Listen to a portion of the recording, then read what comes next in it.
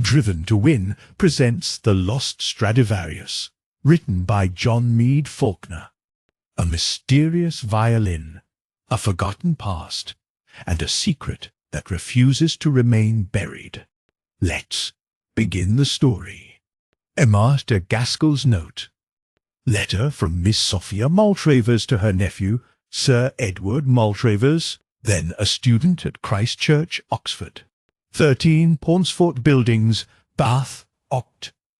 21, 1867. My dear Edward, it was your late father's dying request that certain events which occurred in his last years should be communicated to you on your coming of age. I have reduced them to writing, partly from my own recollection, which is, alas, still too vivid, and partly with the aid of notes taken at the time of my brother's death. As you are now of full age, I submit the narrative to you. Much of it has necessarily been exceedingly painful to me to write, but at the same time I feel it is better that you should hear the truth from me than garbled stories from others who did not love your father as I did. Your loving aunt, Sophia Maltravers. To Sir Edward Maltravers, Bart. A tale out of season is as music in mourning. Ecclesiasticus. Chapter 22. Verse 6. Miss Sophia Maltravers' story. Chapter 1. Your father, John Maltravers, was born in 1820 at Worth, and succeeded his father and mine, who died when we were still young children. John was sent to Eton in due course, and in 1839, when he was 19 years of age, it was determined that he should go to Oxford. It was intended at first to enter him at Christ Church, but Dr. Sarsdell, who visited us at Worth in the summer of 1839, persuaded Mr. Thoresby, our guardian, to send him instead to Magdalen Hall. Dr. Sarsdell was himself principal of that institution, and represented that John, who then exhibited some symptoms of delicacy, would meet with more personal attention under his care than he could hope to do in so large a college as Christ Church. Mr. Thoresby, ever solicitous for his ward's welfare, readily waived other considerations in favour of an arrangement which he considered conducive to John's health, and he was accordingly matriculated at Magdalen Hall in the autumn of 1839. Dr. Sarsdell had not been unmindful of his promise to look after my brother, and had secured him an excellent first-floor sitting-room, with a bedroom adjoining, having an aspect towards New College Lane. I shall pass over the first 2 years of my brother's residence at Oxford, because they have nothing to do with the present story. They were spent, no doubt, in the ordinary routine of work and recreation common in Oxford at that period. From his earliest boyhood he had been passionately devoted to music, and had attained a considerable proficiency on the violin. In the autumn term of 1841 he made the acquaintance of Mr. William Gaskell, a very talented student at New College, and also a more than tolerable musician. The practice of music was then very much less common at Oxford than it has since become, and there were none of those societies existing which now do so much to promote its study among undergraduates. It was therefore a cause of much gratification to the two young men, and it afterwards became a strong bond of friendship, to discover that one was as devoted to the pianoforte as was the other to the violin. Mr. Gaskell, though in easy circumstances, had not a pianoforte in his rooms, and was pleased to use a fine instrument by Dalmain that John had that term received as a birthday present from his guardian. From that time the two students were thrown much together, and in the autumn term of 1841 and Easter term of 1842 practised a variety of music in John's rooms, he taking the violin part and Mr. Gaskell that for the pianoforte. It was, I think, in March 1842 that John purchased for his rooms a piece of furniture which was destined afterwards to play no unimportant part in the story I am narrating.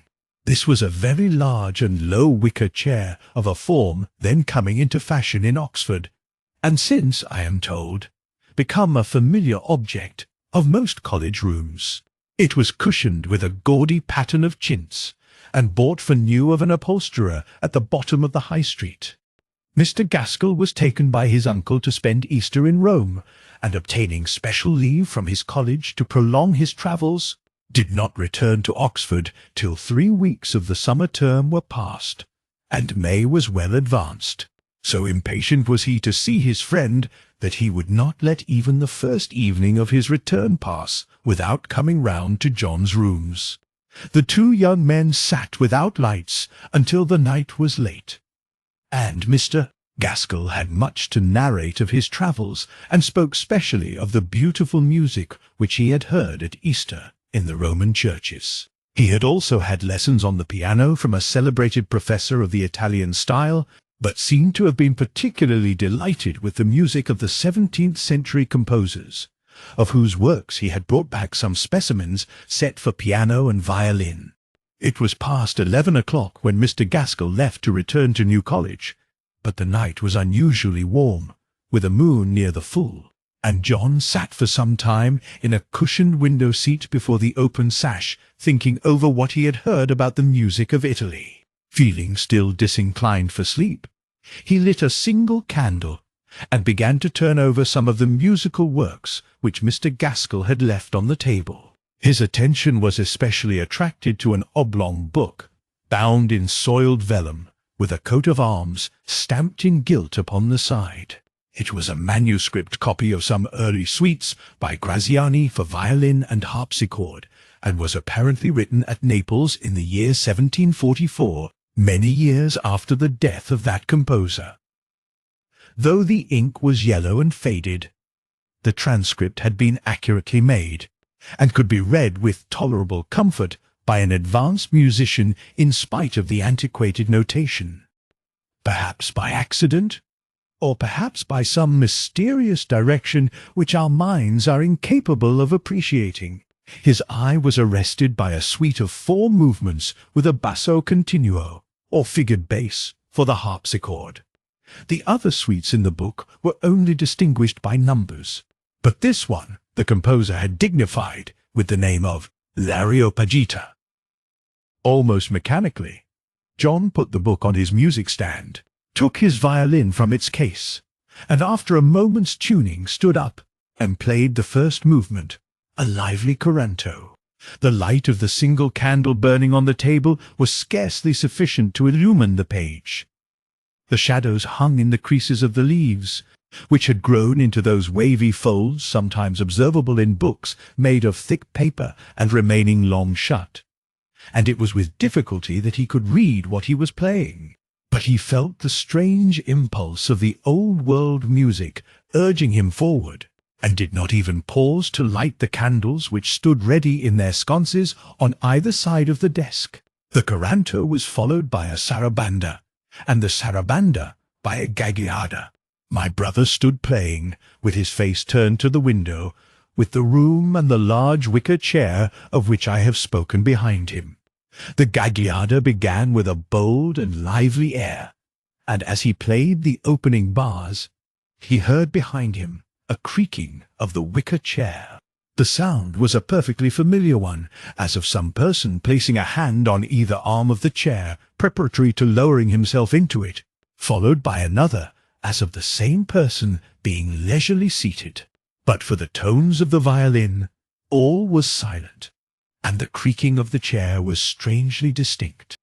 The illusion was so complete that my brother stopped playing suddenly, and turned round expecting that some late friend of his had slipped in unawares, being attracted by the sound of the violin, or that Mr. Gaskell himself had returned.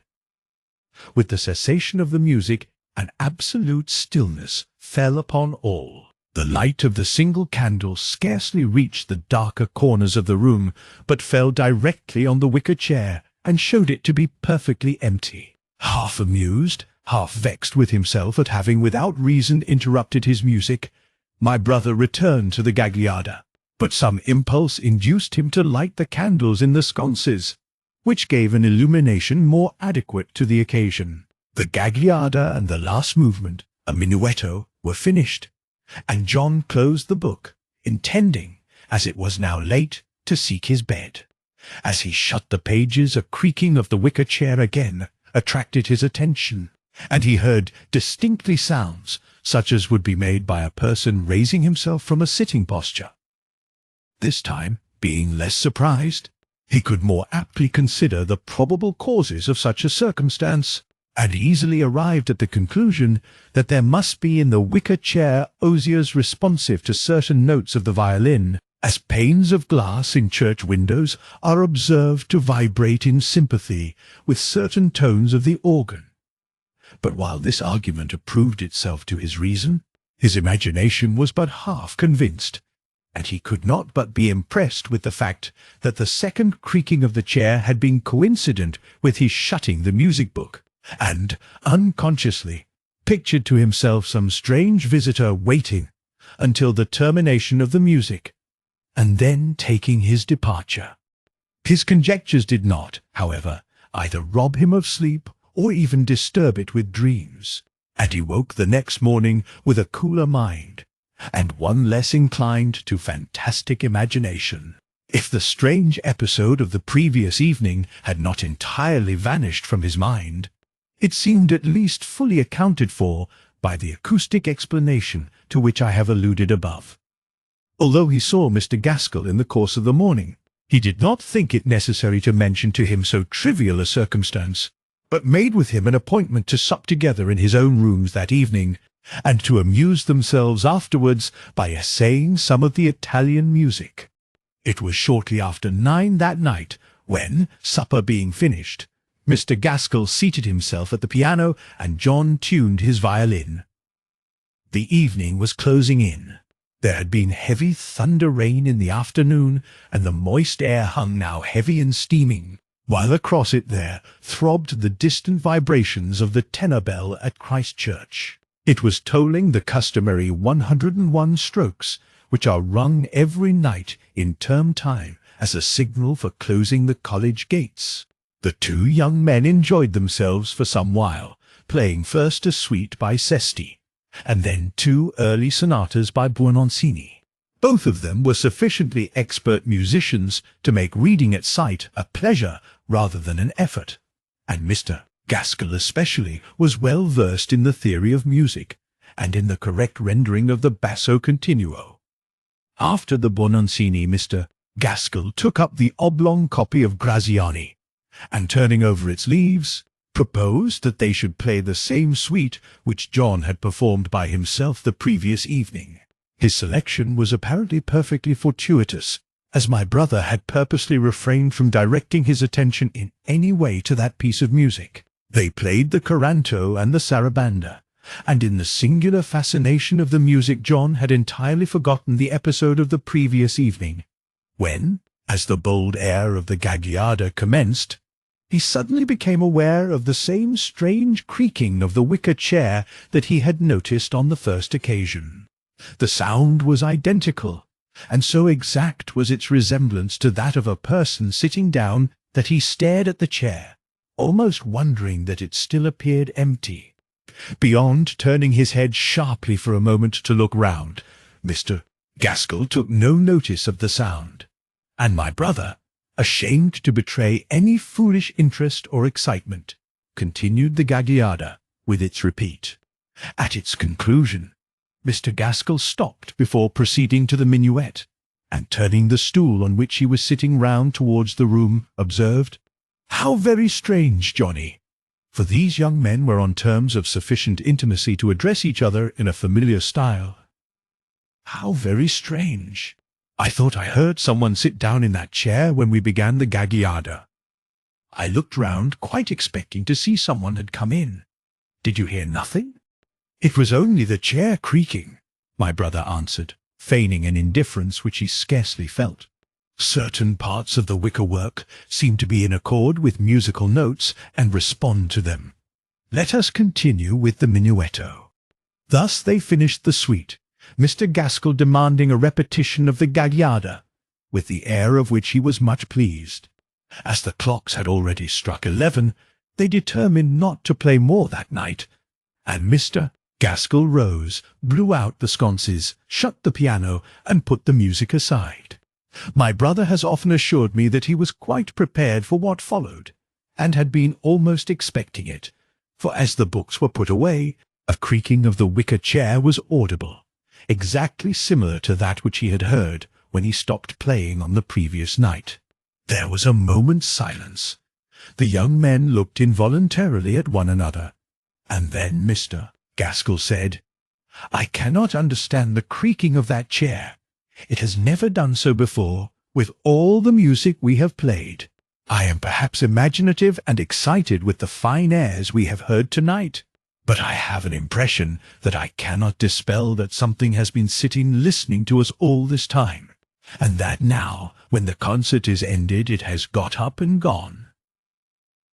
There was a spirit of raillery in his words, but his tone was not so light as it would ordinarily have been, and he was evidently ill at ease. "Let us try the Gagliarda again," said my brother. "It is the vibration of the opening notes which affects the wickerwork, and we shall see if the noise is repeated." But Mr. Gaskell excused himself from trying the experiment, and after some desultory conversation, to which it was evident that neither was giving any serious attention, he took his leave and returned to New College. Chapter 2.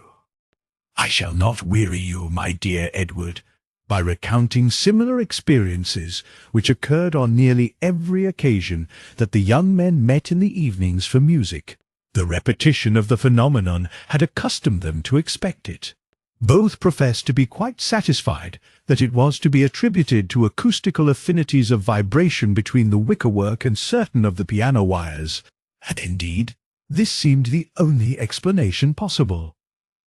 But, at the same time, the resemblance of the noises to those caused by a person sitting down in or rising from a chair was so marked that even their frequent recurrence never failed to make a strange impression on them. They felt a reluctance to mention the matter to their friends, partly from a fear of being themselves laughed at, and partly to spare from ridicule a circumstance to which each perhaps, in spite of himself, attached some degree of importance. Experience soon convinced them that the first noise, as of one sitting down, never occurred unless the Gagliarda of the Areopagita was played, and that this noise being once heard, the second only followed it when they ceased playing for the evening. They met every night, sitting later with the lengthening summer evenings, and every night, as by some tacit understanding, played the Areopagita suite before parting. At the opening bars of the Gagliarda, the creaking of the chair occurred spontaneously with the utmost regularity. They seldom spoke even to one another of the subject. But one night, when John was putting away his violin after a long evening's music without having played the Areopagita, Mr. Gaskell, who had risen from the pianoforte, sat down again, as by a sudden impulse, and said, "Johnny, do not put away your violin yet. It is near 12 o'clock, and I shall get shut out, but I cannot stop tonight without playing the Gagliarda. Suppose that all our theories of vibration and affinity are wrong. Suppose that there really comes here night by night some strange visitant to hear us, some poor creature whose heart is bound up in that tune. Would it not be unkind to send him away without the hearing of that piece which he seems most to relish? Let us not be ill-mannered, but humour his whim. Let us play the Gagliarda." They played it with more vigour and precision than usual, and the now customary sound of one taking his seat at once ensued. It was that night that my brother, looking steadfastly at the chair, saw, or thought he saw, there some slight obscuration, some penumbra, mist, or subtle vapour which, as he gazed, seemed to struggle to take human form. He ceased playing for a moment and rubbed his eyes, but as he did so all dimness vanished, and he saw the chair perfectly empty. The pianist stopped also at the cessation of the violin, and asked what ailed him. "It is only that my eyes were dim," he answered. "We have had enough for tonight," said Mr. Gaskell. "Let us stop. I shall be locked out." He shut the piano, and as he did so, the clock in New College Tower struck 12. He left the room running, but was late enough at his college door to be reported, admonished with a fine against such late hours, and confined for a week to college, for being out after midnight was considered, at that time at least, a somewhat serious offence. Thus for some days the musical practice was compulsorily intermitted, but resumed on the first evening after Mr. Gaskell's term of confinement was expired.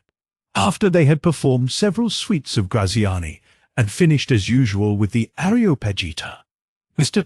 Gaskell sat for a time silent at the instrument, as though thinking with himself, and then said, "I cannot say how deeply this old-fashioned music affects me. Some would try to persuade us that these suites, of which the airs bear the names of different dances, were always written rather as a musical essay, and for purposes of performance than for persons to dance to, as their names would more naturally imply. But I think these critics are wrong, at least in some instances. It is to me impossible to believe that such a melody, for instance, as the Giga of Corelli which we have played, was not written for actual purposes of dancing. One can almost hear the beat of feet upon the floor, and I imagine that in the time of Corelli the practice of dancing, while not a whit inferior in grace, had more of the tripudistic or beating character than is now esteemed consistent with a correct ballroom performance. The Gagliarda, too, which we play now so constantly, possesses a singular power of assisting the imagination to picture or reproduce such scenes as those which it no doubt formerly enlivened. I know not why, but it is constantly identified in my mind with some revel which I have perhaps seen in a picture, where several couples are dancing a licentious measure in a long room lit by a number of silver sconces of the debased model common at the end of the 17th century. It is probably a reminiscence of my late excursion that gives to these dancers in my fancy the olive skin, dark hair, and bright eyes of the Italian type, and they wear dresses of exceedingly rich fabric and elaborate design. Imagination is whimsical enough to paint for me the character of the room itself, as having an arcade of arches running down one side alone, of the fantastic and paganized Gothic of the Renaissance. At the end is a gallery or balcony for the musicians, which on its coved front has a florid coat of arms of foreign heraldry. The shield bears, on a field or a cherub's head blowing on 3 lilies, a blazon I have no doubt seen somewhere in my travels, though I cannot recollect where. This scene, I say, is so nearly connected in my brain with the Gagliarda, that scarcely are its first notes sounded ere it presents itself to my eyes with a vividness which increases every day. The couples advance, set, and recede, using free and licentious gestures which my imagination should be ashamed to recall. Amongst so many foreigners, fancy pictures, I know not in the least why, the presence of a young man of an English type of face, whose features, however, always elude my mind's attempt to fix them. I think that the opening subject of this Gagliarda is a superior composition to the rest of it, for it is only during the first 16 bars that the vision of bygone revelry presents itself to me. With the last note of the 16th bar a veil is drawn suddenly across the scene, and with a sense almost of some catastrophe it vanishes. This I attribute to the fact that the second subject must be inferior in conception to the first, and by some sense of incongruity destroys the fabric which the fascination of the preceding one built up. My brother, though he had listened with interest to what Mr. Gaskell had said, did not reply, and the subject was allowed to drop. Chapter 3.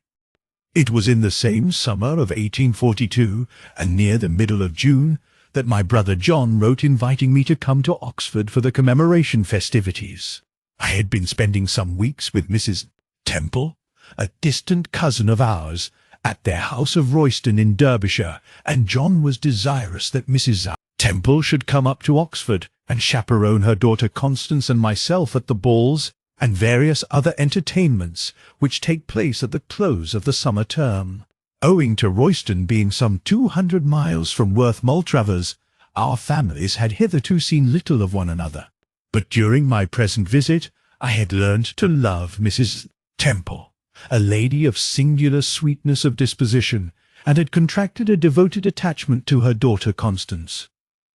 Constance Temple was then 18 years of age, and to great beauty united such mental graces and excellent traits of character as must ever appear to reasoning persons more enduringly valuable than even the highest personal attractions. She was well read and witty, and had been trained in those principles of true religion which she afterwards followed with devoted consistency in the self-sacrifice and resigned piety of her too short life. In person, I may remind you, my dear Edward, since death removed her ere you were of years to appreciate either her appearance or her qualities, she was tall, with a somewhat long and oval face, with brown hair and eyes. Mrs. Temple readily accepted Sir John Maltravers' invitation. She had never seen Oxford herself, and was pleased to afford us the pleasure of so delightful an excursion. John had secured convenient rooms for us above the shop of a well-known printseller in High Street, and we arrived in Oxford on Friday evening, June 18th, 1842. I shall not dilate to you on the various commemoration festivities, which have probably altered little since those days, and with which you are familiar. Suffice it to say that my brother had secured us admission to every entertainment, and that we enjoyed our visit as only youth with its keen sensibilities and uncloyed pleasures can. I could not help observing that John was very much struck by the attractions of Miss Constance Temple, and that she, for her part, while exhibiting no unbecoming forwardness, certainly betrayed no aversion to him. I was greatly pleased both with my own powers of observation, which had enabled me to discover so important a fact, and also with the circumstance itself. To a romantic girl of 19, it appeared high time that a brother of 22 should be at least preparing some matrimonial project, and my friend was so good and beautiful that it seemed impossible that I should ever obtain a more lovable sister or my brother a better wife. Mrs. Temple could not refuse her sanction to such a scheme, for while their mental qualities seemed eminently compatible, John was in his own right master of Worth Maltravers, and her daughter sole heiress of the Royston estates. The commemoration festivities terminated on Wednesday night with a grand ball at the music room in Holywell Street. This was given by a lodge of university Freemasons, and John was there with Mr. Gaskell, whose acquaintance we had made with much gratification, both wearing blue silk scarves and small white aprons. They introduced us to many other of their friends similarly adorned, and these important and mysterious insignia sat not amiss with their youthful figures and boyish faces. After a long and pleasurable programme, it was decided that we should prolong our visit till the next evening, leaving Oxford at 10:30 at night, and driving to Didcot, there to join the mail for the West. We rose late the next morning and spent the day rambling among the old colleges and gardens of the most beautiful of English cities. At 7 o'clock we dined together for the last time at our lodgings in High Street, and my brother proposed that before parting we should enjoy the fine evening in the gardens of St. John's College.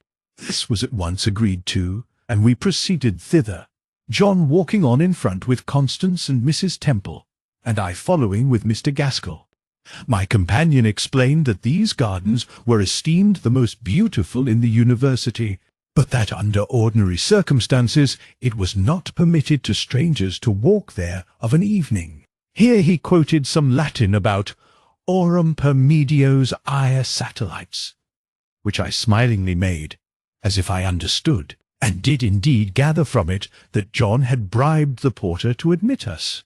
It was a warm and very still night, without a moon, but with enough of fading light to show the outlines of the garden front. This long, low line of buildings built in Charles I's reign looked so exquisitely beautiful that I shall never forget it, though I have not since seen its oriel windows and creeper-covered walls. There was a very heavy dew on the broad lawn, and we walked at first only on the paths.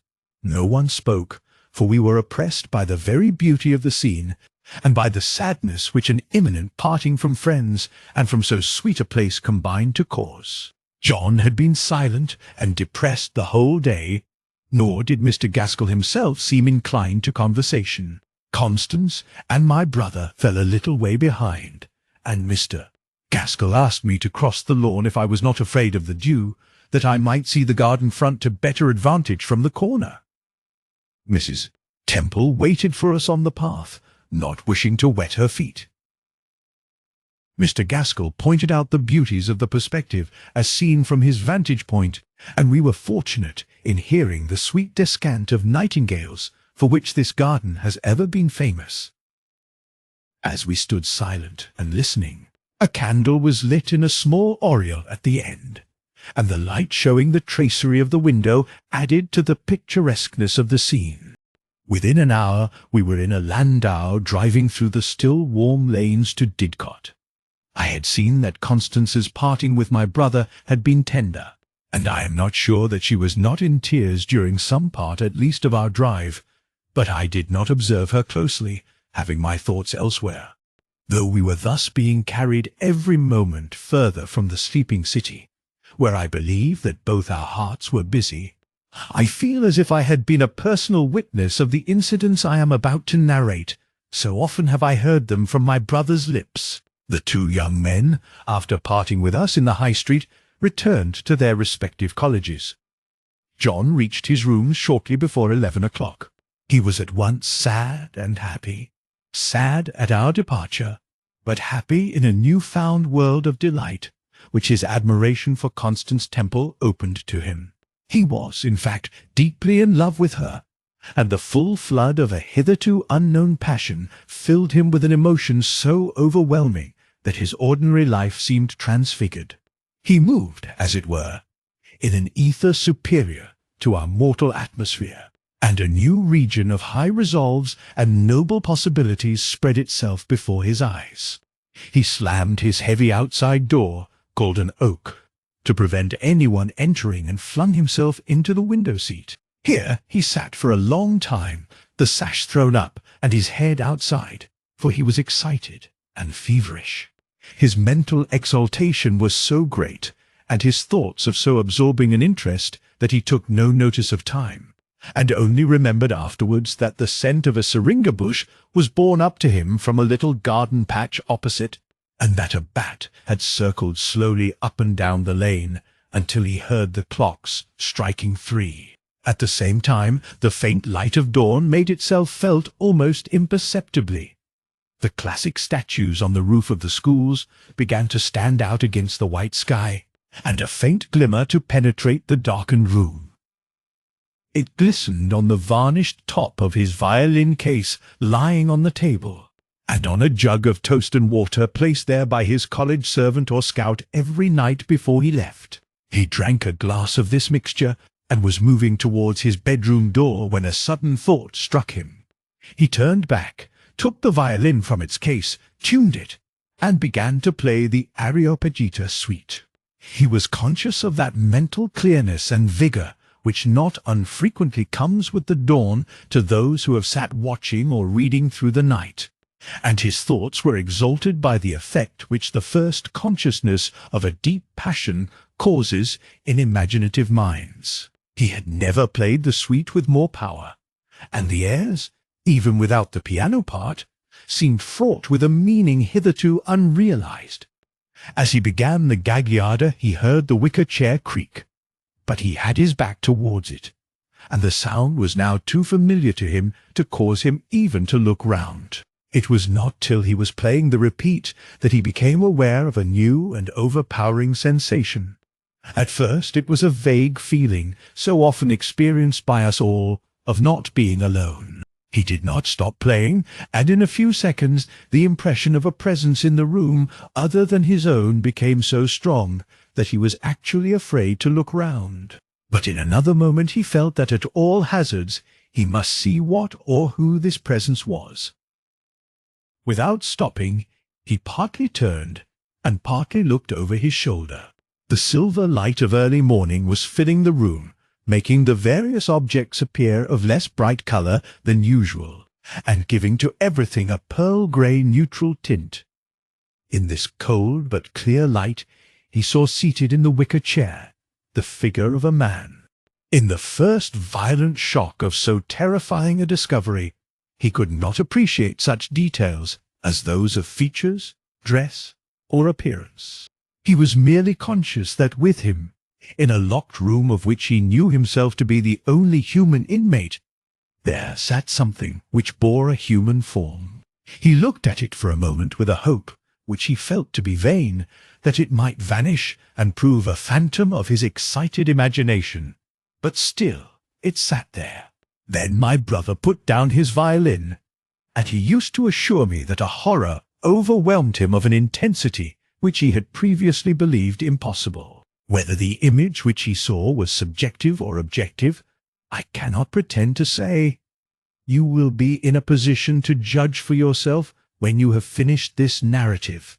Our limited experience would lead us to believe that it was a phantom conjured up by some unusual condition of his own brain.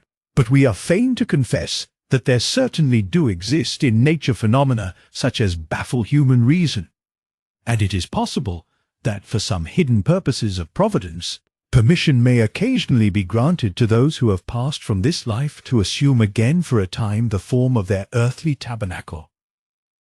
We must, I say, be content to suspend our judgment on such matters. But in this instance, the subsequent course of events is very difficult to explain, except on the supposition that there was then presented to my brother's view the actual bodily form of one long deceased. The dread which took possession of him was due, he has more than once told me when analysing his feelings long afterwards, to two predominant causes. Firstly, he felt that mental dislocation which accompanies the sudden subversion of preconceived theories, the sudden alteration of long habit, or even the occurrence of any circumstance beyond the walk of our daily experience. This I have observed myself in the perturbing effect which a sudden death, a grievous accident, or in recent years the declaration of war has exercised upon all except the most lethargic or the most determined minds.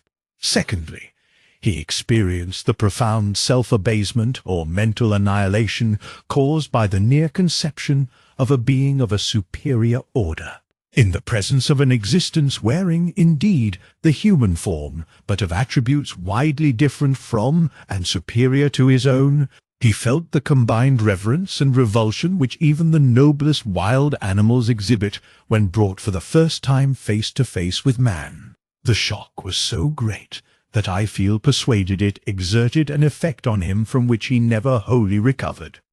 After an interval which seemed to him interminable, though it was only of a second's duration, he turned his eyes again to the occupant of the wicker chair. His faculties had so far recovered from the first shock as to enable him to see that the figure was that of a man perhaps 35 years of age and still youthful in appearance.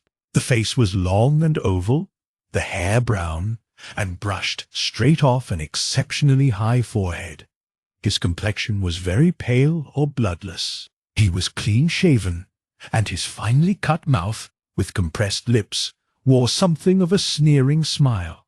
His general expression was unpleasing, and from the first my brother felt as by intuition that there was present some malign and wicked influence.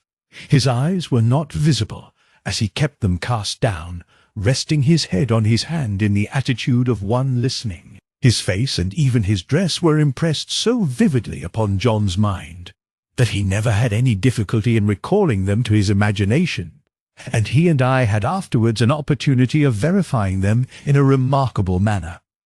He wore a long cut-away coat of green cloth with an edge of gold embroidery, and a white satin waistcoat figured with rose sprigs, a full cravat of rich lace, knee breeches of buff silk, and stockings of the same. His shoes were of polished black leather with heavy silver buckles, and his costume in general recalled that worn a century ago.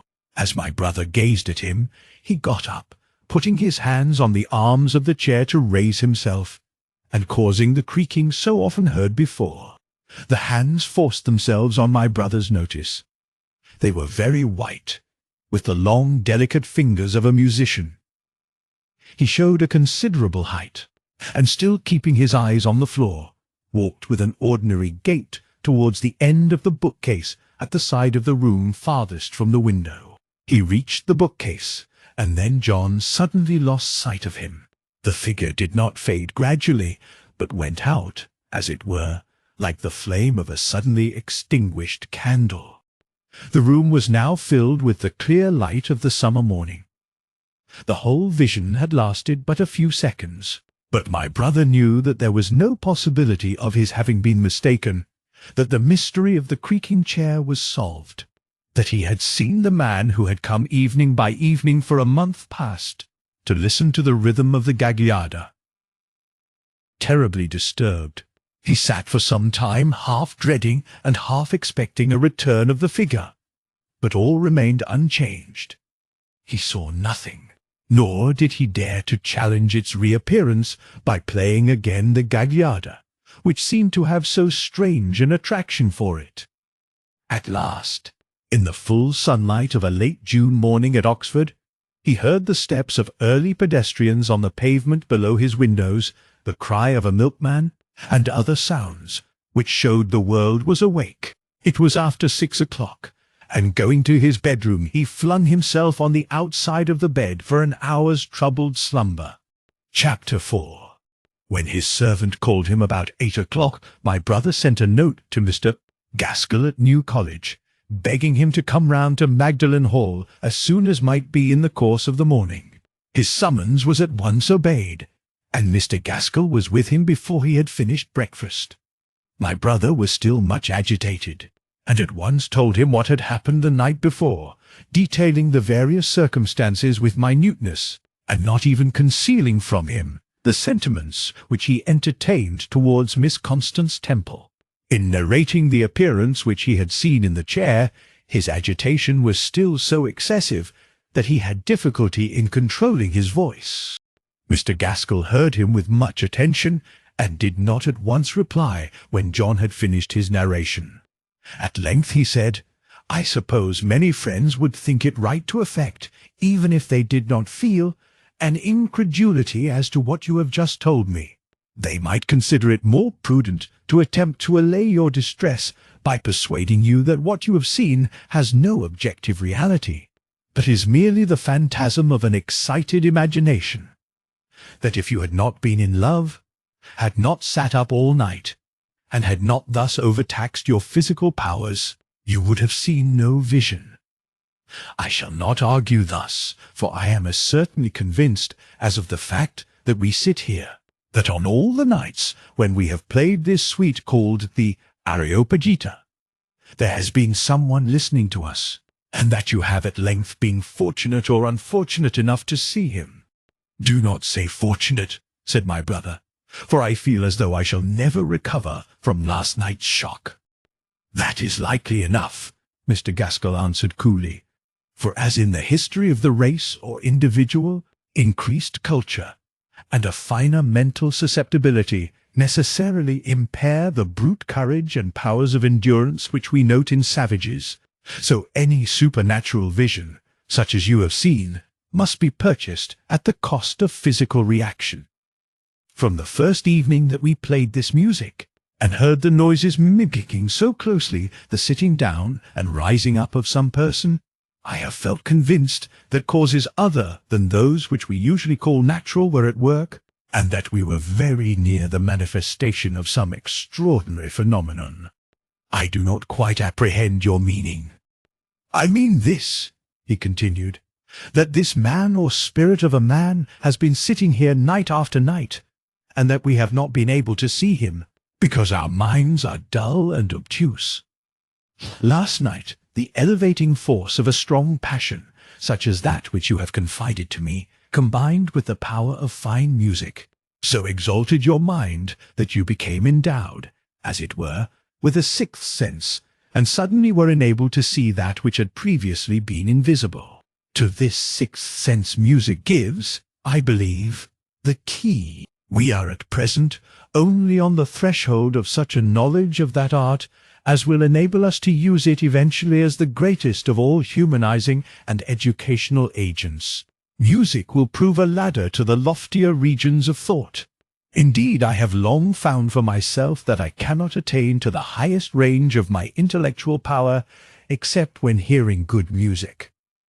All poets, and most writers of prose, will say that their thought is never so exalted, their sense of beauty and proportion never so just, as when they are listening either to the artificial music made by man, or to some of the grander tones of nature, such as the roar of a western ocean, or the sighing of wind in a clump of firs.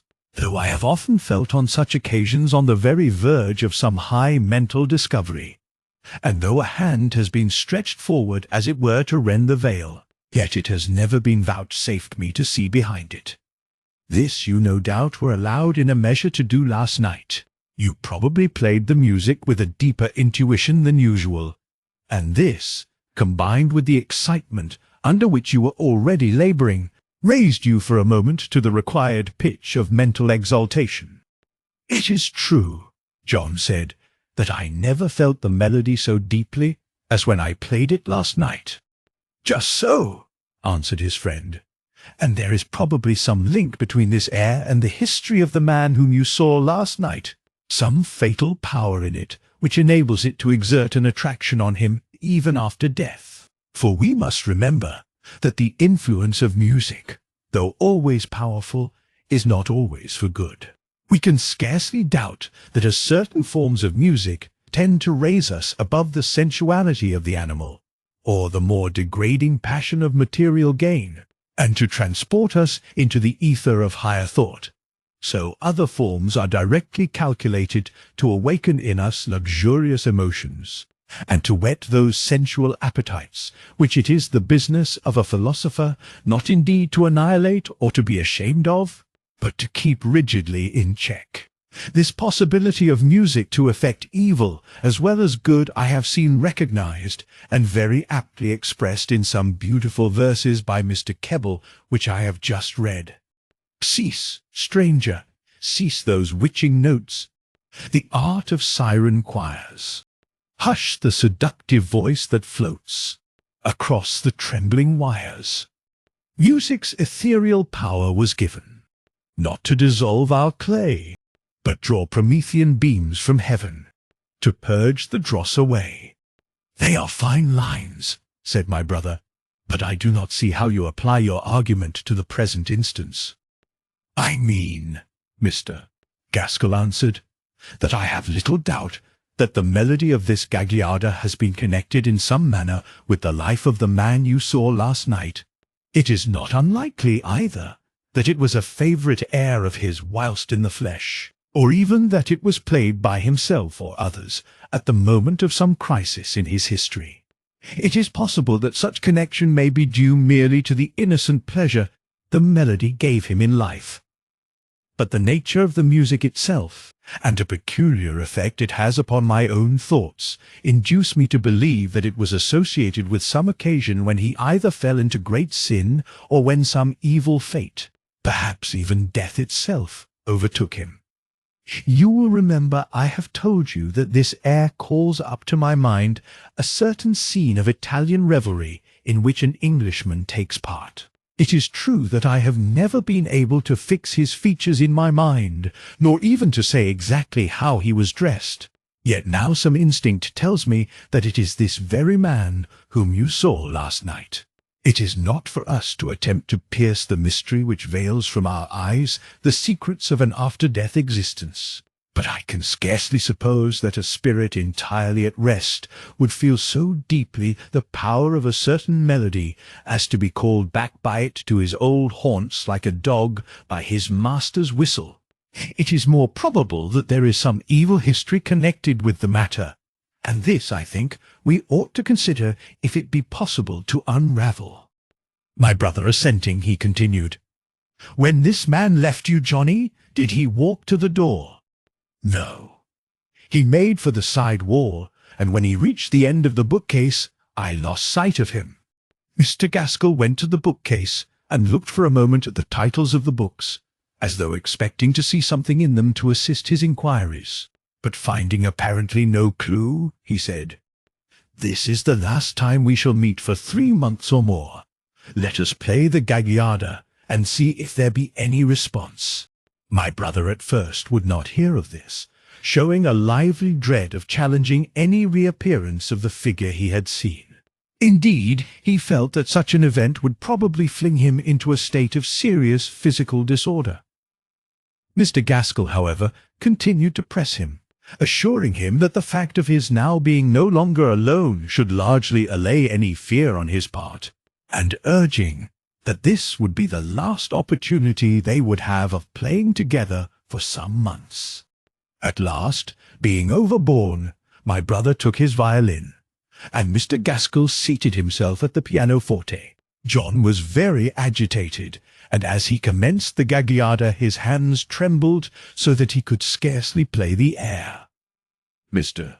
Gaskell also exhibited some nervousness, not performing with his customary correctness, but for the first time the charm failed.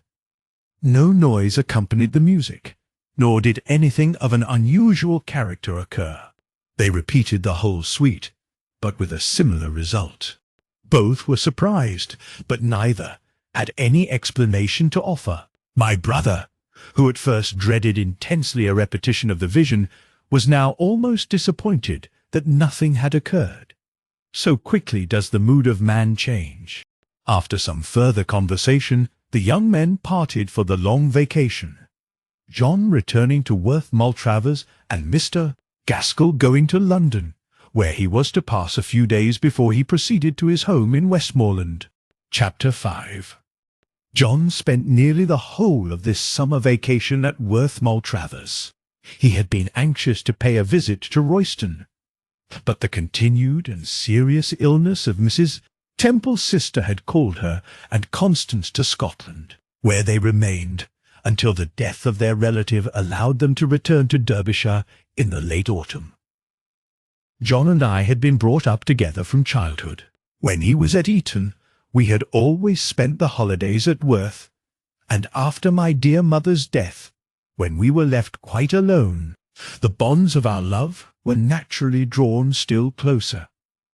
Even after my brother went to Oxford, at a time when most young men are anxious to enjoy a new-found liberty, and to travel or to visit friends in their vacation, John's ardent affection for me and for Worth Maltravers kept him at home, and he was pleased on most occasions to make me the partner of his thoughts and of his pleasures. This long vacation of 1842 was, I think, the happiest of our lives. In my case I know it was so, and I think it was happy also for him, for none could guess that the small cloud seen in the distance like a man's hand was afterwards to rise and darken all his later days.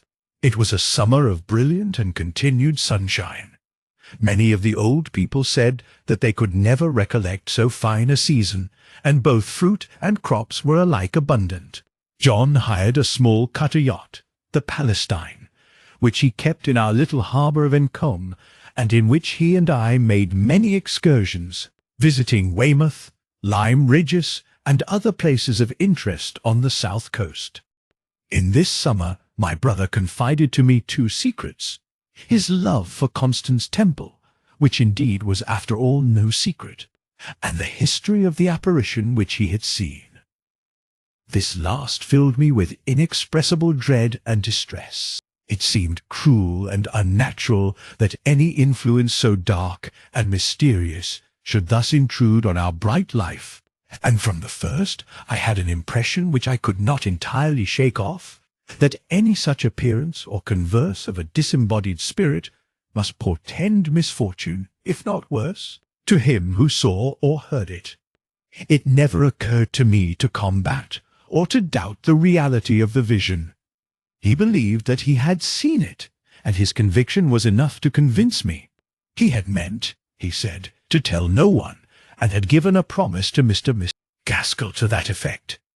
But I think that he could not bear to keep such a matter in his own breast, and within the first week of his return he made me his confidant. I remember, my dear Edward, the look everything wore on that sad night when he first told me what afterwards proved so terrible a secret. We had dined quite alone, and he had been moody and depressed all the evening. It was a chilly night, with some fret blowing up from the sea. The moon showed that blunted and deformed appearance which she assumes a day or two past the full, and the moisture in the air encircled her with a stormy-looking halo. We had stepped out of the dining-room windows onto the little terrace looking down towards Smedmore and Encombe. The glaucous shrubs that grow in between the balusters were wet and dripping with the salt breath of the sea, and we could hear the waves coming into the cove from the west. After standing a minute, I felt chill, and proposed that we should go back to the billiard-room, where a fire was lit on all except the warmest nights. "No," John said. "I want to tell you something, Sophie." And then we walked on to the old boat summer-house. There he told me everything. I cannot describe to you my feelings of anguish and horror when he told me of the appearance of the man. The interest of the tale was so absorbing to me that I took no note of time, nor of the cold night air, and it was only when it was all finished that I felt how deadly chill it had become. "Let us go in, John," I said. "I am cold and feel benumbed." But youth is hopeful and strong, and in another week the impression had faded from our minds, and we were enjoying the full glory of midsummer weather, which I think only those know who have watched the blue sea come rippling in at the foot of the white chalk cliffs of Dorset. I had felt a reluctance even so much as to hear the air of the Gagliarda, and though he had spoken to me of the subject on more than one occasion, my brother had never offered to play it to me. I knew that he had the copy of Graziani's suites with him at Worth Maltravers, because he had told me that he had brought it from Oxford. But I had never seen the book, and fancied that he kept it intentionally locked up. He did not, however, neglect the violin, and during the summer mornings, as I sat reading or working on the terrace, I often heard him playing to himself in the library. Though he had never even given me any description of the melody of the Gagliarda, yet I felt certain that he not infrequently played it. I cannot say how it was, but from the moment that I heard him one morning in the library performing an air set in a curiously low key, it forced itself upon my attention, and I knew, as it were by instinct, that it must be the Gagliarda of the Areopagita. He was using a sordino and playing it very softly, but I was not mistaken. One wet afternoon in October, only a week before the time of his leaving us to return to Oxford for the autumn term, he walked into the drawing-room where I was sitting, and proposed that we should play some music together. To this I readily agreed. Though but a mediocre performer, I have always taken much pleasure in the use of the pianoforte, and esteemed it an honour whenever he asked me to play with him, since my powers as a musician were so very much inferior to his. After we had played several pieces, he took up an oblong music book bound in white vellum, placed it upon the desk of the pianoforte, and proposed that we should play a suite by Graziani. I knew that he meant the Areopagita, and begged him at once not to ask me to play it. He rallied me lightly on my fears, and said it would much please him to play it, as he had not heard the pianoforte part since he had left Oxford 3 months ago. I saw that he was eager to perform it, and being loath to disoblige so kind a brother during the last week of his stay at home, I at length overcame my scruples and set out to play it. But I was so alarmed at the possibility of any evil consequences ensuing, that when we commenced the Gagliarda, I could scarcely find my notes. Nothing in any way unusual, however, occurred, and being reassured by this, and feeling an irresistible charm in the music, I finished the suite with more appearance of ease. My brother, however, was, I fear, not satisfied with my performance, and compared it, very possibly, with that of Mr. Gaskell, to which it was necessarily much inferior, both through weakness of execution and from my insufficient knowledge of the principles of the basso continuo. We stopped playing, and John stood looking out of the window across the sea, where the sky was clearing low down under the clouds. The sun went down behind Portland in a fiery glow which cheered us after a long day's rain. I had taken the copy of Graziani's suites off the desk, and was holding it on my lap, turning over the old foxed and yellow pages. As I closed it, a streak of evening sunlight fell across the room and lighted up a coat of arms stamped in gilt on the cover. It was much faded, and would ordinarily have been hard to make out, but the ray of strong light illumined it, and in an instant I recognized the same shield which Mr. Gaskell had pictured to himself as hanging on the musicians' gallery of his phantasmal dancing-room. My brother had often recounted to me this effort of his friend's imagination, and here I saw before me the same florid foreign blazon, a cherub's head blowing on 3 lilies on a gold field. This discovery was not only of interest, but afforded me much actual relief, for it accounted rationally for at least one item of the strange story. Mr. Gaskell had no doubt noticed at some time this shield stamped on the outside of the book, and bearing the impression of it unconsciously in his mind, had reproduced it in his imagined revels. I said as much to my brother, and he was greatly interested, and after examining the shield, agreed that this was certainly a probable solution of that part of the mystery. On the 12th of October, John returned to Oxford. Chapter 6. My brother told me afterwards that more than once during the summer vacation he had seriously considered with himself the propriety of changing his rooms at Magdalen Hall. He had thought that it might thus be possible for him to get rid at once of the memory of the apparition and of the fear of any reappearance of it. He could either have moved into another set of rooms in the hall itself, or else gone into lodgings in the town, a usual proceeding, I am told, for gentlemen near the end of their course at Oxford. Would to God that he had indeed done so, but with the supineness which has, I fear, my dear Edward, been too frequently a characteristic of our family, he shrank from the trouble such a course would involve, and the opening of the autumn term found him still in his old rooms. You will forgive me for entering here on a very brief description of your father's sitting-room. It is, I think, necessary for the proper understanding of the incidents that follow. It was not a large room, though probably the finest in the small buildings of Magdalen Hall, and panelled from floor to ceiling with oak which successive generations had obscured by numerous coats of paint. On one side were 2 windows having an aspect on to New College Lane, and fitted with deep cushioned seats in the recesses. Outside these windows there were boxes of flowers, the brightness of which formed in the summer term a pretty contrast to the grey and crumbling stone, and afforded pleasure at once to the inmate and to passers-by. Along nearly the whole length of the wall opposite to the windows, some tenant in years long past had had mahogany bookshelves placed, reaching to a height of perhaps 5 feet from the floor. They were handsomely made in the style of the 18th century, and pleased my brother's taste.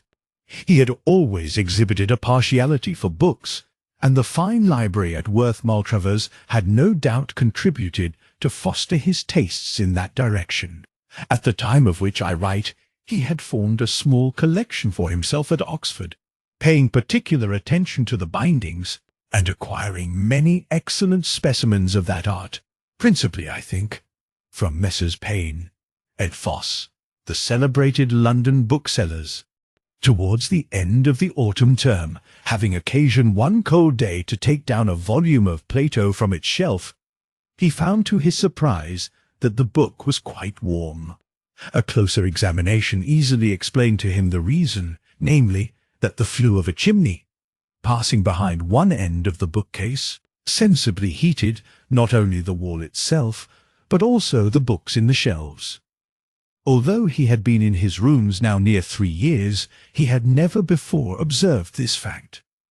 Partly, no doubt, because the books in these shelves were seldom handled, being more for show as specimens of bindings than for practical use. He was somewhat annoyed at this discovery, fearing lest such a heat, which in moderation is beneficial to books, might through its excess warp the leather or otherwise injure the bindings.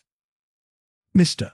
Gaskell was sitting with him at the time of the discovery, and indeed it was for his use that my brother had taken down the volume of Plato. He strongly advised that the bookcase should be moved, and suggested that it would be better to place it across that end of the room where the pianoforte then stood. They examined it, and found that it would easily admit of removal, being, in fact, only the frame of a bookcase, and showing at the back the painted panelling of the wall. Mr. Gaskell noted it as curious that all the shelves were fixed and immovable, except one at the end, which had been fitted with the ordinary arrangement, allowing its position to be altered at will. My brother thought that the change would improve the appearance of his rooms, besides being advantageous for the books, and gave instructions to the college upholsterer to have the necessary work carried out at once. The 2 young men had resumed their musical studies, and had often played the Areopagita and other music of Graziani since their return to Oxford in the autumn. They remarked, however, that the chair no longer creaked during the Gagliarda, and, in fact, that no unusual occurrence whatever attended its performance. At times they were almost tempted to doubt the accuracy of their own remembrances, and to consider as entirely mythical the mystery which had so much disturbed them in the summer term. My brother had also pointed out to Mr. Gaskell my discovery that the coat of arms on the outside of the music book was identical with that which his fancy portrayed on the musicians' gallery. He readily admitted that he must at some time have noticed and afterwards forgotten the blazon on the book, and that an unconscious reminiscence of it had no doubt inspired his imagination in this instance. He rebuked my brother for having agitated me unnecessarily by telling me at all of so idle a tale, and was pleased to write a few lines to me at Worth Maltravers, felicitating me on my shrewdness of perception, but speaking banteringly of the whole matter. On the evening of the 14th of November my brother and his friend were sitting talking in the former's room. The position of the bookcase had been changed on the morning of that day, and Mr. Gaskell had come round to see how the books looked when placed at the end instead of at the side of the room. He had applauded the new arrangement, and the young men sat long over the fire, with a bottle of college port, and a dish of medlars which I had sent my brother from our famous tree in the upper croft at Worth Maltravers. Later on they fell to music, and played a variety of pieces, performing also the Areopagita suite. Gaskell, before he left, complimented John on the improvement which the alteration in the place of the bookcase had made in his room, saying, "Not only do the books in their present place very much enhance the general appearance of the room, but the change seems to me to have effected also a marked acoustical improvement. The oak panelling now exposed on the side of the room has given a resonant property to the wall, which is peculiarly responsive to the tones of your violin. While you were playing the Gagliarda tonight, I could almost have imagined that someone in an adjacent room was playing the same air with a sordino, so distinct was the echo." Shortly after this he left. My brother partly undressed himself in his bedroom, which adjoined, and then returning to his sitting-room, pulled the large wicker chair in front of the fire, and sat there looking at the glowing coals, and thinking perhaps of Miss Constance Temple. The night promised to be very cold, and the wind whistled down the chimney, increasing the comfortable sensation of the clear fire. He sat watching the ruddy reflection of the firelight dancing on the panelled wall, when he noticed that a picture placed where the end of the bookcase formerly stood was not truly hung and needed adjustment. A picture hung askew was particularly offensive to his eyes, and he got up at once to alter it. He remembered, as he went up to it, that at this precise spot 4 months ago he had lost sight of the man's figure, which he saw rise from the wicker chair, and at the memory felt an involuntary shudder. This reminiscence probably influenced his fancy also in another direction, for it seemed to him that very faintly, as though played far off, and with the sordino, he could hear the air of the Gagliarda. He put one hand behind the picture to steady it, and as he did so his finger struck a very slight projection in the wall. He pulled the picture a little to one side, and saw that what he had touched was the back of a small hinge sunk in the wall, and almost obliterated with many coats of paint. His curiosity was excited, and he took a candle from the table and examined the wall carefully. Inspection soon showed him another hinge a little further up, and by degrees he perceived that one of the panels had been made at some time in the past to open, and served probably as the door of a cupboard. At this point he assured me that a feverish anxiety to reopen this cupboard door took possession of him, and that the intense excitement filled his mind which we experience on the eve of a discovery which we fancy may produce important results. He loosened the paint in the cracks with a penknife and attempted to press open the door. But his instrument was not adequate to such a purpose, and all his efforts remained ineffective. His excitement had now reached an overmastering pitch, for he anticipated, though he knew not why, some strange discovery to be made in this sealed cupboard. He looked round the room for some weapon with which to force the door, and at length with his penknife cut away sufficient wood at the joint to enable him to insert the end of the poker in the hole.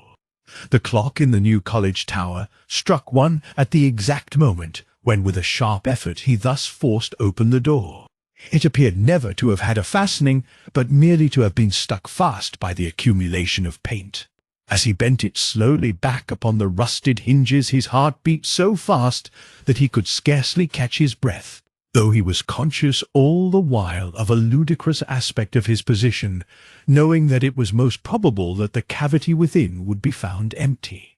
The cupboard was small but very deep, and in the obscure light seemed at first to contain nothing except a small heap of dust and cobwebs. His sense of disappointment was keen as he thrust his hand into it, but changed again in a moment to breathless interest on feeling something solid in what he had imagined to be only an accumulation of mould and dirt.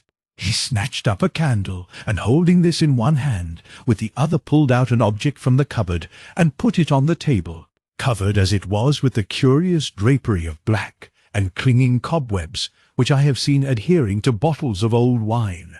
It lay there between the dish of medlars and the decanter, veiled indeed with thick dust as with a mantle, but revealing beneath it the shape and contour of a violin. Chapter 7. John was excited at his discovery, and felt his thoughts confused in a manner that I have often experienced myself on the unexpected receipt of news interesting me deeply, whether for pleasure or pain. Yet at the same time he was half amused at his own excitement, feeling that it was childish to be moved over an event so simple as the finding of a violin in an old cupboard. He soon collected himself and took up the instrument, using great care, as he feared lest age should have rendered the wood brittle or rotten. With some vigorous puffs of breath, and a little dusting with a handkerchief, he removed the heavy outer coating of cobwebs, and began to see more clearly the delicate curves of the body and of the scroll.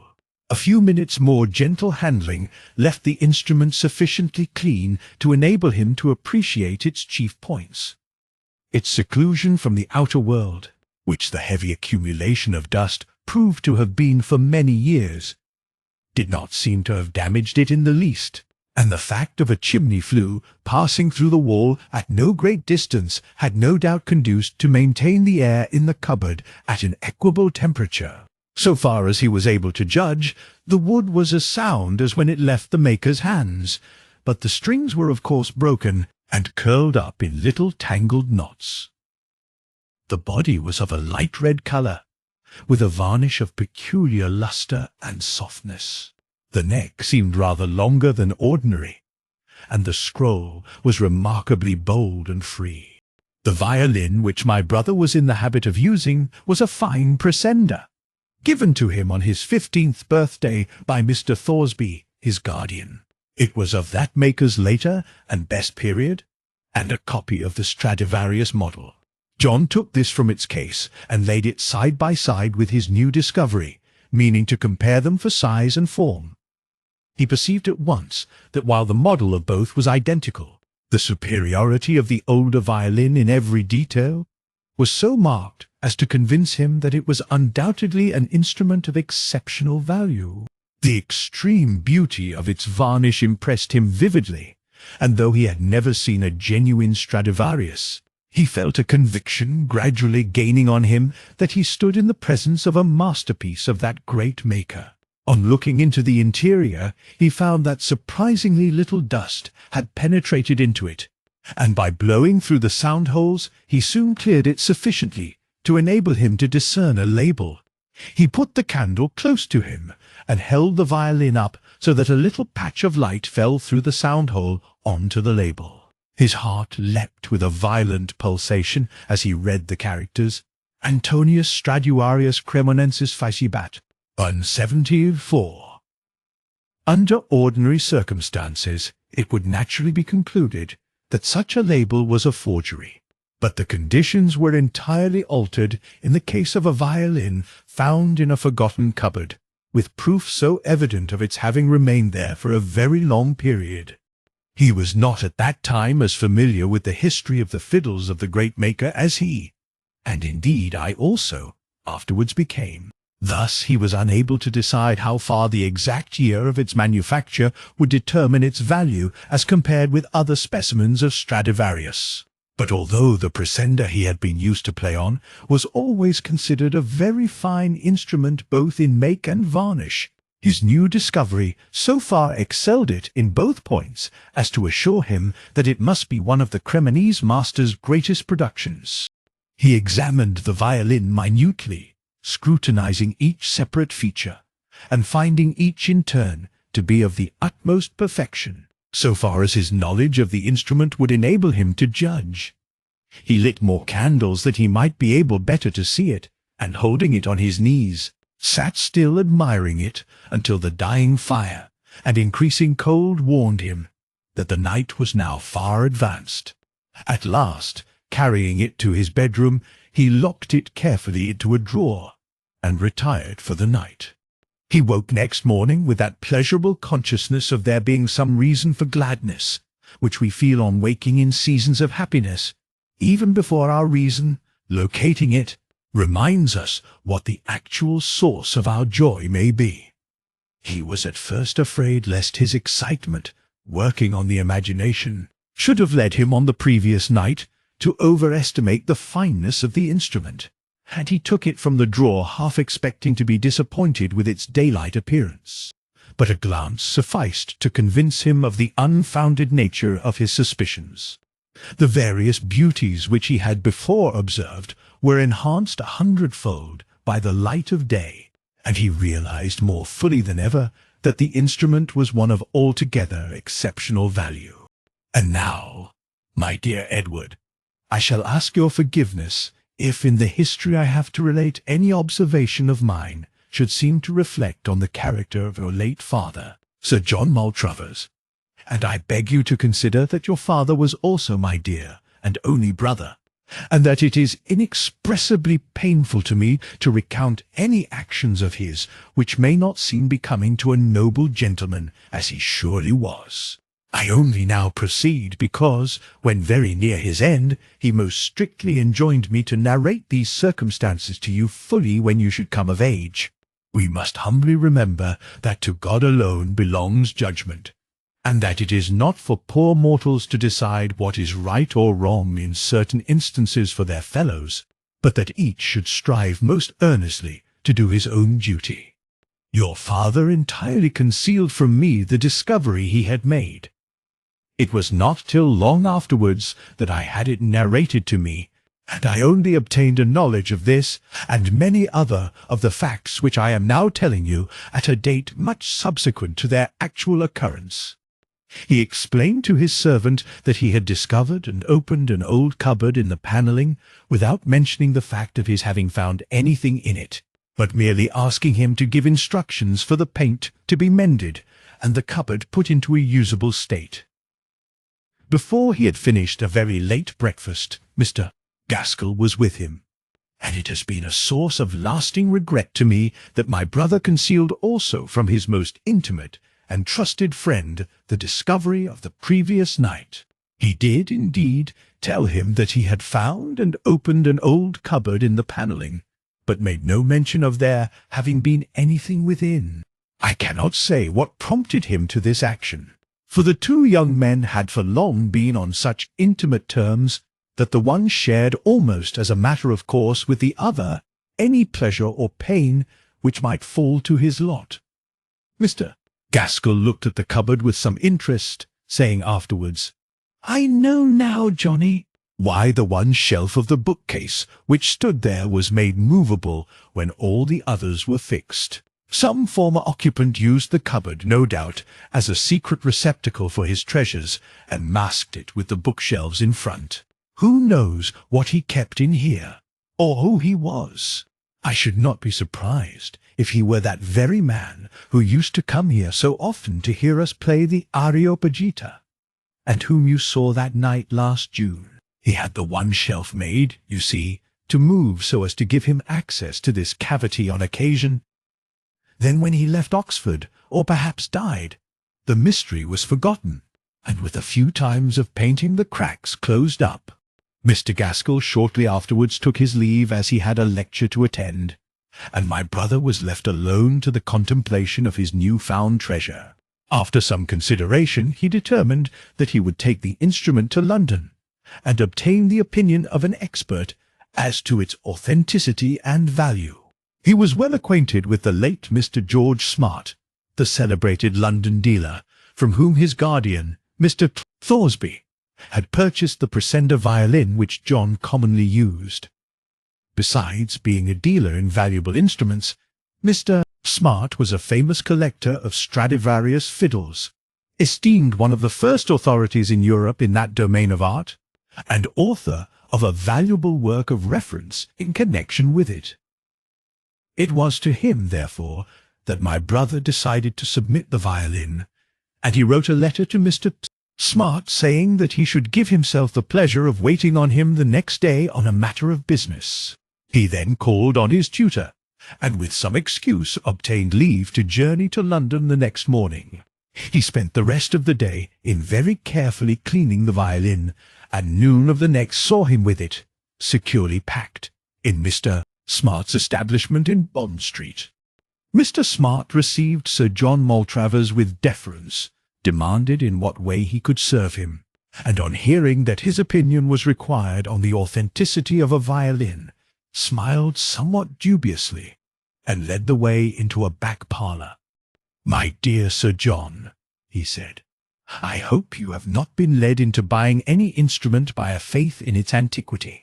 So many good copies of instruments by famous makers and bearing their labels are now afloat, that the chances of obtaining a genuine fiddle from an unrecognized source are quite remote.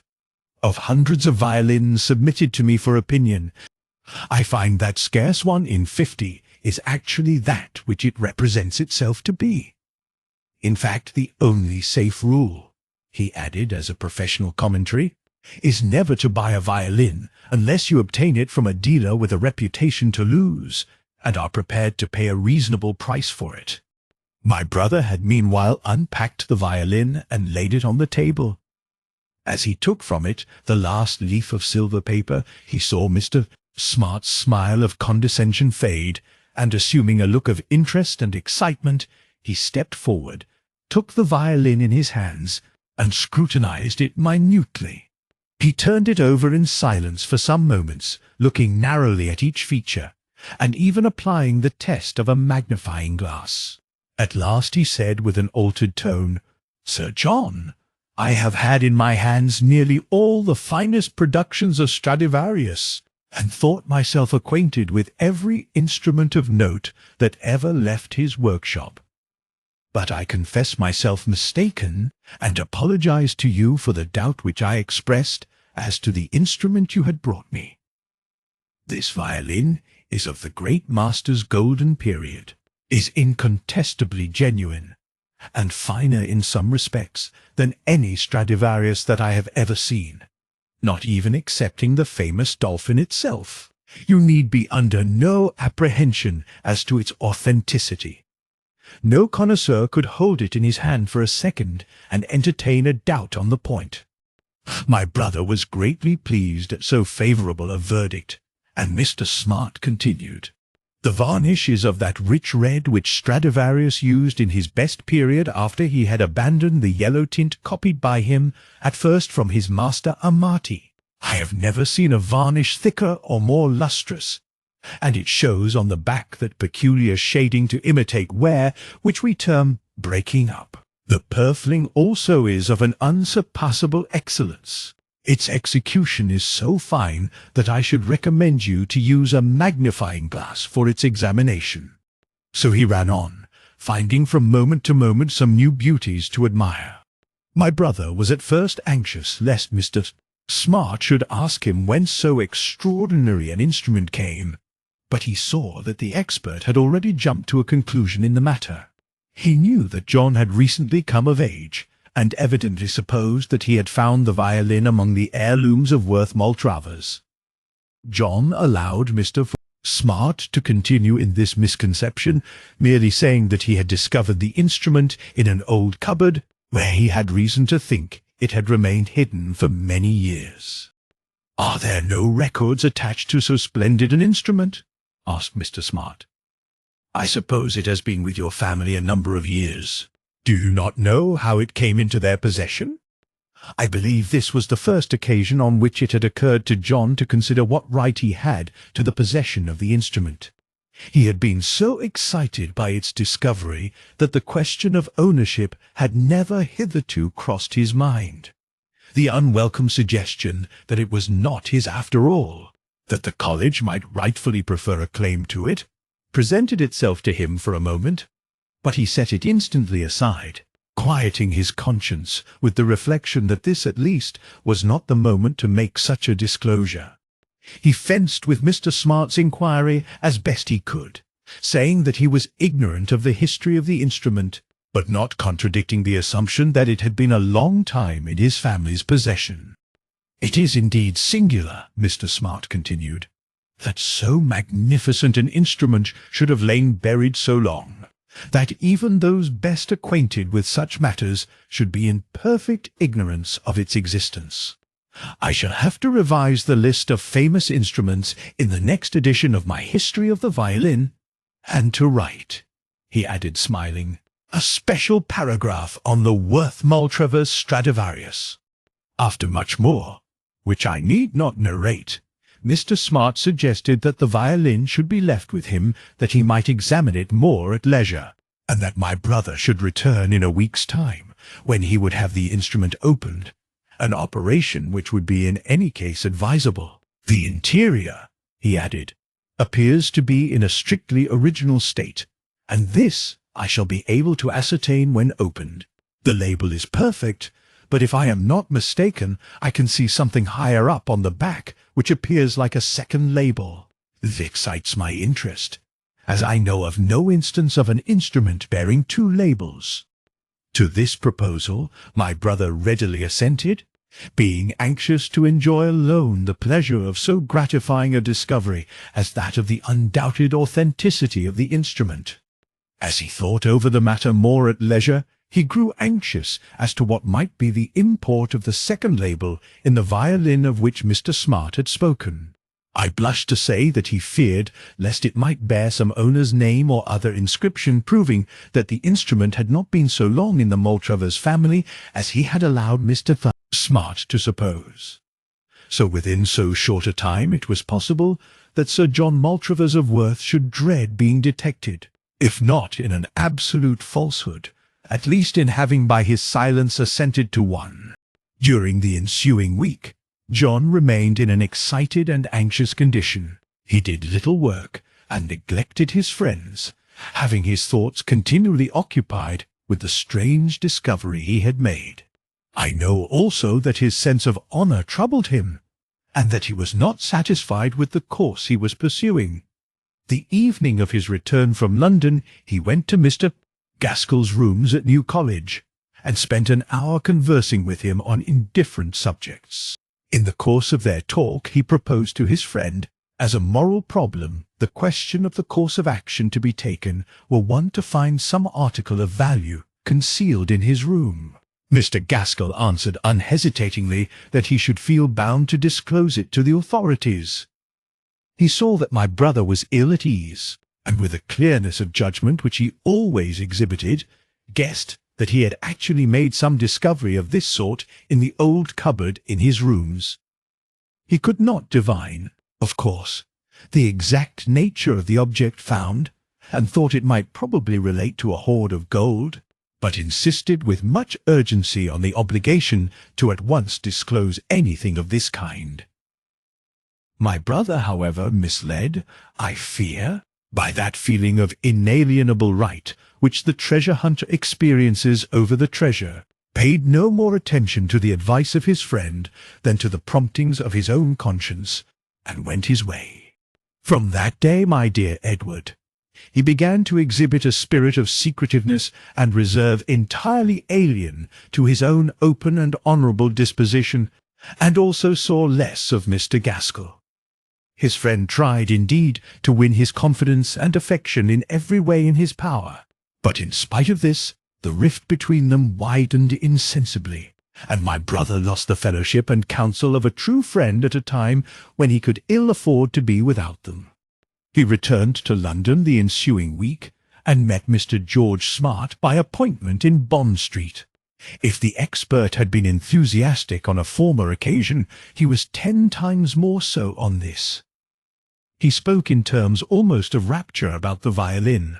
He had compared it with 2 magnificent instruments in the collection of the late Mr. James Loading, then the finest in Europe, and it was admittedly superior to either, both in the delicate markings of its wood and singularly fine varnish.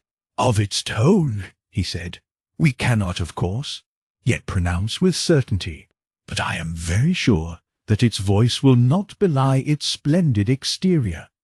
It has been carefully opened and is in a strangely perfect condition. Several persons eminently qualified to judge unite with me in considering that it has been exceedingly little played upon, and admit that never has so intact an interior been seen.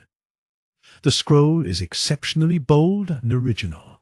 Although undoubtedly from the hand of the great master, this is of a pattern entirely different and distinct from any that have ever come under my observation. He then pointed out to my brother that the side lines of the scroll were unusually deeply cut, and that the front of it projected far more than is common with such instruments. The most remarkable feature, he concluded, is that the instrument bears a double label, besides the label which you have already seen bearing Antonius Stradivarius Cremonensis Faciabat, with the date of his most splendid period, 1704, so clearly that the ink seems scarcely dry. There is another smaller one higher up on the back, which I will show you. He took the violin apart, and showed him a small label with characters written in faded ink. That is the writing of Antonius Stradivarius himself, and is easily recognizable, though it is much firmer than a specimen which I once saw, written in extreme old age, and giving his name and the date 17. He was then 92, and died in the following year. But this, as you will see, does not give his name, but merely the 2 words, Porphyrius Philosophus.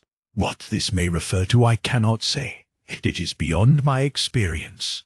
My friend, Mr. Calvert, has suggested that Stradivarius may have dedicated this violin to the pagan philosopher, or named it after him. But this seems improbable. I have, indeed, heard of 2 famous violins being called Peter and Paul. but the instances of such naming are very rare, and I believe it to be altogether without precedent to find a name attached thus on a label. In any case, I must leave this matter to your ingenuity to decipher. Neither the sound-post nor the bass bar have ever been moved, and you see here a Stradivarius violin wearing exactly the same appearance as it once wore in the great master's workshop, and in exactly the same condition. Yet I think the belly is sufficiently strong to stand modern stringing. I should advise you to leave the instrument with me for some little while, that I may give it due care and attention and ensure its being properly strung." My brother thanked him and left the violin with him, saying that he would instruct him later by letter to what address he wished it sent. Chapter 8. Within a few days after this, the autumn term came to an end, and in the second week of December John returned to Worth Maltravers for the Christmas vacation. His advent was always a very great pleasure to me, and on this occasion I had looked forward to his company with anticipation keener than usual, as I had been disappointed of the visit of a friend, and had spent the last month alone. After the joy of our first meeting had somewhat sobered, it was not long before I remarked a change in his manner, which puzzled me. It was not that he was less kind to me, for I think he was even more tenderly forbearing and gentle than I had ever known him, but I had an uneasy feeling that some shadow had crept in between us. It was the small cloud rising in the distance that afterwards darkened his horizon and mine. I missed the old candour and open-hearted frankness that he had always shown, and there seemed to be always something in the background which he was trying to keep from me. It was obvious that his thoughts were constantly elsewhere, so much so that on more than one occasion he returned vague and incoherent answers to my questions. At times I was content to believe that he was in love, and that his thoughts were with Miss Constance Temple. But even so, I could not persuade myself that his altered manner was to be thus entirely accounted for. At other times a dazed air, entirely foreign to his bright disposition, which I observed particularly in the morning, raised in my mind the terrible suspicion that he was in the habit of taking some secret narcotic or other deleterious drug. We had never spent a Christmas away from Worth Maltravers, and it had always been a season of quiet joy for both of us. But under these altered circumstances it was a great relief and cause of thankfulness to me to receive a letter from Mrs. Temple inviting us both to spend Christmas and New Year at Royston. This invitation had upon my brother precisely the effect that I had hoped for. It roused him from his moody condition, and he professed much pleasure in accepting it, especially as he had never hitherto been in Derbyshire. There was a small but very agreeable party at Royston, and we passed a most enjoyable fortnight. My brother seemed thoroughly to have shaken off his indisposition, and I saw my fondest hopes realized in the warm attachment which was evidently springing up between him and Miss Constance Temple. Our visit drew near its close, and it was within a week of John's return to Oxford. Mrs. Temple celebrated the termination of the Christmas festivities by giving a ball on Twelfth Night, at which a large party were present, including most of the county families. Royston was admirably adapted for such entertainments, from the number and great size of its reception-rooms. Though Elizabethan in date and external appearance, succeeding generations had much modified and enlarged the house, and an ancestor in the middle of the last century had built at the back an enormous hall after the classic model, and covered it with a dome or cupola. In this room the dancing went forward. Supper was served in the older hall in the front, and it was while this was in progress that a thunderstorm began. The rarity of such a phenomenon in the depth of winter formed the subject of general remark. But though the lightning was extremely brilliant, being seen distinctly through the curtained windows, the storm appeared to be at some distance, and, except for one peal, the thunder was not loud. After supper dancing was resumed, and I was taking part in a polka, called, I remember, the King Pippin, when my partner pointed out that one of the footmen wished to speak with me.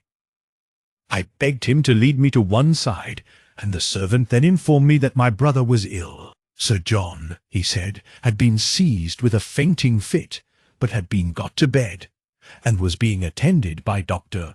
Empson, a physician who chanced to be present among the visitors. I at once left the hall and hurried to my brother's room. On the way I met Mrs. Temple and Constance, the latter much agitated and in tears. Mrs. Temple assured me that Dr. Empson reported favourably of my brother's condition, attributing his faintness to over-exertion in the dancing-room. The medical man had got him to bed with the assistance of Sir John's valet, had given him a quieting draught, and ordered that he should not be disturbed for the present. It was better that I should not enter the room. She begged that I would kindly comfort and reassure Constance, who was much upset, while she herself returned to her guests. I led Constance to my bedroom, where there was a bright fire burning, and calmed her as best I could. Her interest in my brother was evidently very real and unaffected, and while not admitting her partiality for him in words, she made no effort to conceal her sentiments from me. I kissed her tenderly, and bade her narrate the circumstances of John's attack. It seemed that after supper they had gone upstairs into the music-room, and he had himself proposed that they should walk thence into the picture-gallery, where they would better be able to see the lightning, which was then particularly vivid.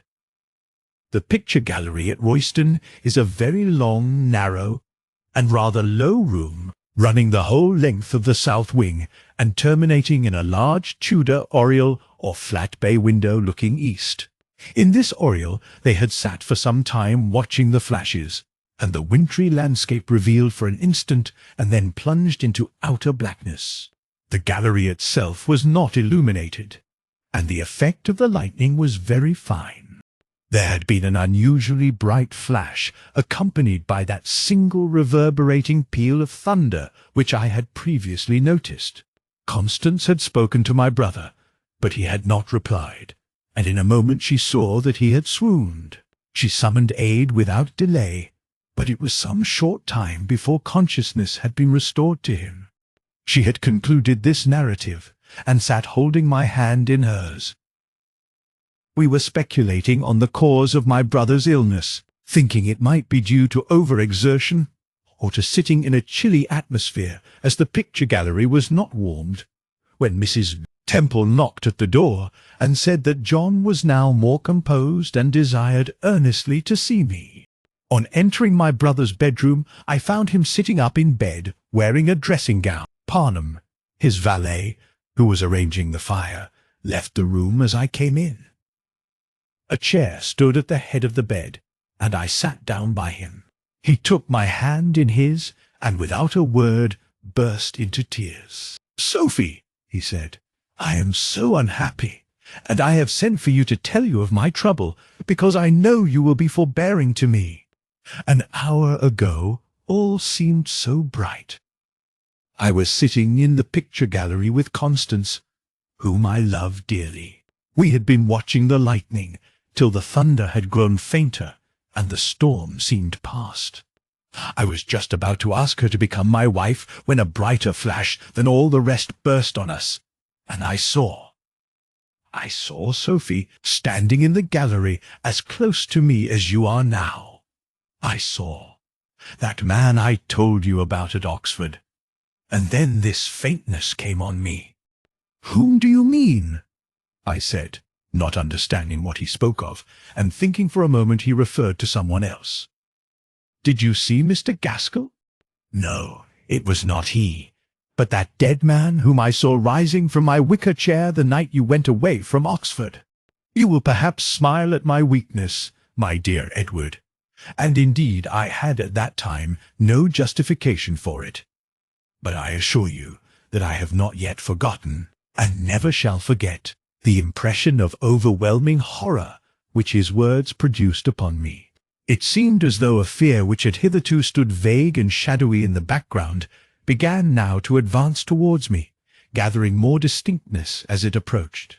There was to me something morbidly terrible about the apparition of this man at such a momentous crisis in my brother's life, and I at once recognized that unknown form as being the shadow which was gradually stealing between John and myself. Though I feigned incredulity as best I might, and employed those arguments or platitudes which will always be used on such occasions, urging that such a phantom could only exist in a mind disordered by physical weakness, my brother was not deceived by my words, and perceived in a moment that I did not even believe in them myself. "Dearest Sophie," he said, with a much calmer air, "let us put aside all dissimulation. I know that what I have tonight seen, and that what I saw last summer at Oxford, are not phantoms of my brain.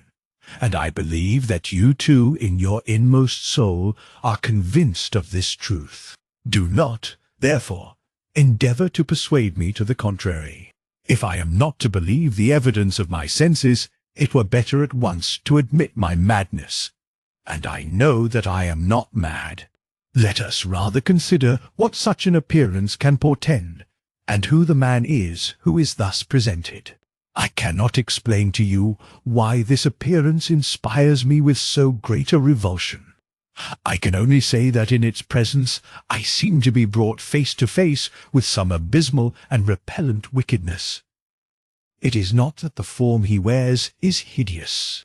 Last night I saw him exactly as I saw him at Oxford, his face waxen pale, with a sneering mouth, the same lofty forehead, and hair brushed straight up so as almost to appear standing on end. He wore the same long coat of green cloth and white waistcoat.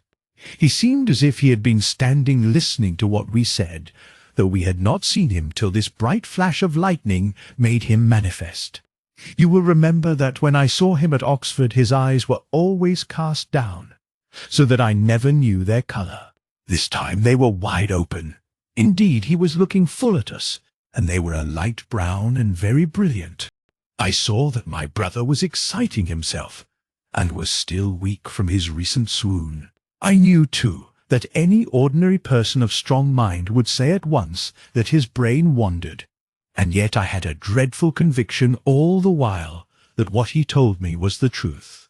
All I could do was to beg him to calm himself, and to reflect how vain such fancies must be.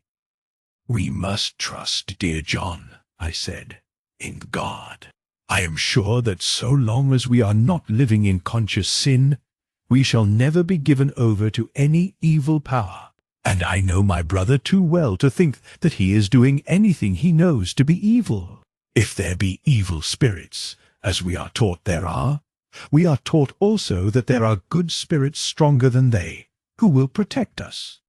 So I spoke with him a little while, until he grew calmer, and then we talked of Constance and of his love for her. He was deeply pleased to hear from me how she had shown such obvious signs of interest in his illness and sincere affection for him. In any case, he made me promise that I would never mention to her either what he had seen this night or last summer at Oxford. It had grown late, and the undulating beat of the dances, which had been distinctly sensible in his room, even though we could not hear any definite noise, had now ceased. Mrs. Temple knocked at the door as she went to bed and inquired how he did, giving him at the same time a kind message of sympathy from Constance, which afforded him much gratification. After she had left, I prepared also to retire, but before going, he begged me to take a prayer book lying on the table, and to read aloud a collect which he pointed out. It was that for the second Sunday in Lent, and evidently well known to him. As I read it, the words seemed to bear a new and deeper significance, and my heart repeated with fervour the petition for protection from those evil thoughts which may assault and hurt the soul. I bade him good night, and went away very sorrowful. Parnham, at John's request, had arranged to sleep on a sofa in his master's bedroom. I rose betimes the next morning, and inquired at my brother's room how he was. Parnham reported that he had passed a restless night, and on entering a little later, I found him in a high fever, slightly delirious, and evidently not so well as when I saw him last. Mrs. Temple, with much kindness and forethought, had begged Dr. Empson to remain at Royston for the night, and he was soon in attendance on his patient. His verdict was sufficiently grave. John was suffering from a sharp access of brain fever. His condition afforded cause for alarm. He could not answer for any turn his sickness might take. You will easily imagine how much this intelligence affected me, and Mrs. Temple and Constance shared my anxiety and solicitude. Constance and I talked much with one another that morning. Unaffected anxiety had largely removed her reserve, and she spoke openly of her feelings towards my brother, not concealing her partiality for him. I, on my part, let her understand how welcome to me would be any union between her and John, and how sincerely I should value her as a sister. It was a wild winter's morning, with some snow falling and a high wind. The house was in the disordered condition which is generally observable on the day following a ball or other important festivity. I roamed restlessly about, and at last found my way to the picture gallery, which had formed the scene of John's adventure on the previous night. I had never been in this part of the house before, as it contained no facilities for heating, and so often remained shut in the winter months. I found a listless pleasure in admiring the pictures which lined the walls, most of them being portraits of former members of the family, including the famous picture of Sir Ralph Temple and his family, attributed to Holbein. I had reached the end of the gallery, and sat down in the oriel watching the snowflakes falling sparsely, and the evergreens below me waving wildly in the sudden rushes of the wind. My thoughts were busy with the events of the previous evening, with John's illness, with the ball, and I found myself humming the air of a waltz that had caught my fancy. At last I turned away from the garden scene towards the gallery, and as I did so, my eyes fell on a remarkable picture just opposite to me.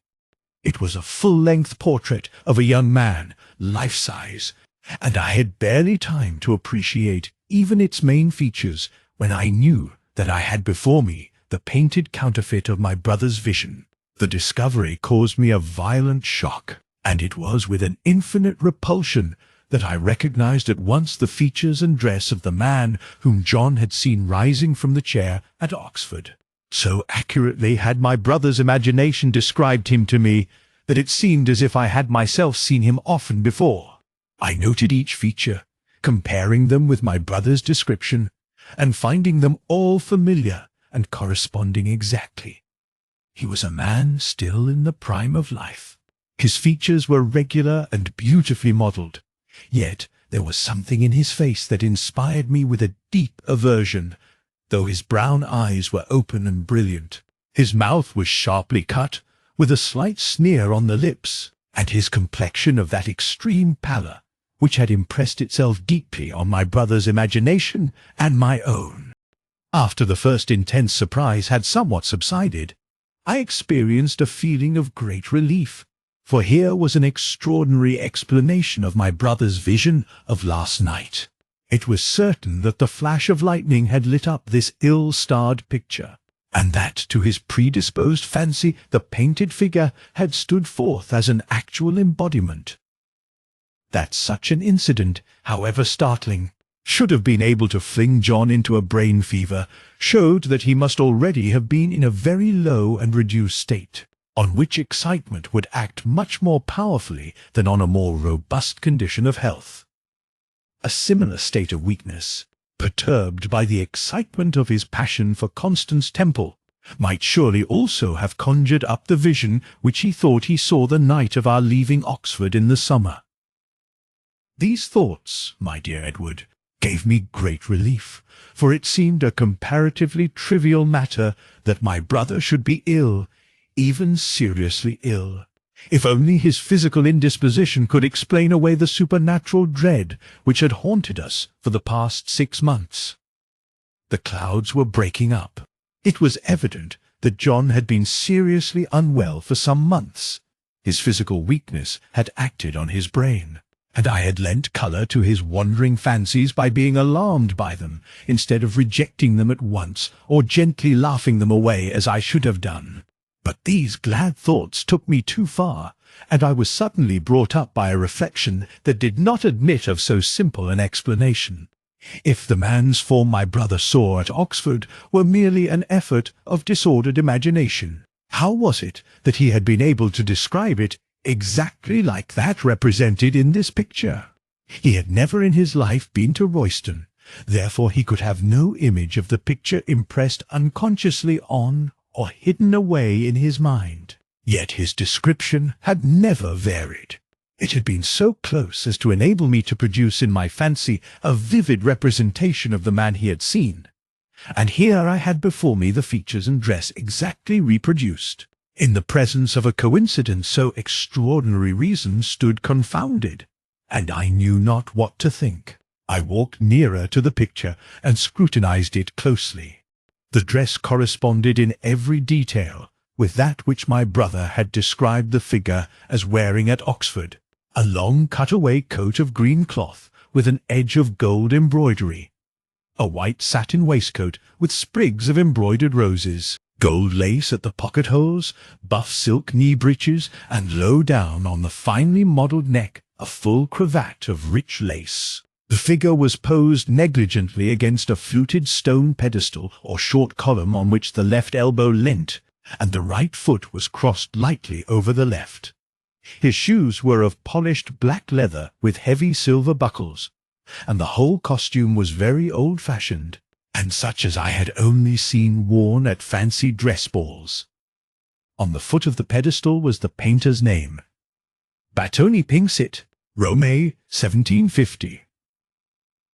On the top of the pedestal, and under his left elbow, was a long roll apparently of music, of which one end, unfolded, hung over the edge.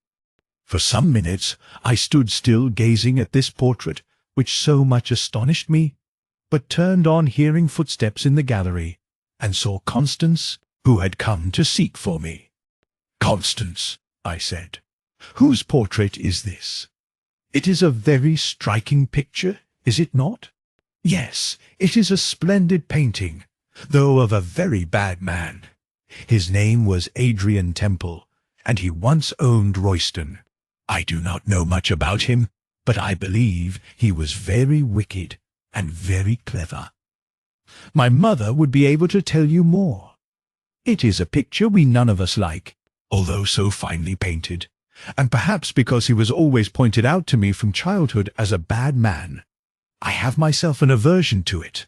It is singular that when the very bright flash of lightning came last night, while your brother John and I were sitting here, it lit this picture with a dazzling glare that made the figure stand out so strangely as to seem almost alive. It was just after that I found that John had fainted. The memory was not a pleasant one for either of us, and we changed the subject.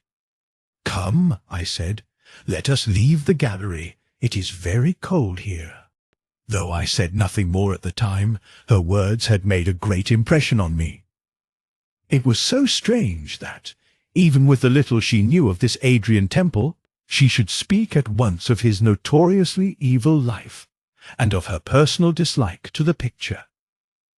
Remembering what my brother had said on the previous night, that in the presence of this man he felt himself brought face to face with some indescribable wickedness, I could not but be surprised at the coincidence.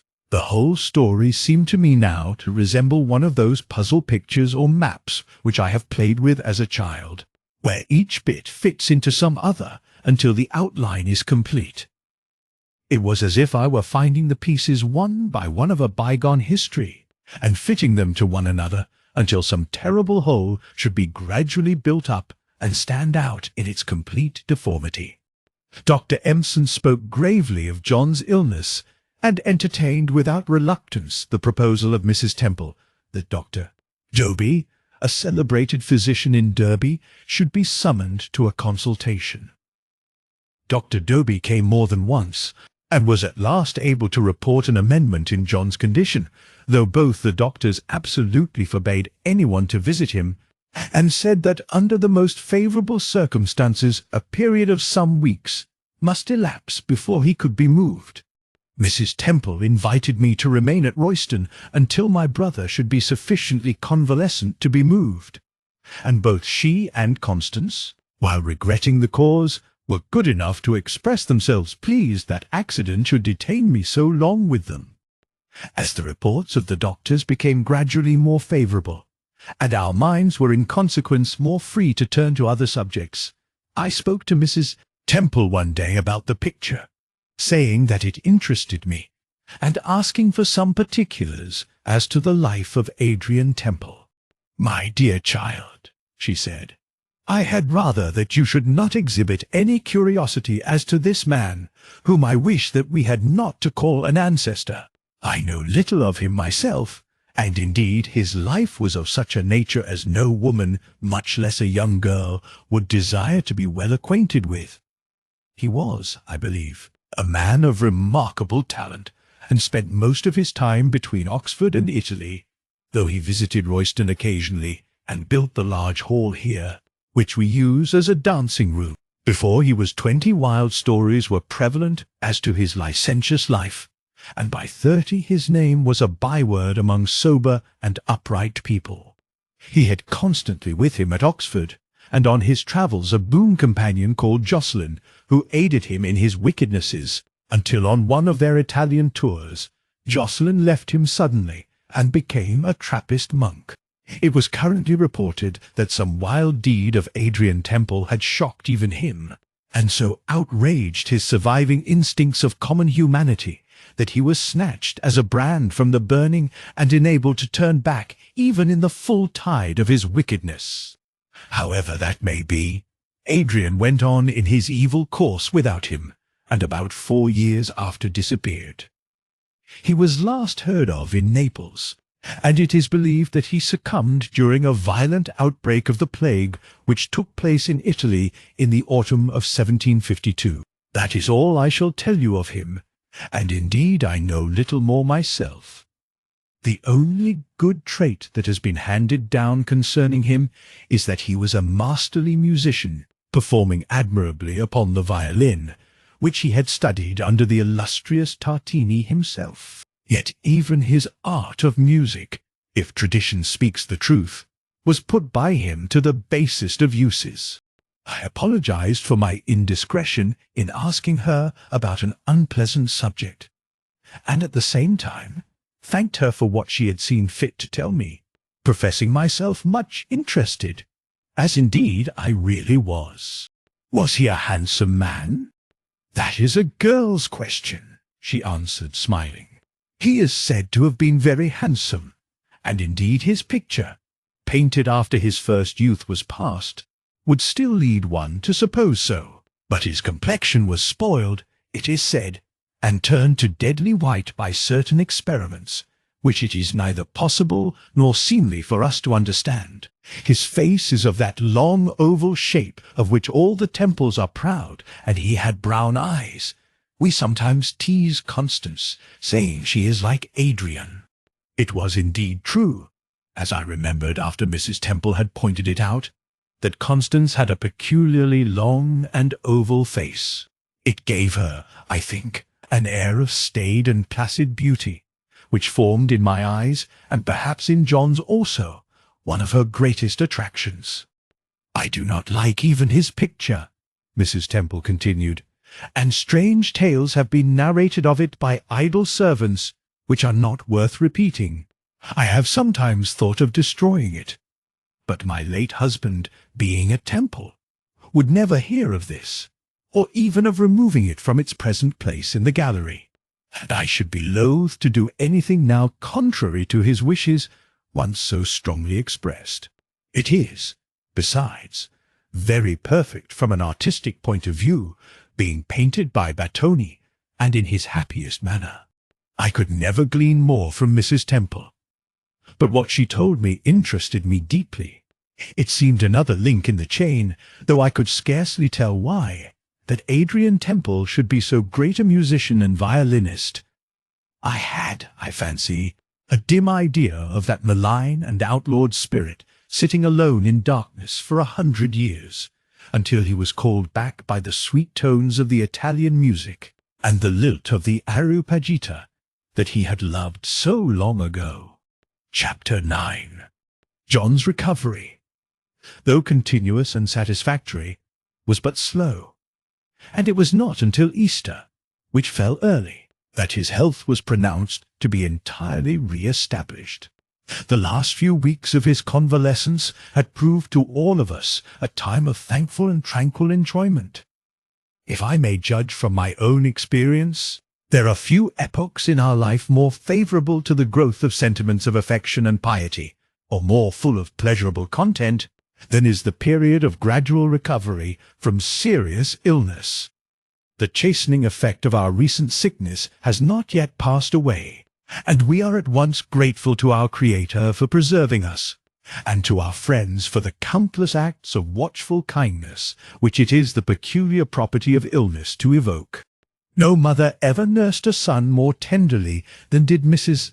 Temple nurse my brother, and before his restoration to health was complete the attachment between him and Constance had ripened into a formal betrothal. Such an alliance was, as I have before explained, particularly suitable, and its prospect afforded the most lively pleasure to all those concerned. The month of March had been unusually mild, and Royston, being situated in a valley, as is the case with most houses of that date, was well sheltered from cold winds.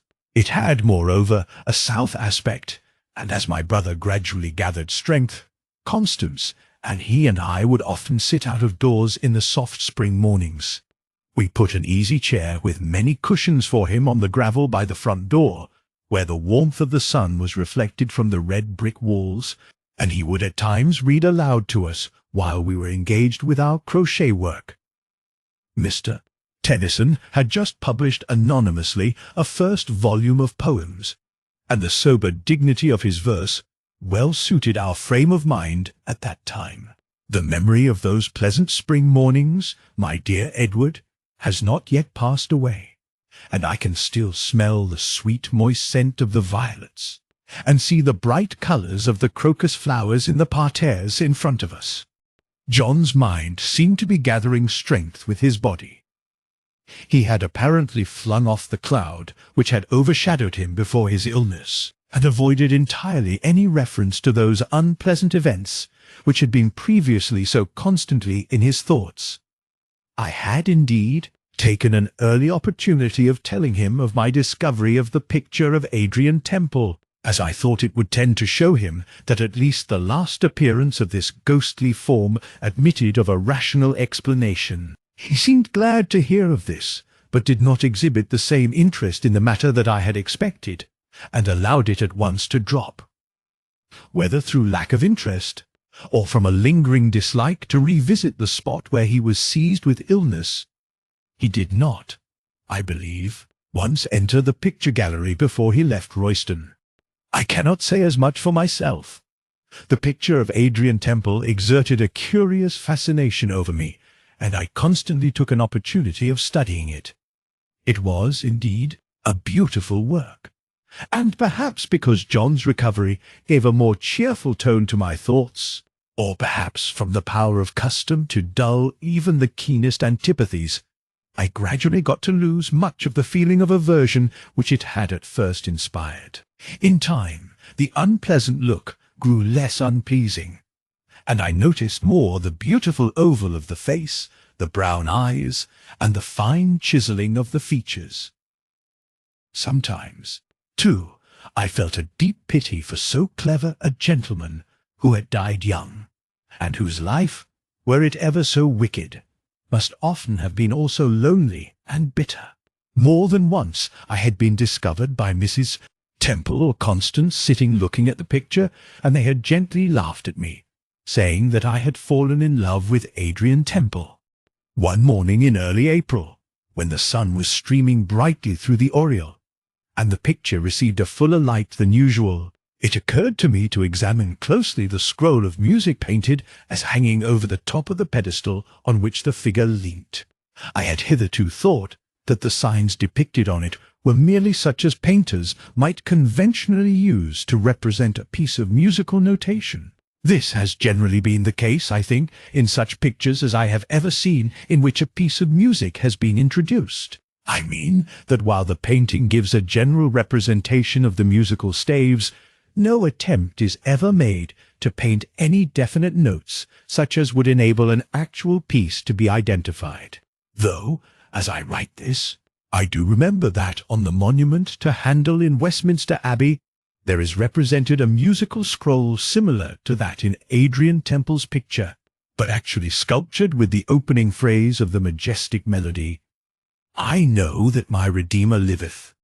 On this morning, then, at Royston, I thought I perceived that there were painted on the scroll actual musical staves, bars, and notes, and my interest being excited, I stood upon a chair so as better to examine them. Though time had somewhat obscured this portion of the picture, as with a veil or film, yet I made out that the painter had intended to depict some definite piece of music. In another moment I saw that the air represented consisted of the opening bars of the Gagliarda in the suite by Graziani, with which my brother and I were so well acquainted. Though I believe that I had not seen the volume of music in which that piece was contained more than twice, yet the melody was very familiar to me, and I had no difficulty whatever in making myself sure that I had here before me the air of the Gagliarda, and none other. It was true that it was only roughly painted, but to one who knew the tune there was no room left for doubt. Here was a new cause, I will not say for surprise, but for reflection. It might, of course, have been merely a coincidence that the artist should have chosen to paint in this picture this particular piece of music, but it seemed more probable that it had actually been a favourite air of Adrian Temple, and that he had chosen deliberately to have it represented with him. This discovery I kept entirely to myself, not thinking it wise to communicate it to my brother, lest by doing so I might reawaken his interest in a subject which I hoped he had finally dismissed from his thoughts. In the second week of April, the happy party at Royston was dispersed, John returning to Oxford for the summer term, Mrs. Temple making a short visit to Scotland, and Constance coming to Worth Maltravers to keep me company for a time. It was John's last term at Oxford. He expected to take his degree in June, and his marriage with Constance Temple had been provisionally arranged for the September following. He returned to Magdalen Hall in the best of spirits, and found his rooms looking cheerful with well-filled flower-boxes in the windows. I shall not detain you with any long narration of the events of the term, as they have no relation to the present history. I will only say that I believe my brother applied himself diligently to his studies, and took his amusement mostly on horseback, riding 2 horses, which he had sent to him from Worth Maltravers. About the second week after his return, he received a letter from Mr. George Smart to the effect that the Stradivarius violin was now in complete order. Subsequent examination, Mr. Smart wrote, and the unanimous verdict of connoisseurs whom he had consulted, had merely confirmed the views he had at first expressed, namely, that the violin was of the finest quality, and that my brother had in his possession a unique and intact example of Stradivarius's best period. He had had it properly strung, and as the bass bar had never been moved, and was of a stronger nature than that usual at the period of its manufacture, he had considered it unnecessary to replace it. If any sign should become visible of its being inadequate to support the tension of modern stringing, another could be easily substituted for it at a later date. He had allowed a young German virtuoso to play on it, and though this gentleman was one of the first living performers, and had had an opportunity of handling many splendid instruments, he assured Mr. Smart that he had never performed on one that could in any way compare with this.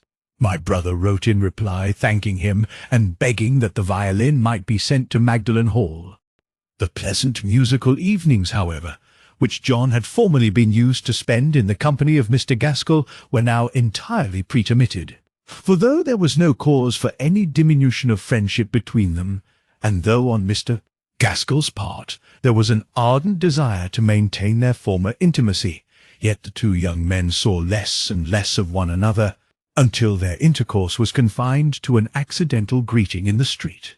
I believe that during all this time my brother played very frequently on the Stradivarius violin, but always alone.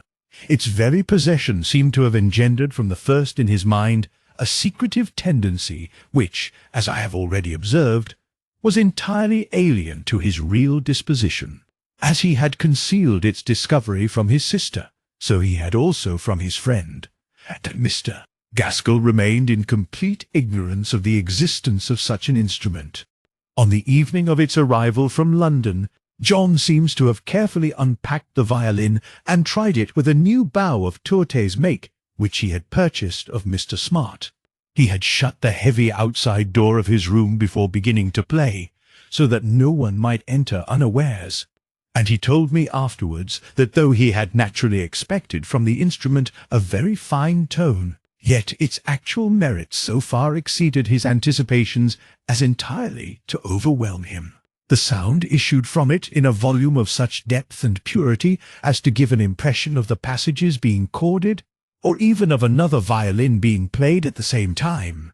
He had had, of course, no opportunity of practising during his illness, and so expected to find his skill with the bow somewhat diminished. But he perceived, on the contrary, that his performance was greatly improved, and that he was playing with a mastery and feeling of which he had never before been conscious. While attributing this improvement very largely to the beauty of the instrument on which he was performing, yet he could not but believe that by his illness, or in some other unexplained way, he had actually acquired a greater freedom of wrist and fluency of expression, with which reflection he was not a little elated. He had a lock fixed on the cupboard in which he had originally found the violin, and here he carefully deposited it on each occasion after playing, before he opened the outer door of his room. So the summer term passed away. The examinations had come in their due time, and were now over. Both the young men had submitted themselves to the ordeal, and while neither would of course have admitted as much to anyone else, both felt secretly that they had no reason to be dissatisfied with their performance. The results would not be published for some weeks to come. The last night of the term had arrived, the last night, too, of John's Oxford career. It was near 9 o'clock, but still quite light, and the rich orange glow of sunset had not yet left the sky. The air was warm and sultry, as on that eventful evening when just a year ago he had for the first time seen the figure, or the illusion of the figure, of Adrian Temple. Since that time he had played the Areopagita many, many times, but there had never been any reappearance of that form, nor even had the once familiar creaking of the wicker chair ever made itself heard.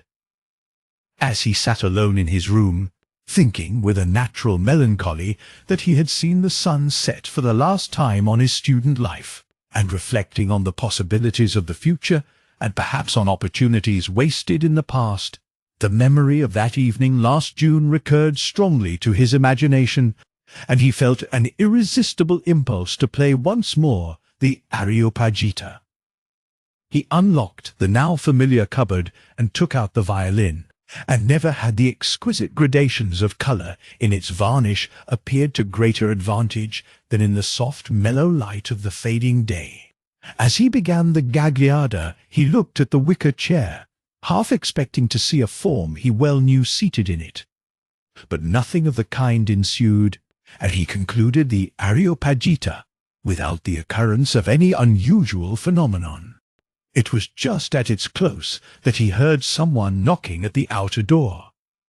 He hurriedly locked away the violin and opened the oak. It was Mr. Gaskell. He came in rather awkwardly, as though not sure whether he would be welcomed. "Johnny," he began, and stopped.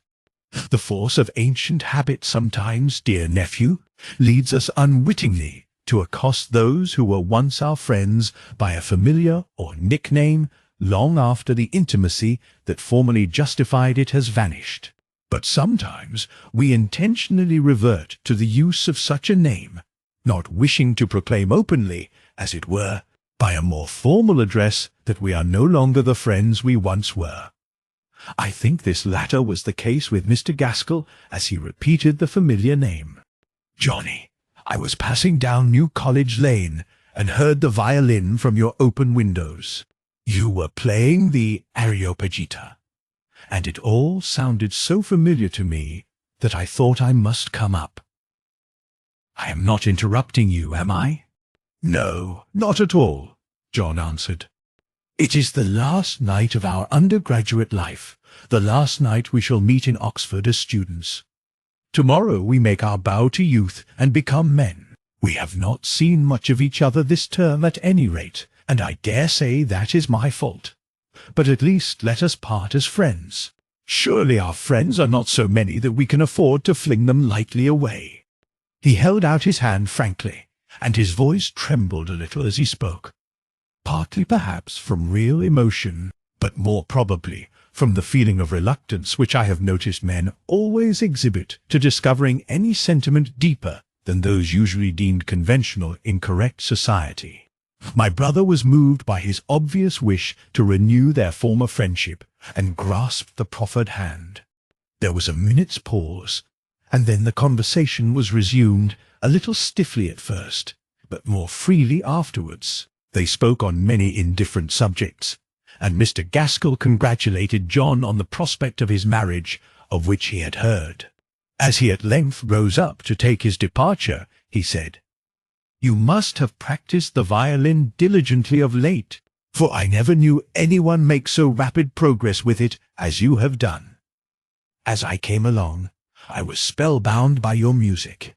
I never before heard you bring from the instrument so exquisite a tone.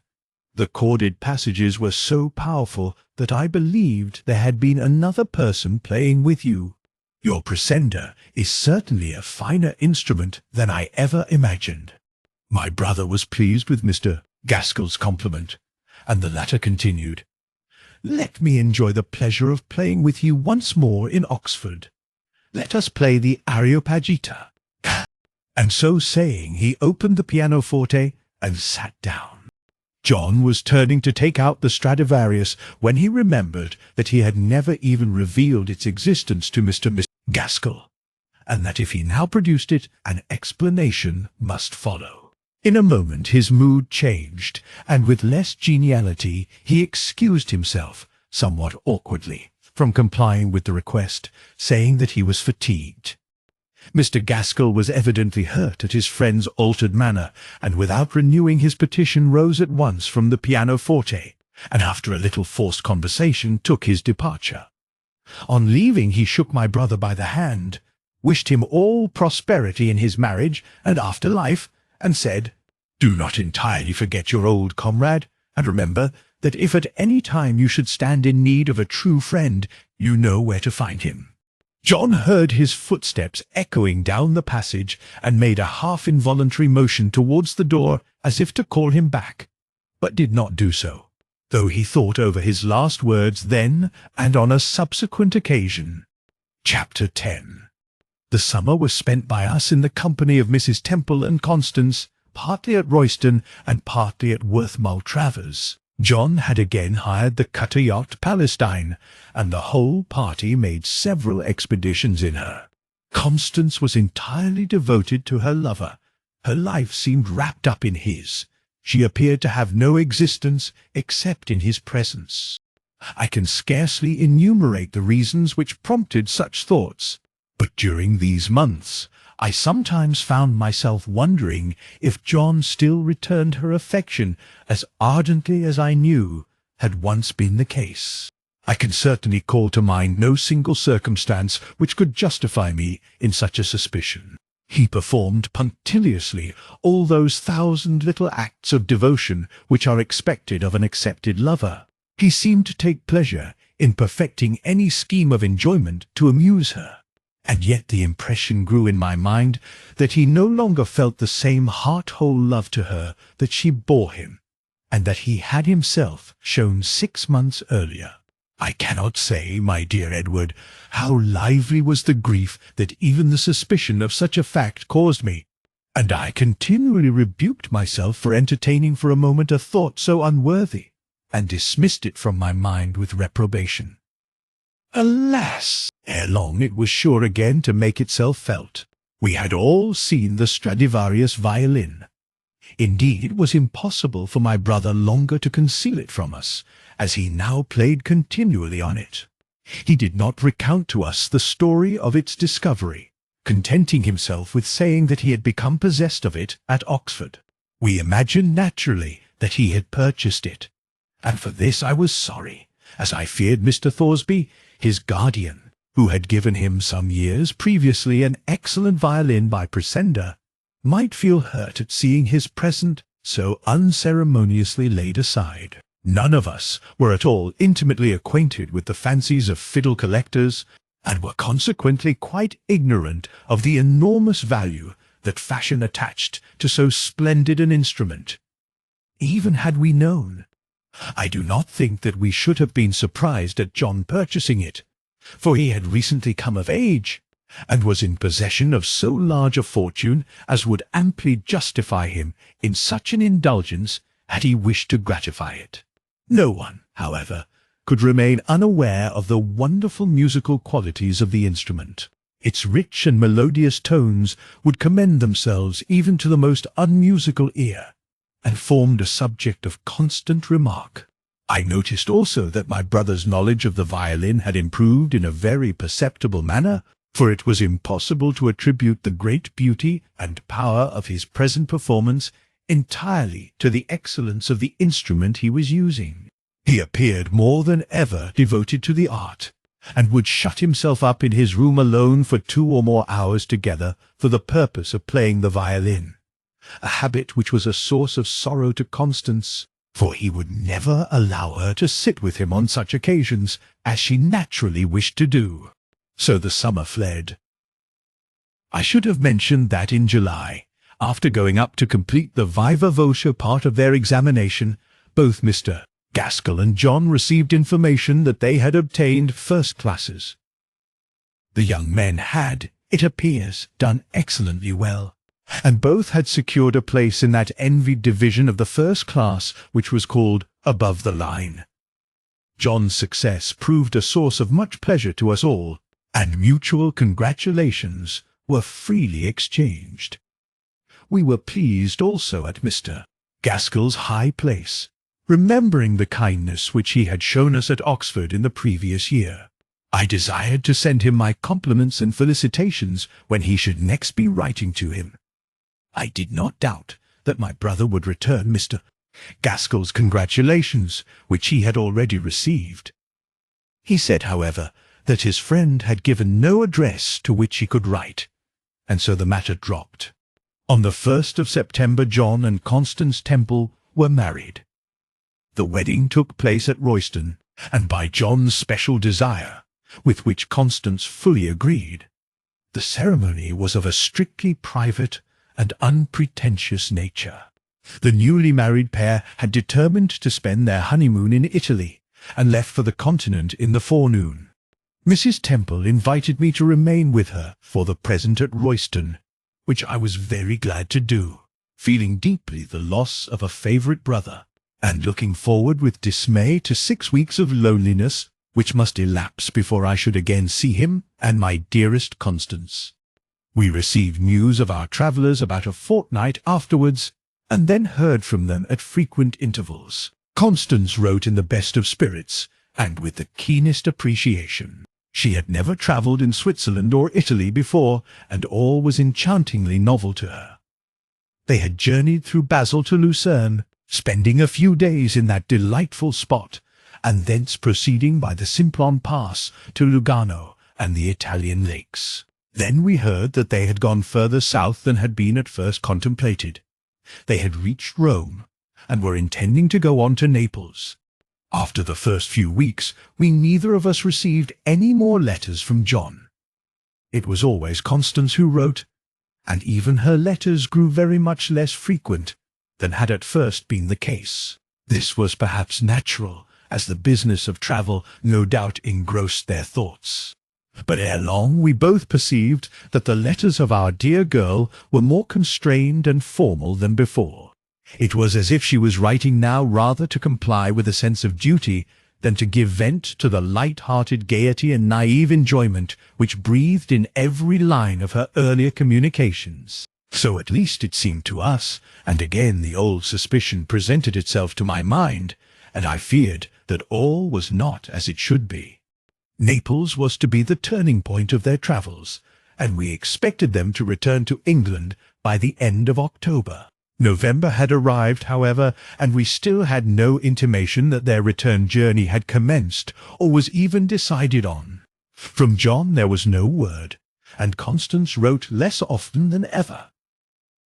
John, she said, was enraptured with Naples and its surroundings. He devoted himself much to the violin, and though she did not say so, this meant, I knew, that she was often left alone. For her own part, she did not think that a continued residence in Italy would suit her health. The sudden changes of temperature tried her, and people said that the airs rising in the evening from the bay were unwholesome.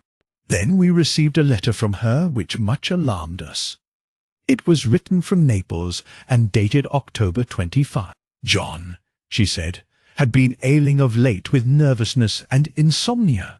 On Wednesday, 2 days before the date of her letter, he had suffered all day from a strange restlessness, which increased after they had retired for the evening. He could not sleep and had dressed again, telling her he would walk a little in the night air to compose himself. He had not returned till near 6 in the morning, and then was so deadly pale and seemed so exhausted that she insisted on his keeping to his bed till she could get medical advice. The doctors feared that he had been attacked by some strange form of malarial fever, and said he needed much care.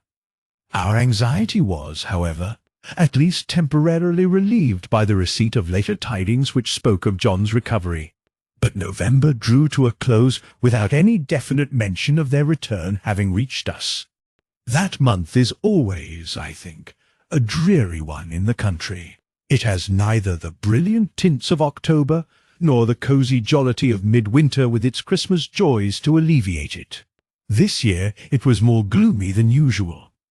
Incessant rain had marked its close, and the Roy, a little brook which skirted the gardens not far from the house, had swollen to unusual proportions. At last one wild night the flood rose so high as to completely cover the garden terraces, working havoc in the parterres, and covering the lawns with a thick coat of mud. Perhaps this gloominess of nature's outer face impressed itself in a sense of apprehension on our spirits, and it was with a feeling of more than ordinary pleasure and relief that early in December we received a letter dated from Laon, saying that our travellers were already well advanced on their return journey, and expected to be in England a week after the receipt by us of this advice. It was, as usual, Constance who wrote.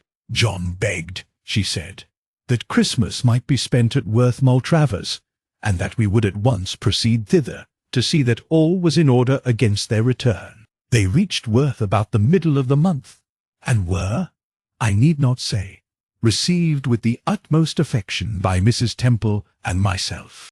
In reply to our inquiries, John professed that his health was completely restored. But though we could indeed discern no other signs of any special weakness, we were much shocked by his changed appearance. He had completely lost his old healthy and sunburnt complexion, and his face, though not thin or sunken, was strangely pale. Constance assured us that though in other respects he had apparently recovered, he had never regained his old colour from the night of his attack of fever at Naples.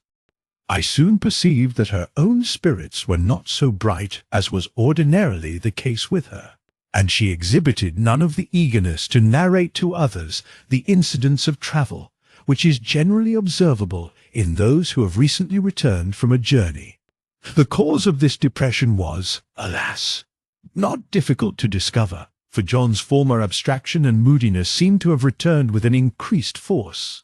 It was a source of infinite pain to Mrs. Temple, and perhaps even more so to me, to observe this sad state of things. Constance never complained, and her affection towards her husband seemed only to increase in the face of difficulties. Yet the matter was one which could not be hid from the anxious eyes of loving kinswomen, and I believe that it was the consciousness that these altered circumstances could not but force themselves upon our notice that added poignancy to my poor sister's grief.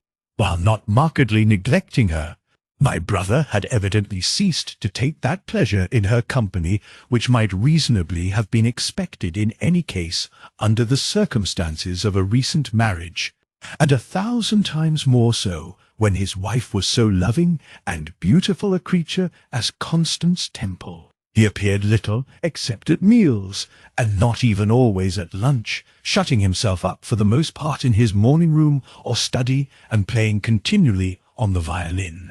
It was in vain that we attempted, even by means of his music, to win him back to a sweeter mood. Again and again I begged him to allow me to accompany him on the pianoforte, but he would never do so, always putting me off with some excuse. Even when he sat with us in the evening, he spoke little, devoting himself for the most part to reading. His books were almost always Greek or Latin, so that I am ignorant of the subjects of his study, but he was content that either Constance or I should play on the pianoforte, saying that the melody, so far from distracting his attention, helped him rather to appreciate what he was reading. Constance always begged me to allow her to take her place at the instrument on these occasions, and would play to him sometimes for hours without receiving a word of thanks, being eager even in this unreciprocated manner to testify her love and devotion to him. Christmas Day, usually so happy a season, brought no alleviation of our gloom. My brother's reserve continually increased, and even his longest established habits appeared changed. He had been always most observant of his religious duties, attending divine service with the utmost regularity, whatever the weather might be, and saying that it was a duty a landed proprietor owed as much to his tenantry as himself to set a good example in such matters. Ever since our earliest years, he and I had gone morning and afternoon on Sundays to the little church of Worth, and there sat together in the Maltravers chapel where so many of our name had sat before us. Here their monuments and achievements stood about us on every side, and it had always seemed to me that with their name and property we had inherited also the obligation to continue those acts of piety, in the practice of which so many of them had lived and died. It was, therefore, a source of surprise and great grief to me when on the Sunday after his return my brother omitted all religious observances, and did not once attend the parish church. He was not present with us at breakfast, ordering coffee and a roll to be taken to his private sitting-room. At the hour at which we usually set out for church, I went to his room to tell him that we were all dressed and waiting for him. I tapped at the door, but on trying to enter found it locked. In reply to my message, he did not open the door, but merely begged us to go on to church, saying he would possibly follow us later. We went alone, and I sat anxiously in our seat with my eyes fixed on the door, hoping against hope that each late comer might be John, but he never came. Perhaps this will appear to you, Edward, a comparatively trivial circumstance, though I hope it may not, but I assure you that it brought tears to my eyes. When I sat in the Maltravers chapel, and thought that for the first time my dear brother had preferred in an open way his convenience or his whim to his duty, and had of set purpose neglected to come to the house of God, I felt a bitter grief that seemed to rise up in my throat and choke me. I could not think of the meaning of the prayers nor join in the singing, and all the time that Mr. Butler, our clergyman, was preaching, a verse of a little piece of poetry which I learnt as a girl was running in my head. How easy are the paths of ill, how steep and hard the upward ways. A child can roll the stone downhill, that breaks a giant's arm to raise. It seemed to me that our loved one had set his foot upon the downward slope, and that not all the efforts of those who would have given their lives to save him could now hold him back. It was even worse on Christmas Day. Ever since we had been confirmed, John and I had always taken the sacrament on that happy morning, and after service he had distributed the Maltravers dole in our chapel. There are given, as you know, on that day to each of 12 old men £5 and a green coat, and a like sum of money with a blue cloth dress to as many old women. These articles of dress are placed on the altar tomb of Sir Esmond de Maltravers, and have been thence distributed from days immemorial by the head of our house. Ever since he was 12 years old, it had been my pride to watch my handsome brother doing this deed of noble charity, and to hear the kindly words he added with each gift. Alas, alas! It was all different this Christmas. Even on this holy day my brother did not approach either the altar or the house of God. Till then Christmas had always seemed to me to be a day given us from above, that we might see even while on earth a faint glimpse of that serenity and peaceful love which will hereafter gild all days in heaven. Then covetous men lay aside their greed, and enemies their rancour. Then warm hearts grow warmer, and Christians feel their common brotherhood. I can scarcely imagine any man so lost or guilty as not to experience on that day some desire to turn back to the good once more, as not to recognize some far-off possibility of better things. It was thoughts free and happy, such as these, that had previously come into my heart in the service of Christmas Day, and been particularly associated with the familiar words that we all loved so much. But that morning the harmonies were all jangled. It seemed as though some evil spirit was pouring wicked thoughts into my ear, and even while children sang, "Hark the herald angels," I thought I could hear through it all a melody which I had learnt to loathe, the Gagliarda of the Areopagita. Poor Constance! Though her veil was down, I could see her tears, and knew her thoughts must be sadder even than mine. I drew her hand towards me, and held it as I would a child's. After the service was over, a new trial awaited us. John had made no arrangement for the distribution of the dole. The coats and dresses were all piled ready on Sir Esmond's tomb, and there lay the little leather pouches of money. But there was no one to give them away. Mr. Butler looked puzzled, and approaching us, said he feared Sir John was ill, and he made no provision for the distribution. Pride kept back the tears which were rising fast, and I said my brother was indeed unwell, that it would be better for Mr. Butler to give away the dole, and that Sir John would himself visit the recipients during the week. Then we hurried away, not daring to watch the distribution of the dole, lest we should no longer be able to master our feelings, and should openly betray our agitation. From one another we no longer attempted to conceal our grief. It seemed as though we had all at once resolved to abandon the farce of pretending not to notice John's estrangement from his wife, or of explaining away his neglectful and unaccountable treatment of her. I do not think that 3 poor women were ever so sad on Christmas Day before as were we on our return from church that morning.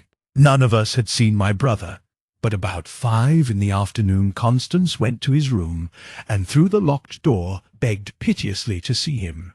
After a few minutes he complied with her request, and opened the door. The exact circumstances of that interview she never revealed to me, but I knew from her manner when she returned that something she had seen or heard had both grieved and frightened her. She told me only that she had flung herself in an agony of tears at his feet, and kneeling there, weary and broken-hearted, had begged him to tell her if she had done aught amiss, had prayed him to give her back his love. To all this he answered little, but her entreaties had at least such an effect as to induce him to take his dinner with us that evening. At that meal we tried to put aside our gloom, and with feigned smiles and cheerful voices, from which the tears were hardly banished, sustained a weary show of conversation, and tried to while away his evil mood. But he spoke little, and when Foster, my father's butler, put on the table the three-handled Maltravers loving cup that he had brought up Christmas by Christmas for 30 years. My brother merely passed it by without a taste. I saw by Foster's face that the master's malady was no longer a secret, even from the servants. I shall not harass my own feelings nor yours, my dear Edward, by entering into further details of your father's illness, for such it was obvious his indisposition had become. It was the only consolation, and that was a sorry one, that we could use with Constance, to persuade her that John's estrangement from her was merely the result or manifestation of some physical infirmity. He obviously grew worse from week to week, and his treatment of his wife became colder and more callous. We had used all efforts to persuade him to take a change of air, to go to Royston for a month, and place himself under the care of Dr. Dobie. Mrs. Temple had even gone so far as to write privately to this physician, telling him as much of the case as was prudent, and asking his advice. Not being aware of the darker sides of my brother's ailment, Dr. Dobie replied in a less serious strain than seemed to us convenient, but recommended in any case a complete change of air and scene. It was, therefore, with no ordinary pleasure and relief that we heard my brother announce quite unexpectedly one morning in March that he had made up his mind to seek change, and was going to leave almost immediately for the Continent.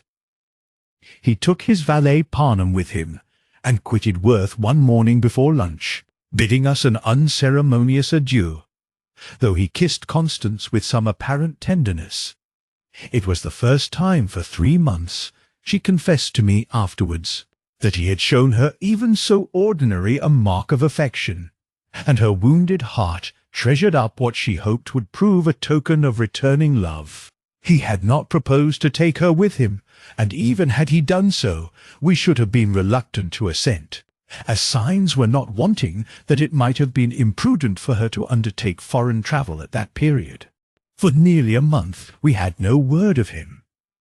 Then he wrote a short note to Constance from Naples, giving no news, and indeed scarce speaking of himself at all, but mentioning as an address to which she might write if she wished, the Villa de Angelis at Posillipo.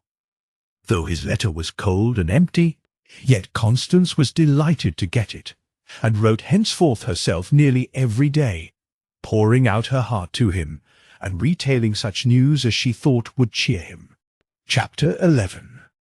A month later, Mrs. Temple wrote to John warning him of the state in which Constance now found herself, and begging him to return at least for a few weeks in order that he might be present at the time of her confinement.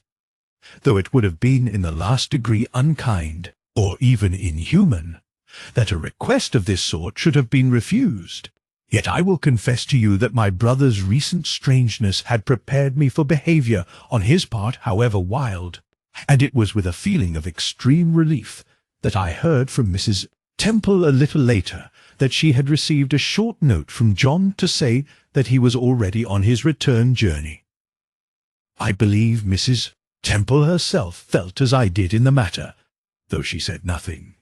When he returned, we were all at Royston, whither Mrs. Temple had taken Constance to be under Dr. Dobie's care. We found John's physical appearance changed for the worse.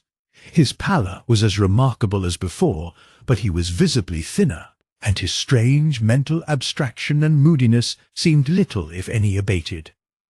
At first, indeed, he greeted Constance kindly, or even affectionately. She had been in a terrible state of anxiety as to the attitude he would assume towards her, and this mental strain affected prejudicially a very delicate bodily condition. His kindness, of an ordinary enough nature indeed, seemed to her yearning heart a miracle of condescending love, and she was transported with the idea that his affection to her, once so sincere, was indeed returning. But I grieve to say that his manner thawed only for a very short time, and ere long he relapsed into an attitude of complete indifference.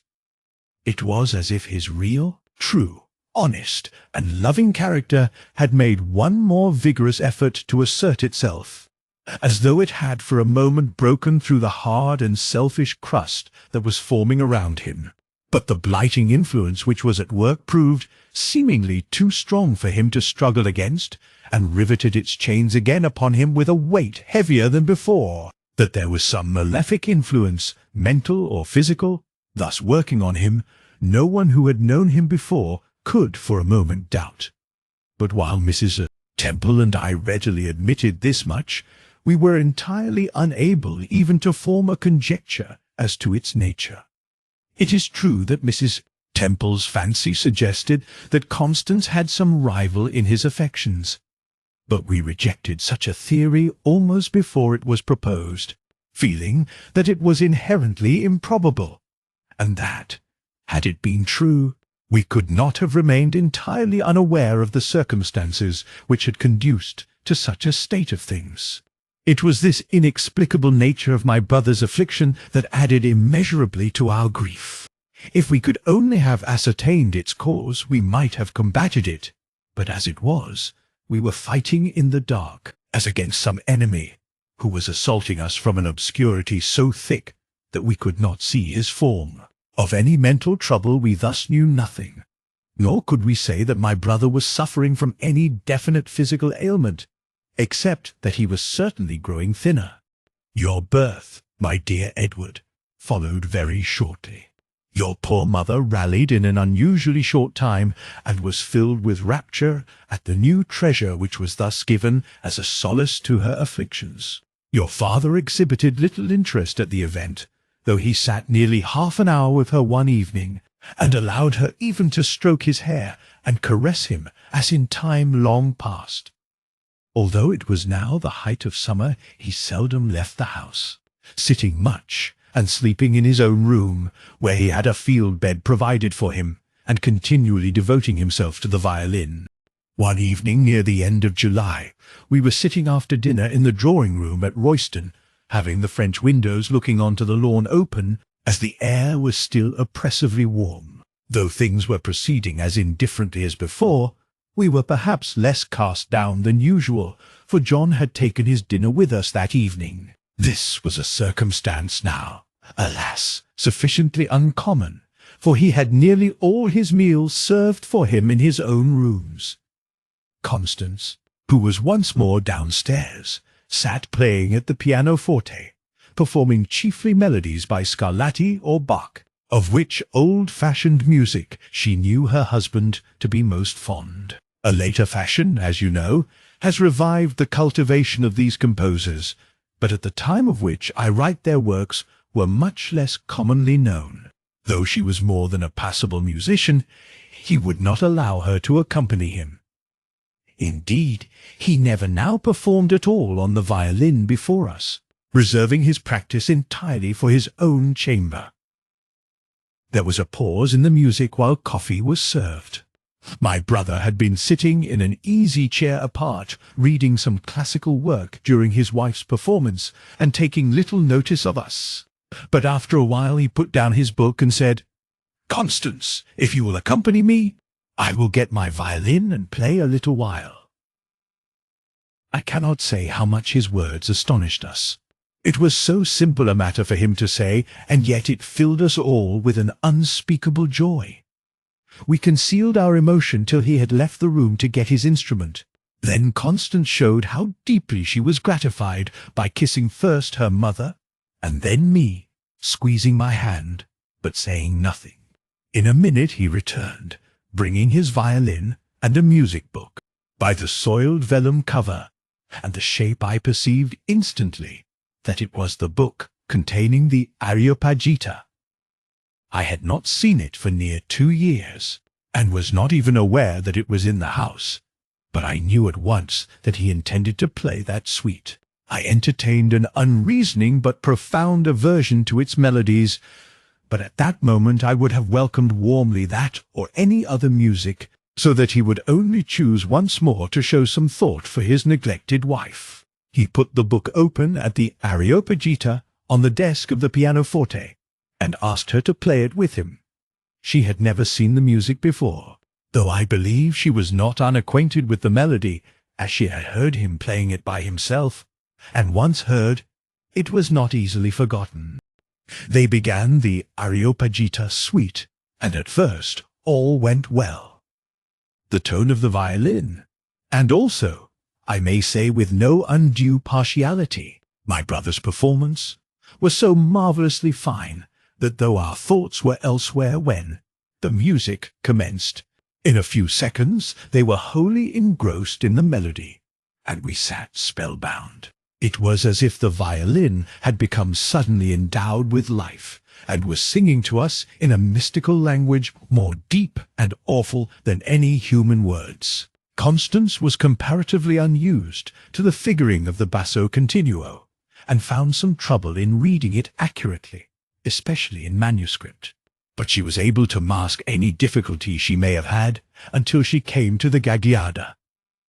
Here she confessed to me her thoughts seemed against her will to wander, and her attention became too deeply riveted on her husband's performance to allow her to watch her own. She made first one slight fault, and then, growing nervous, another, and another. Suddenly John stopped, and said brusquely, "Let Sophie play. I cannot keep time with you." Poor Constance! The tears came swiftly to my own eyes when I heard him speak so thoughtlessly to her, and I was almost provoked to rebuke him openly. She was still weak from her recent illness. Her nerves were excited by the unusual pleasure she felt in playing once more with her husband, and this sudden shattering of her hopes of a renewed tenderness proved more than she could bear. She put her head between her hands upon the keyboard and broke into a paroxysm of tears. We both ran to her, but while we were attempting to assuage her grief, John shut his violin into its case, took the music book under his arm, and left the room without saying a word to any of us, not even to the weeping girl, whose sobs seemed as though they would break her heart. We got her put to bed at once, but it was some hours before her convulsive sobbing ceased. Mrs. Temple had administered to her a soothing draught of proved efficacy, and after sitting with her till after 1 o'clock, I left her at last dozing off to sleep, and myself sought repose. I was quite wearied out with the weight of my anxiety, and with the crushing bitterness of seeing my dearest Constance's feelings so wounded. Yet in spite, or rather perhaps on account of my trouble, my head had scarcely touched my pillow ere I fell into a deep sleep. A room in the south wing had been converted for the nonce into a nursery, and for the convenience of being near her infant Constance now slept in a room adjoining. As this portion of the house was somewhat isolated, Mrs. Temple had suggested that I should keep her daughter company, and occupy a room in the same passage, only removed a few doors, and this I had accordingly done.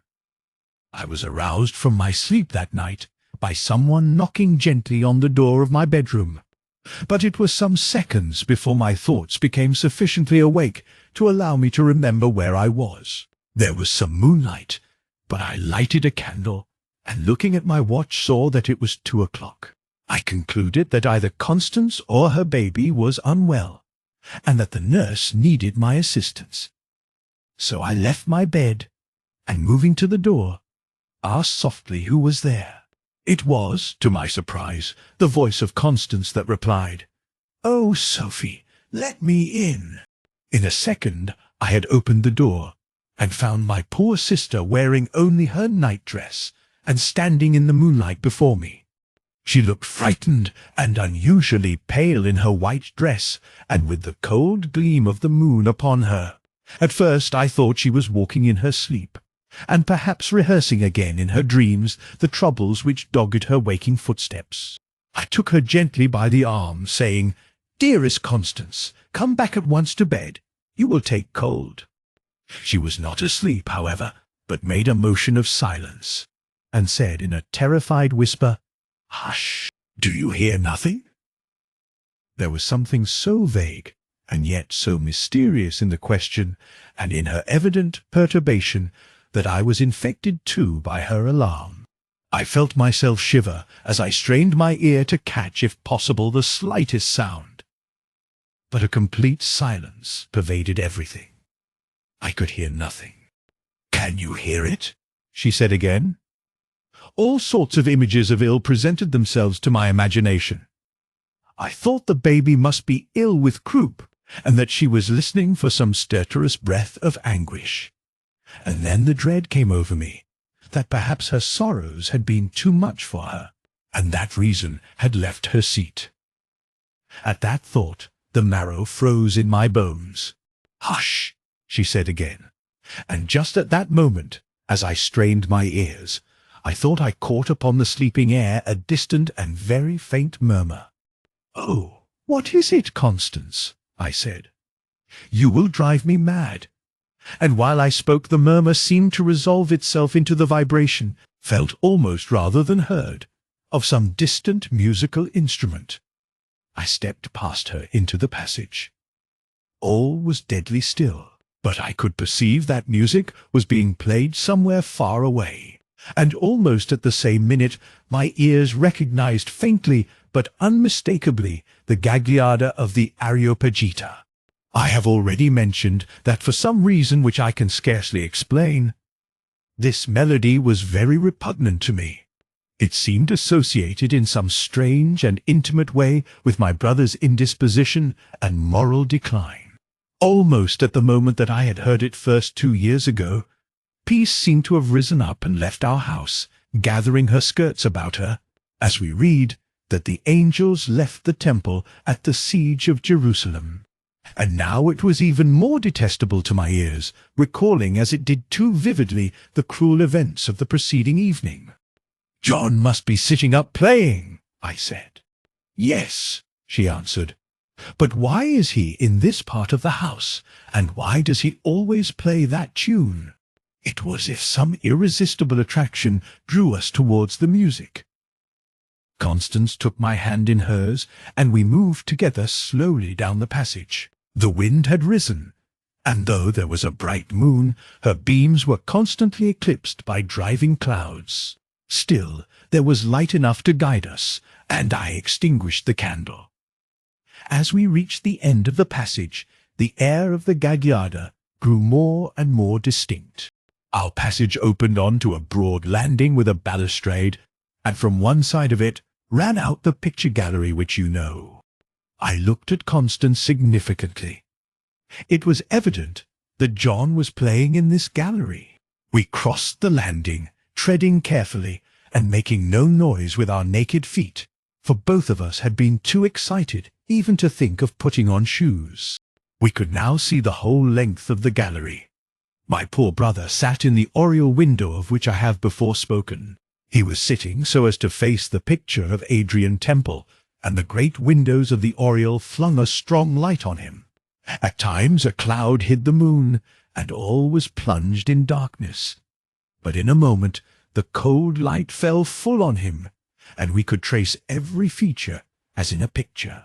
He had evidently not been to bed, for he was fully dressed, exactly as he had left us in the drawing-room 5 hours earlier, when Constance was weeping over his thoughtless words. He was playing the violin, playing with a passion and reckless energy which I had never seen, and hope never to see again. Perhaps he remembered that this spot was far removed from the rest of the house, or perhaps he was careless whether any were awake and listening to him or not. But it seemed to me that he was playing with a sonorous strength greater than I had thought possible for a single violin. There came from his instrument such a volume and torrent of melody as to fill the gallery so full, as it were, of sound that it throbbed and vibrated again. He kept his eyes fixed on something at the opposite side of the gallery. We could not indeed see on what, but I have no doubt at all that it was the portrait of Adrian Temple. His gaze was eager and expectant, as though he were waiting for something to occur which did not. I knew that he had been growing thin of late, but this was the first time I had realized how sunk were the hollows of his eyes, and how haggard his features had become. It may have been some effect of moonlight, which I do not well understand, but his fine-cut face, once so handsome, looked on this night worn and thin like that of an old man. He never for a moment ceased playing. It was always one same dreadful melody, the Gagliarda of the Areopagita, and he repeated it time after time with the perseverance and apparent aimlessness of an automaton. He did not see us, and we made no sign, standing afar off in silent horror at that nocturnal sight. Constance clutched me by the arm. She was so pale that I perceived it even in the moonlight. "Sophie," she said, "he is sitting in the same place as on the first night when he told me how he loved me." I could answer nothing. My voice was frozen in me. I could only stare at my brother's poor withered face, realizing then for the first time that he must be mad, and that it was the haunting of the Gagliarda that had made him so. We stood there, I believe, for half an hour without speech or motion, and all the time that sad figure at the end of the gallery continued its performance. Suddenly he stopped, and an expression of frantic despair came over his face as he laid down the violin and buried his head in his hands. I could bear it no longer. "Constance," I said, "come back to bed. We can do nothing." So we turned and crept away silently as we had come. Only as we crossed the landing Constance stopped, and looked back for a minute with a heart-broken yearning at the man she loved. He had taken his hands from his head, and she saw the profile of his face clear-cut and hard in the white moonlight. It was the last time her eyes ever looked upon it. She made for a moment as if she would turn back and go to him, but her courage failed her, and we went on. Before we reached her room we heard in the distance, faintly but distinctly, the burden of the Gagliarda. Chapter 12. The next morning, my maid brought me a hurried note written in pencil by my brother. It contained only a few lines, saying that he found that his continued sojourn at Royston was not beneficial to his health, and had determined to return to Italy. If we wished to write, letters would reach him at the Villa de Angelis. His valet Parnham was to follow him thither with his baggage as soon as it could be got together. This was all. There was no word of adieu, even to his wife. We found that he had never gone to bed that night, but in the early morning he had himself saddled his horse Sentinel and ridden into Derby, taking the early mail thence to London. His resolve to leave Royston had apparently been arrived at very suddenly, for so far as we could discover, he had carried no luggage of any kind.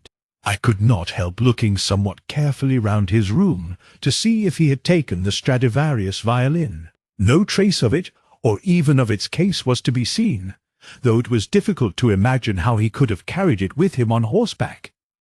There was, indeed, a locked travelling trunk, which Parnham was to bring with him later, and the instrument might, of course, have been in that. But I felt convinced that he had actually taken it with him in some way or other, and this proved afterwards to have been the case. I shall draw a veil, my dear Edward, over the events which immediately followed your father's departure. Even at this distance of time, the memory is too inexpressibly bitter to allow me to do more than briefly allude to them. A fortnight after John's departure, we left Royston and removed to Worth, wishing to get some sea air, and to enjoy the late summer of the south coast.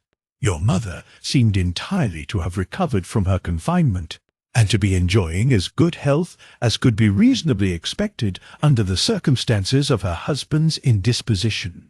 But suddenly, one of those insidious maladies which are incidental to women in her condition seized upon her. We had hoped and believed that all such period of danger was already happily past. But, alas, it was not so, and within a few hours of her first seizure all realized how serious was her case. Everything that human skill can do under such conditions was done, but without avail. Symptoms of blood poisoning showed themselves, accompanied with high fever, and within a week she was in her coffin. Though her delirium was terrible to watch, yet I thank God to this day that if she was to die, it pleased him to take her while in an unconscious condition. For 2 days before her death, she recognized no one, and was thus spared at least the sadness of passing from life without one word of kindness or even of reconciliation from her unhappy husband. The communication with a place so distant as Naples was not then to be made under 15 or 20 days, and all was over before we could hope that the intelligence even of his wife's illness had reached John. Both Mrs. Temple and I remained at Worth in a state of complete prostration, awaiting his return. When more than a month had passed without his arrival, or even a letter to say that he was on his way, our anxiety took a new turn, as we feared that some accident had befallen him, or that the news of his wife's death, which would then be in his hands, had so seriously affected him as to render him incapable of taking any action. To repeated subsequent communications we received no answer, but at last, to a letter which I wrote to Parnham, the servant replied, stating that his master was still at the Villa de Angelis, and in a condition of health little differing from that in which he left Royston, except that he was now slightly paler if possible and thinner. It was not till the end of November that any word came from him, and then he wrote only 1 page of a sheet of notepaper to me in pencil, making no reference whatever to his wife's death, but saying that he should not return for Christmas, and instructing me to draw on his bankers for any moneys that I might require for household purposes at Worth. I need not tell you the effect that such conduct produced on Mrs. Temple and myself. You can easily imagine what would have been your own feelings in such a case. Nor will I relate any other circumstances which occurred at this period, as they would have no direct bearing upon my narrative, though I still wrote to my brother at frequent intervals, as not wishing to neglect a duty. No word from him ever came in reply. About the end of March, indeed, Parnham returned to Worth Maltravers, saying that his master had paid him a half-year's wages in advance, and then dispensed with his services. He had always been an excellent servant, and attached to the family, and I was glad to be able to offer him a suitable position with us at Worth until his master should return. He brought disquieting reports of John's health, saying that he was growing visibly weaker, though I was sorely tempted to ask him many questions as to his master's habits and way of life. My pride forbade me to do so. But I heard incidentally from my maid that Parnham had told her Sir John was spending money freely in alterations at the Villa de Angelis, and had engaged Italians to attend him, with which his English valet was naturally much dissatisfied. So the spring passed, and the summer was well advanced. On the last morning of July, I found waiting for me on the breakfast table an envelope addressed in my brother's hand. I opened it hastily. It only contained a few words, which I have before me as I write now. The ink is a little faded and yellow, but the impression it made is yet vivid as on that summer morning. "My dearest Sophie," it began, "come to me here at once, if possible, or it may be too late.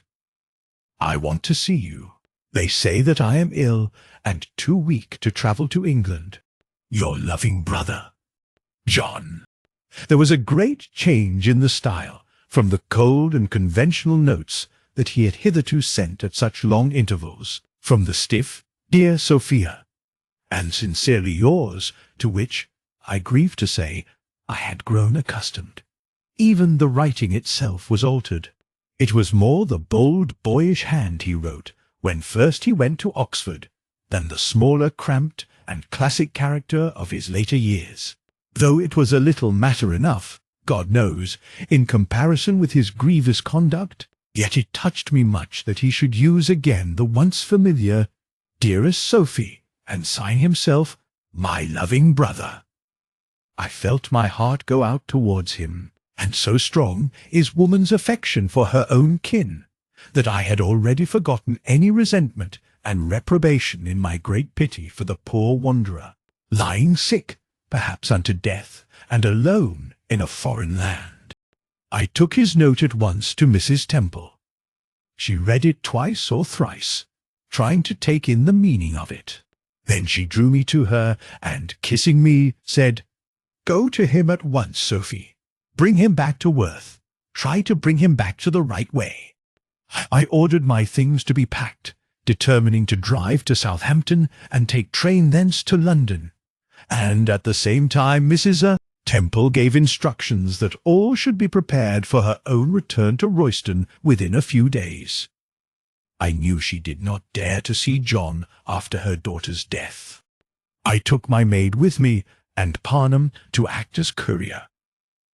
At London we hired a carriage for the whole journey, and from Calais posted direct to Naples. We took the short route by Marseille and Genoa, and travelled for 17 days without intermission, as my brother's note made me desirous of losing no time on the way. I had never been in Italy before, but my anxiety was such that my mind was unable to appreciate either the beauty of the scenery or the incidents of travel.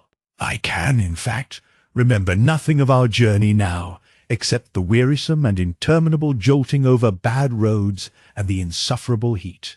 It was the middle of August in an exceptionally warm summer, and after passing Genoa, the heat became almost tropical. There was no relief even at night, for the warm air hung stagnant and suffocating, and the inside of my travelling coach was often like a furnace.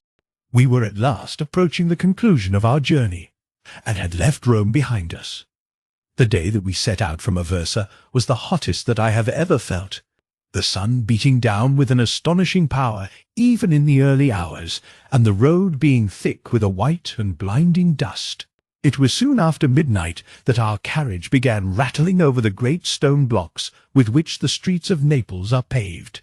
The suburbs that we at first passed through were, I remember, in darkness and perfect quiet.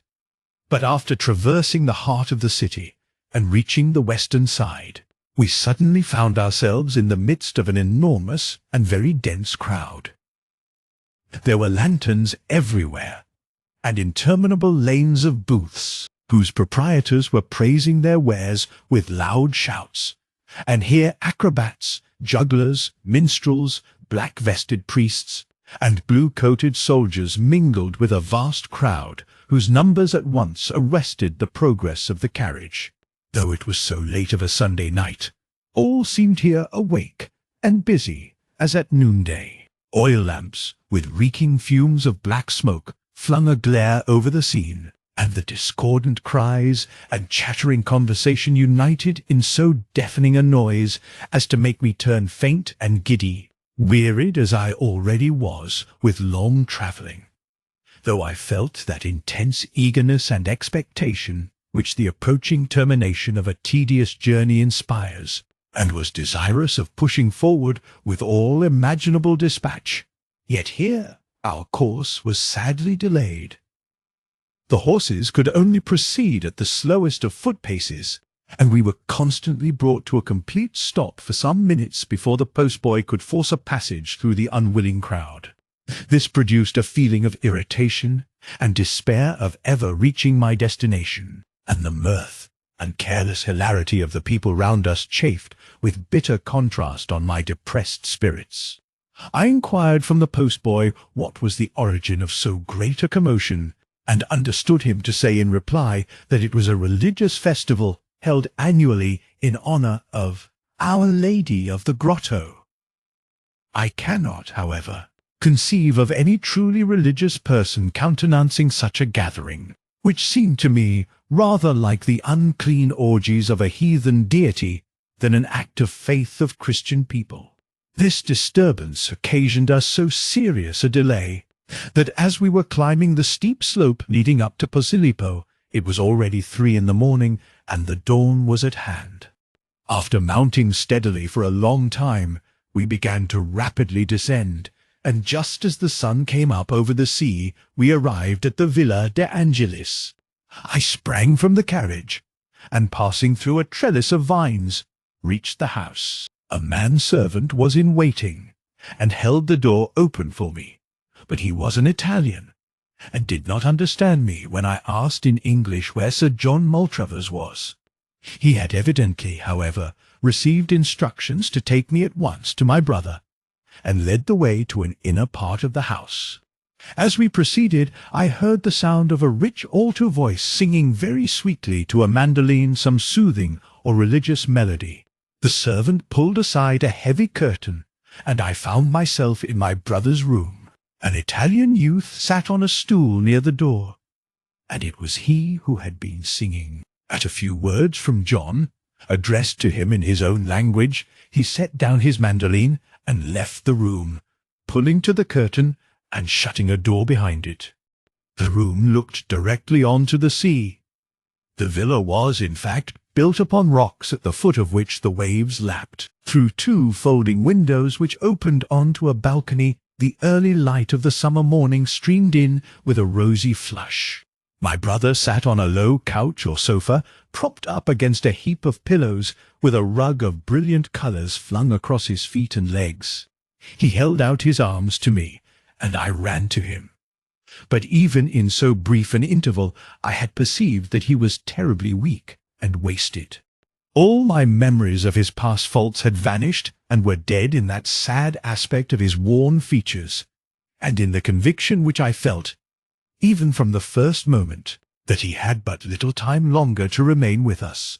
I knelt by him on the floor, and with my arms round his neck, embraced him tenderly, not finding any place for words, but only sobbing in great anguish. Neither of us spoke, and my weariness from long travel and the strangeness of the situation caused me to feel that paralyzing sensation of doubt as to the reality of the scene, and even of my own existence, which all, I believe, have experienced at times of severe mental tension. That I, a plain English girl, should be kneeling here beside my brother in the Italian dawn, that I should read, as I believed, on his young face the unmistakable image and superscription of death, and reflect that, within so few months he had married, had wrecked his home, that my poor Constance was no more. These things seemed so unrealizable that for a minute I felt that it must all be a nightmare, that I should immediately wake with the fresh salt air of the Channel blowing through my bedroom window at Worth, and find I had been dreaming. But it was not so. The light of day grew stronger and brighter, and even in my sorrow the panorama of the most beautiful spot on earth, the Bay of Naples, with Vesuvius lying on the far side, as seen then from these windows, stamped itself for ever on my mind. It was unreal as a scene in some brilliant dramatic spectacle, but, alas, no unreality was here. The flames of the candles in their silver sconces waxed paler and paler. The lines and shadows on my brother's face grew darker, and the pallor of his wasted features showed more striking in the bright rays of the morning sun. Chapter 13. I had spent near a week at the Villa de Angelis. John's manner to me was most tender and affectionate, but he showed no wish to refer to the tragedy of his wife's death and the sad events which had preceded it, or to attempt to explain in any way his own conduct in the past. Nor did I ever lead the conversation to these topics, for I felt that even if there were no other reason, his great weakness rendered it inadvisable to introduce such subjects at present, or even to lead him to speak at all more than was actually necessary. I was content to minister to him in quiet, and infinitely happy in his restored affection. He seemed desirous of banishing from his mind all thoughts of the last few months, but spoke much of the years before he had gone to Oxford, and of happy days which we had spent together in our childhood at Worth Maltravers. His weakness was extreme, but he complained of no particular malady except a short cough which troubled him at night. I had spoken to him of his health, for I could see that his state was such as to inspire anxiety, and begged that he would allow me to see if there was an English doctor at Naples who could visit him. This he would not assent to, saying that he was quite content with the care of an Italian doctor who visited him almost daily, and that he hoped to be able, under my escort, to return within a very short time to England. "I shall never be much better, dear Sophie," he said one day. "The doctor tells me that I am suffering from some sort of consumption, and that I must not expect to live long. Yet I yearn to see Worth once more, and to feel again the west winds blowing in the evening across from Portland, and smell the thyme on the Dorset Downs. In a few days I hope perhaps to be a little stronger, and I then wish to show you a discovery which I have made in Naples. After that you may order them to harness the horses, and carry me back to Worth Maltravers. I endeavoured to ascertain from Signor Baravelli, the doctor, something as to the actual state of his patient, but my knowledge of Italian was so slight that I could neither make him understand what I would be at, nor comprehend in turn what he replied, so that this attempt was relinquished. From my brother himself I gathered that he had begun to feel his health much impaired as far back as the early spring, but though his strength had since then gradually failed him, he had not been confined to the house until a month past. He spent the day and often the night reclining on his sofa and speaking little. He had apparently lost the taste for the violin which had once absorbed so much of his attention. Indeed, I think the bodily strength necessary for its performance had probably now failed him.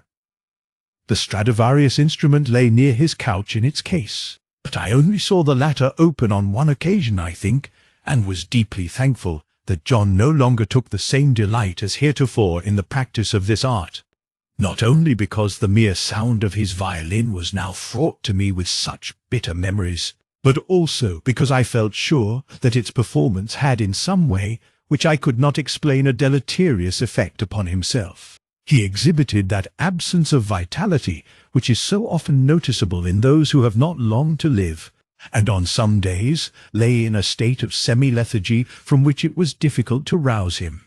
But at other times he suffered from a distressing restlessness, which forbade him to sit still even for a few minutes, and which was more painful to watch than his lethargic stupor. The Italian boy, of whom I have already spoken, exhibited an untiring devotion to his master, which won my heart. His name was Raphael Carotenuto, and he often sang to us in the evening, accompanying himself on the mandolin. At nights, too, when John could not sleep, Raphael would read for hours till at last his master dozed off. He was well educated, and though I could not understand the subject he read, I often sat by and listened, being charmed with his evident attachment to my brother, and with the melodious intonation of a sweet voice. My brother was nervous apparently in some respects, and would never be left alone even for a few minutes. But in the intervals while Raphael was with him I had ample opportunity to examine and appreciate the beauties of the Viutes of the Villa de Angelis. It was built, as I have said, on some rocks jutting into the sea, just before coming to the Capo di Posillipo as you proceed from Naples. The earlier foundations were, I believe, originally Roman, and upon them a modern villa had been constructed in the 18th century, and to this again John had made important additions in the past 2 years. Looking down upon the sea from the windows of the villa, one could on calm days easily discern the remains of Roman piers and moles lying below the surface of the transparent water, and the tufa rock on which the house was built was burrowed with those unintelligible excavations of a classic date so common in the neighbourhood. These subterraneous rooms and passages, while they aroused my curiosity, seemed at the same time so gloomy and repellent that I never explored them. But on one sunny morning, as I walked at the foot of the rocks by the sea, I ventured into one of the larger of these chambers, and saw that it had at the far end an opening leading apparently to an inner room. I had walking with me an old Italian female servant who took a motherly interest in my proceedings, and who, relying principally upon a very slight knowledge of English, had constituted herself my bodyguard. Encouraged by her presence, I penetrated this inner room and found that it again opened in turn into another, and so on until we had passed through no less than 4 chambers. They were all lighted after a fashion through vent-holes which somewhere or other reached the outer air, but the 4th room opened into a 5th which was unlighted. My companion, who had been showing signs of alarm and an evident reluctance to proceed further, now stopped abruptly and begged me to return. It may have been that her fear communicated itself to me also, for on attempting to cross the threshold and explore the darkness of the fifth cell, I was seized by an unreasoning panic and by the feeling of undefined horror experienced in a nightmare. I hesitated for an instant, but my fear became suddenly more intense, and springing back, I followed my companion, who had set out to run back to the outer air. We never paused until we stood panting in the full sunlight by the sea. As soon as the maid had found her breath, she begged me never to go there again, explaining in broken English that the caves were known in the neighborhood as the cells of Isis and were reputed to be haunted by demons. This episode, trifling as it may appear, had so great an effect upon me that I never again ventured on to the lower walk which ran at the foot of the rocks by the sea. In the house above, my brother had built a large hall after the ancient Roman style, and this, with a dining room and many other chambers, were decorated in the fashion of those discovered at Pompeii. They had been furnished with the utmost luxury, and the beauty of the paintings, furniture, carpets, and hangings was enhanced by statues in bronze and marble. The villa, indeed, and its fittings were of a kind to which I was little used, and at the same time of such beauty that I never ceased to regard all as a creation of an enchanter's wand, or as the drop scene to some drama which might suddenly be raised and disappear from my sight. The house, in short, together with its furniture, was, I believe, intended to be a reproduction of an ancient Roman villa, and had something about it repellent to my rustic and insular ideas. In the contemplation of its perfection, I experienced a curious mental sensation, which I can only compare to the physical oppression produced on some persons by the heavy and cloying perfume of a bouquet of gardenias or other too highly scented exotics. In my brother's room was a medieval reproduction in mellow alabaster of a classic group of a dolphin encircling a cupid. It was, I think, the fairest work of art I ever saw, but it jarred upon my sense of propriety that close by it should hang an ivory crucifix. I would rather, I think, have seen all things material and pagan entirely, with every view of the future life shut out, than have found a medley of things sacred and profane, where the emblems of our highest hopes and aspirations were placed in insulting indifference side by side with the embodied forms of sensuality.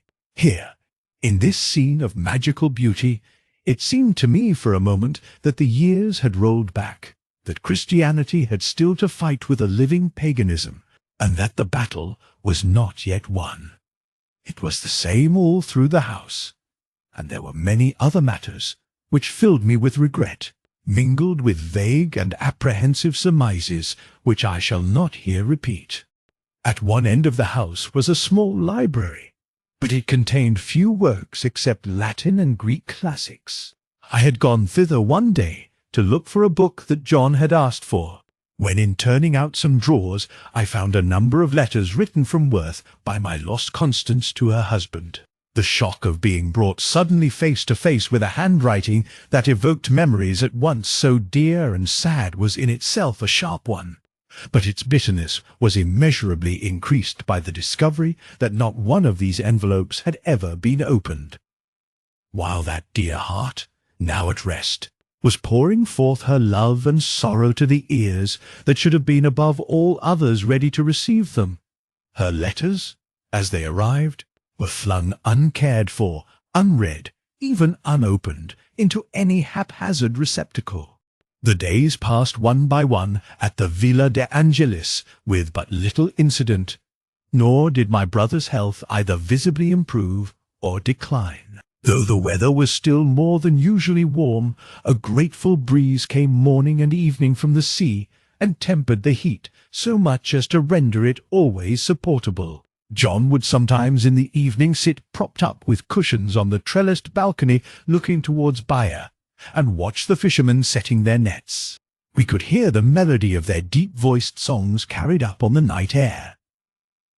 "It was here, Sophie," my brother said, as we sat one evening looking on a scene like this. It was here that the great epicure Pollio built himself a famous house, and called it by two Greek words meaning a truce to care, from which our name of Posilipo is derived. It was his Sans Souci, and here he cast aside his vexations, but they were lighter than mine. Posilipo has brought no cessation of care to me. I do not think I shall find any truce this side the grave, and beyond, who knows? This was the first time John had spoken in this strain, and he seemed stirred to an unusual activity, as though his own words had suddenly reminded him how frail was his state. He called Raphael to him, and dispatched him on an errand to Naples. The next morning he sent for me earlier than usual, and begged that a carriage might be ready by 6 in the evening, as he desired to drive into the city. I tried at first to dissuade him from his project, urging him to consider his weak state of health. He replied that he felt somewhat stronger, and had something that he particularly wished me to see in Naples. This done, it would be better to return at once to England. He could, he thought, bear the journey if we travelled by very short stages. Chapter 14. Shortly after 6 o'clock in the evening, we left the Villa de Angelis. The day had been, as usual, cloudlessly serene, but a gentle sea breeze, of which I have spoken, rose in the afternoon, and brought with it a refreshing coolness. We had arranged a sort of couch in the landau, with many cushions for my brother, and he mounted into the carriage with more ease than I had expected. I sat beside him, with Raphael facing me on the opposite seat. We drove down the hill of Posilipo, through the ilex trees and tamarisk bushes that then skirted the sea, and so into the town. John spoke little, except to remark that the carriage was an easy one. As we were passing through one of the principal streets, he bent over to me and said, "You must not be alarmed if I show you today a strange sight. Some women might perhaps be frightened at what we are going to see, but my poor sister has known already so much of trouble that a light thing like this will not affect her." In spite of his encomiums upon my supposed courage, I felt alarmed and agitated by his words. There was a vagueness in them which frightened me, and bred that indefinite apprehension which is often infinitely more terrifying than the actual object which inspires it. To my inquiries he would give no further response than to say that he had, whilst at Posilipo, made some investigations in Naples leading to a strange discovery, which he was anxious to communicate to me. After traversing a considerable distance, we had penetrated apparently into the heart of the town. The streets grew narrower and more densely thronged. The houses were more dirty and tumble-down, and the appearance of the people themselves suggested that we had reached some of the lower quarters of the city. Here we passed through a further network of small streets of the name of which I took no note, and found ourselves at last in a very dark and narrow lane called the Via del Giardino. Although my brother had, so far as I had observed, given no orders to the coachman, the latter seemed to have no difficulty in finding his way, driving rapidly in the Neapolitan fashion, and proceeding direct as to a place with which he was already familiar. In the Via del Giardino the houses were of great height, and overhung the street so as nearly to touch one another. It seemed that this quarter had been formerly inhabited, if not by the aristocracy, at least by a class very much superior to that which now lived there, and many of the houses were large and dignified, though long since parcelled out into smaller tenements. It was before such a house that we at last brought up. Here must have been at one time a house or palace of some person of distinction, having a long and fine façade, adorned with delicate pilasters, and much florid ornamentation of the Renaissance period. The ground floor was divided into a series of small shops, and its upper stories were evidently peopled by sordid families of the lowest class. Before one of these little shops, now closed, and having its windows carefully blocked with boards, our carriage stopped. Raphael alighted, and taking a key from his pocket unlocked the door, and assisted John to leave the carriage. I followed, and directly we had crossed the threshold, the boy locked the door behind us, and I heard the carriage drive away.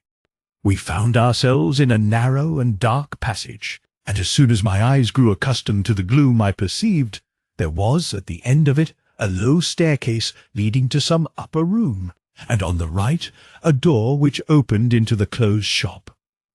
My brother moved slowly along the passage and began to ascend the stairs. He leant with one hand on Raphael's arm, taking hold of the balusters with the other, but I could see that to mount the stairs cost him considerable effort, and he paused frequently to cough and get his breath again.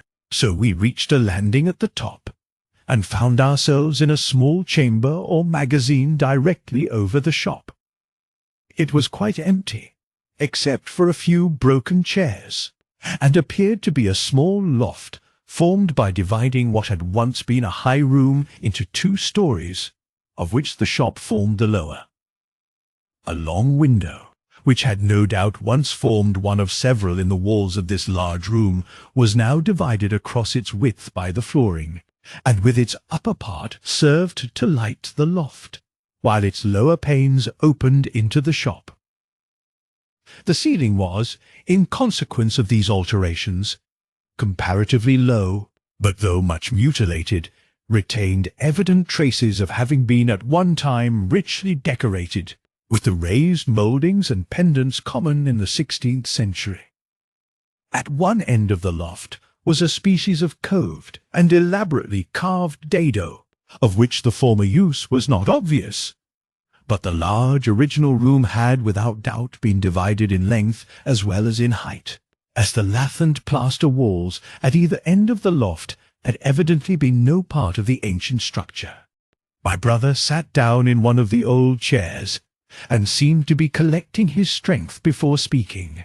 My anxiety was momentarily increasing, and it was a great relief when he began, talking in a low voice as one that had much to say and wished to husband his strength. I do not know whether you will recollect my having told you of something Mr. Gaskell once said about the music of Graziani's Areopagita suite.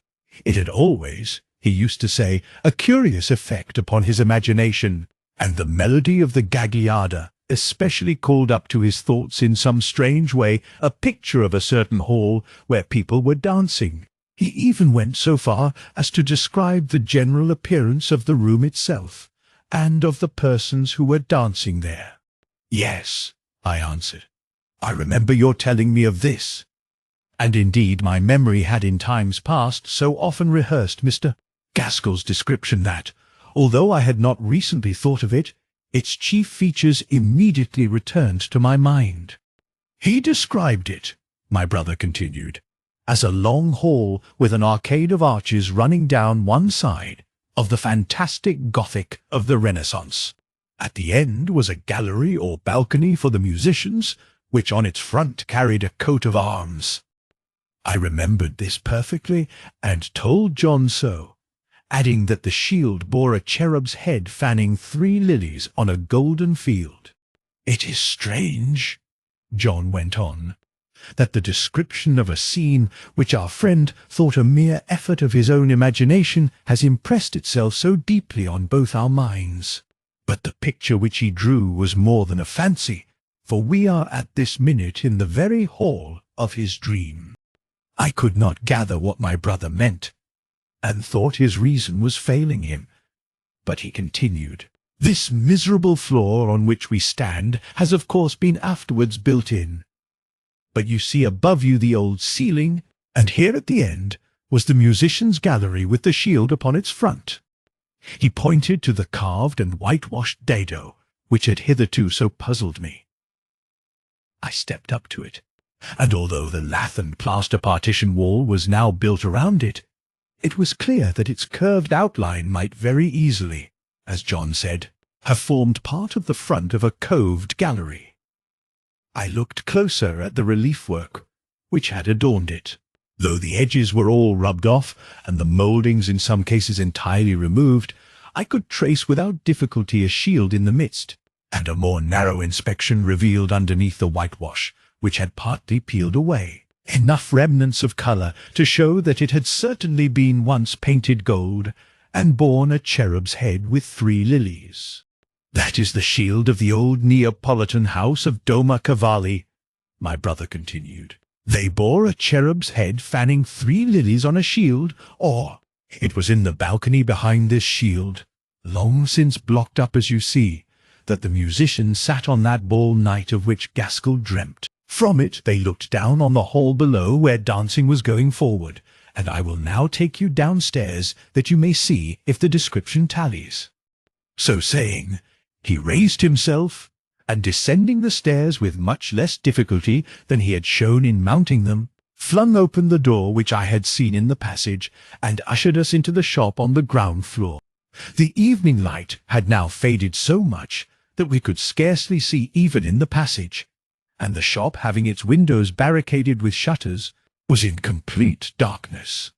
Raphael, however, struck a match and lit 3 half-burnt candles in a tarnished sconce upon the wall. The shop had evidently been lately in the occupation of a wine cellar, and there were still several empty wooden wine butts, and some broken flasks on shelves. In one corner I noticed that the earth which formed the floor had been turned up with spades. There was a small heap of mould, and a large flat stone was thus exposed below the surface. This stone had an iron ring attached to it, and seemed to cover the aperture of a well, or perhaps a vault. At the back of the shop, and furthest from the street, were 2 lofty arches separated by a column in the middle, from which the outside casing had been stripped.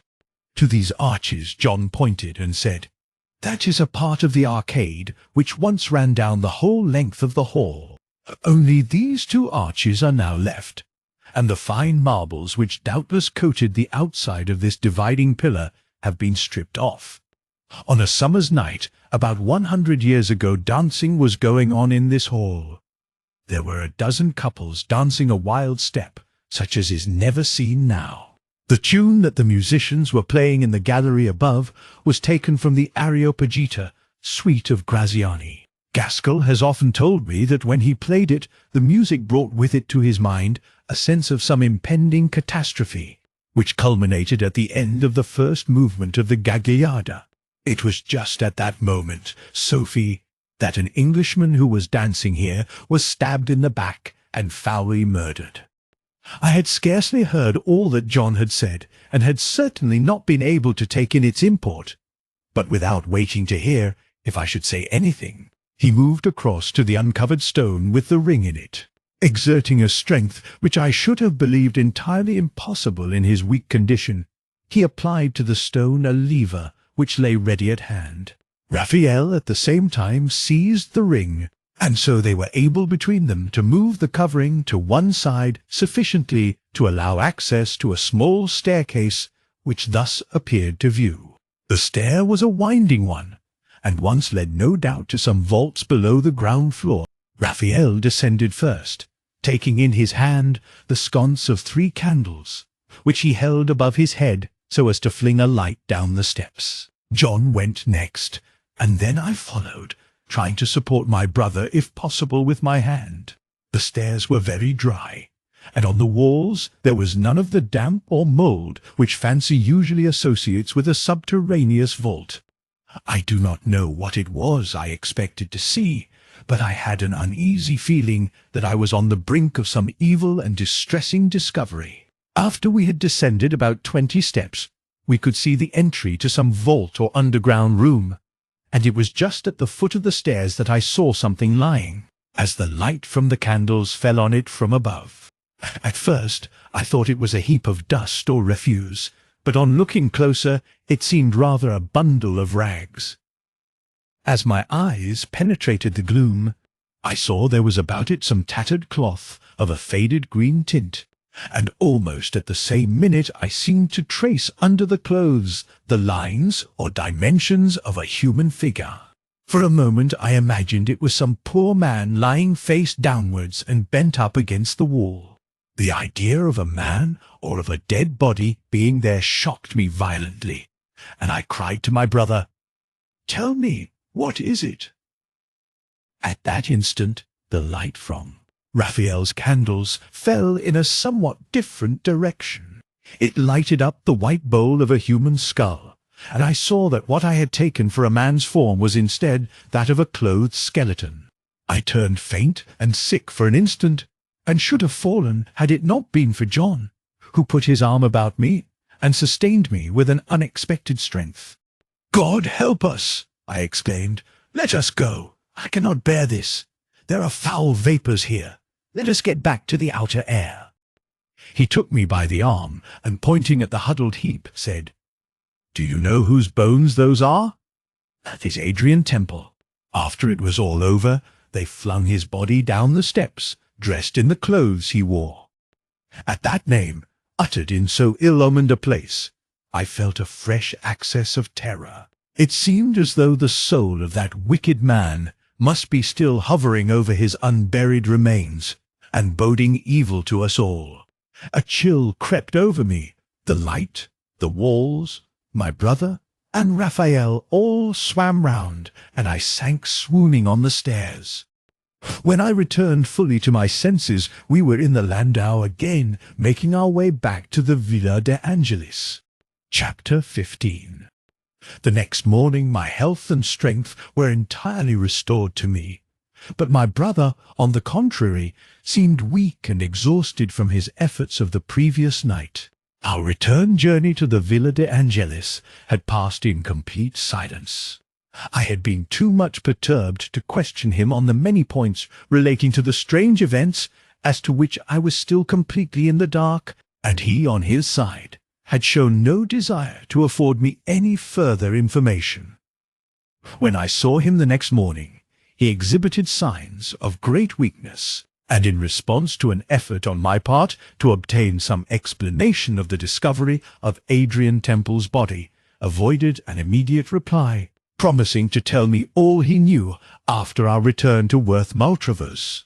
I pondered over the last terrifying episode very frequently in my own mind, and as I thought more deeply of it all, it seemed to me that the outlines of some evil history were piece by piece developing themselves, that I had almost within my grasp the clue that would make all plain, and that had eluded me so long.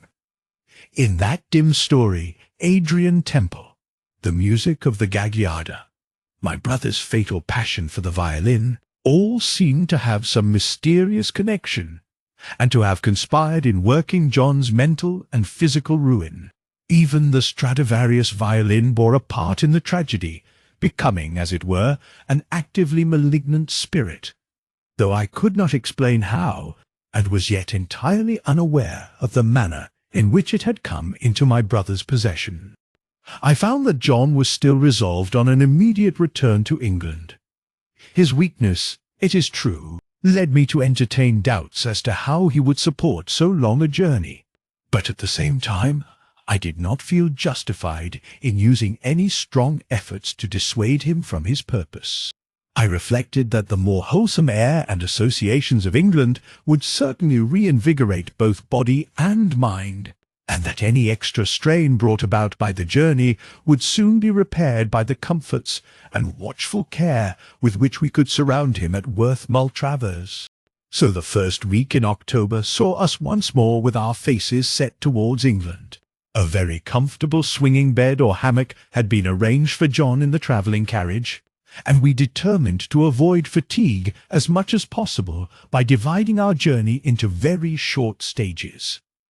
My brother seemed to have no intention of giving up the Villa de Angelis.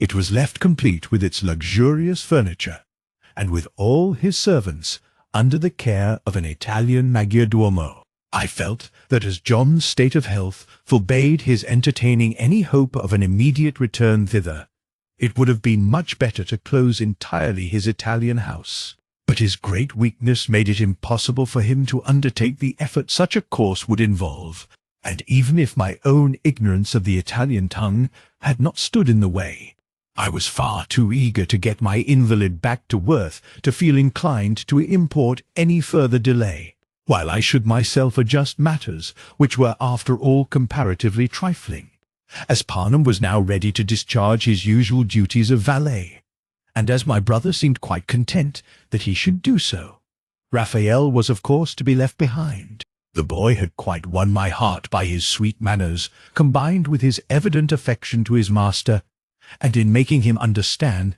that he was now to leave us, I offered him a present of a few pounds as a token of my esteem. He refused, however, to touch this money, and shed tears when he learnt that he was to be left in Italy, and begged with many protestations of devotion that he might be allowed to accompany us to England. My heart was not proof against his entreaties, supported by so many signs of attachment, and it was agreed, therefore, that he should at least attend us as far as Worth Maltravers. John showed no surprise at the boy being with us. Indeed, I never thought it necessary to explain that I had originally purposed to leave him behind. Our journey, though necessarily prolonged by the shortness of its stages, was safely accomplished. John bore it as well as I could have hoped, and though his body showed no signs of increased vigour, his mind, I think, improved in tone, at any rate for a time. From the evening on which he had shown me the terrible discovery in the Via del Giardino, he seemed to have laid aside something of his care and depression. He now exhibited little trace of the moroseness and selfishness which had of late so marred his character, and though he naturally felt severely at times the fatigue of travel, yet we had no longer to dread any relapse into that state of lethargy or stupor which had so often baffled every effort to counteract it at Posillipo. Some feeling of superstitious aversion had prompted me to give orders that the Stradivarius violin should be left behind at Posillipo, but before parting my brother asked for it, and insisted that it should be brought with him, though I had never heard him play a note on it for many weeks. He took an interest in all the petty episodes of travel, and certainly appeared to derive more entertainment from the journey than was to have been anticipated in his feeble state of health. To the incidents of the evening, spent in the Via del Giardino, he made no allusion of any kind, nor did I for my part wish to renew memories of so unpleasant a nature. His only reference occurred one Sunday evening as we were passing a small graveyard near Genoa. The scene apparently turned his thoughts to that subject, and he told me that he had taken measures before leaving Naples to ensure that the remains of Adrian Temple should be decently interred in the cemetery of Santa Bibiana. His words set me thinking again, and unsatisfied curiosity prompted me strongly to inquire of him how he had convinced himself that the skeleton at the foot of the stairs was indeed that of Adrian Temple. But I restrained myself, partly from a reliance on his promise that he would one day explain the whole story to me, and partly being very reluctant to mar the enjoyment of the peaceful scenes through which we were passing by the introduction of any subjects so jarring and painful as those to which I have alluded. We reached London at last, and here we stopped a few days to make some necessary arrangements before going down to Worth Maltravers. I had urged upon John during the journey that immediately on his arrival in London he should obtain the best English medical advice as to his own health, though he at first demurred, saying that nothing more was to be done, and that he was perfectly satisfied with the medicine given him by Dr. Baravelli, which he continued to take, yet by constant entreaty I prevailed upon him to accede to so reasonable a request. Dr. Frobisher, considered at that time the first living authority on diseases of the brain and nerves, saw him on the morning after our arrival. He was good enough to speak with me at some length after seeing my brother, and to give me many hints and recipes whereby I might be better enabled to nurse the invalid. Sir John's condition, he said, was such as to excite serious anxiety. There was, indeed, no brain mischief of any kind to be discovered, but his lungs were in a state of advanced disease, and there were signs of grave heart affection. Yet he did not bid me to despair, but said that with careful nursing life might certainly be prolonged, and even some measure of health in time restored. He asked me more than once if I knew of any trouble or worry that preyed upon Sir John's mind. Were there financial difficulties? Had he been subjected to any mental shock? Had he received any severe fright? To all this I could only reply in the negative. At the same time, I told Dr. Frobisher as much of John's history as I considered pertinent to the question. He shook his head gravely and recommended that Sir John should remain for the present in London under his own constant supervision. To this course my brother would by no means consent. He was eager to proceed at once to his own house, saying that if necessary we could return again to London for Christmas. It was therefore agreed that we should go down to Worth Maltravers at the end of the week. Parnham had already left us for Worth in order that he might have everything ready against his master's return, and when we arrived we found all in perfect order for our reception.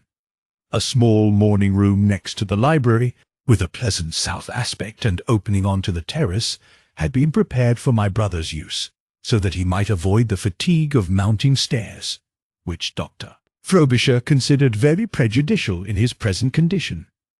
We had also purchased in London a chair fitted with wheels, which enabled him to be moved, or, if he were feeling equal to the exertion, to move himself, without difficulty, from room to room. His health, I think, improved. Very gradually, it is true, but still sufficiently to inspire me with hope that he might yet be spared to us. Of the state of his mind or thoughts I knew little, but I could see that he was at times a prey to nervous anxiety. This showed itself in the harassed look which his pale face often wore, and in his marked dislike to being left alone. He derived, I think, a certain pleasure from the quietude and monotony of his life at Worth, and perhaps also from the consciousness that he had about him loving and devoted hearts. I say hearts, for every servant at Worth was attached to him, remembering the great consideration and courtesy of his earlier years, and grieving to see his youthful and once vigorous frame reduced to so sad a strait. Books he never read himself, and even the charm of Raphael's reading seemed to have lost its power, though he never tired of hearing the boy sing, and liked to have him sit by his chair even when his eyes were shut and he was apparently asleep. His general health seemed to me to change but little, either for better or worse. Dr. Frobisher had led me to expect some such a sequel. I had not concealed from him that I had at times entertained suspicions as to my brother's sanity, but he had assured me that they were totally unfounded, that Sir John's brain was as clear as his own. At the same time he confessed that he could not account for the exhausted vitality of his patient, a condition which he would under ordinary circumstances have attributed to excessive study or severe trouble. He had urged upon me the pressing necessity for complete rest and for much sleep. My brother never even incidentally referred to his wife, his child, or to Mrs. Temple, who constantly wrote to me from Royston, sending kind messages to John, and asking how he did. These messages I never dared to give him, fearing to agitate him, or retard his recovery by diverting his thoughts into channels which must necessarily be of a painful character. That he should never even mention her name, or that of Lady Maltravers, led me to wonder sometimes if one of those curious freaks of memory which occasionally accompany a severe illness had not entirely blotted out from his mind the recollection of his marriage and of his wife's death. He was unable to consider any affairs of business, and the management of the estate remained as it had done for the last 2 years in the hands of our excellent agent, Mr. Baker. But one evening in the early part of December he sent Raphael about 9 o'clock, saying he wished to speak to me. I went to his room, and without any warning he began at once. "You never show me my boy now, Sophie. He must be grown a big child, and I should like to see him." Much startled by so unexpected a remark, I replied that the child was at Royston under the care of Mrs. Temple, but that I knew that if it pleased him to see Edward she would be glad to bring him down to Worth. He seemed gratified with this idea, and begged me to ask her to do so, desiring that his respects should be at the same time conveyed to her.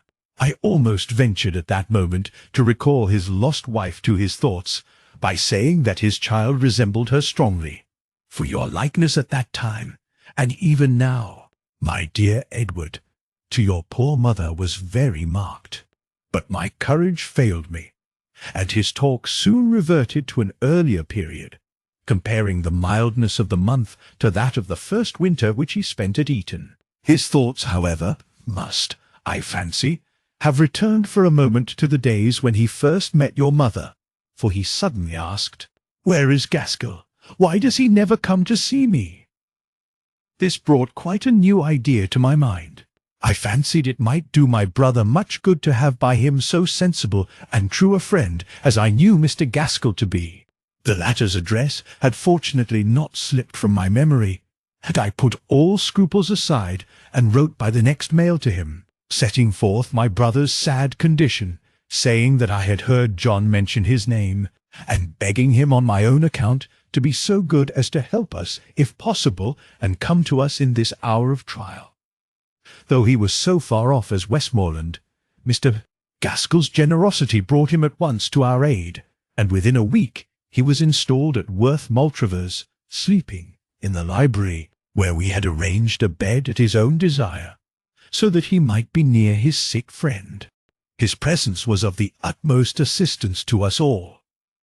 He treated John at once with the tenderness of a woman and the firmness of a clever and strong man. They sat constantly together in the mornings, and Mr. Gaskell told me John had not shown with him the same reluctance to talk freely of his married life as he had discovered with me. The tenor of his communications I cannot guess, nor did I ever ask, but I knew that Mr. Gaskell was much affected by them. John even amused himself now at times by having Mr. Baker into his rooms of a morning, that the management of the estate might be discussed with his friend, and he also expressed his wish to see the family solicitor, as he desired to draw his will.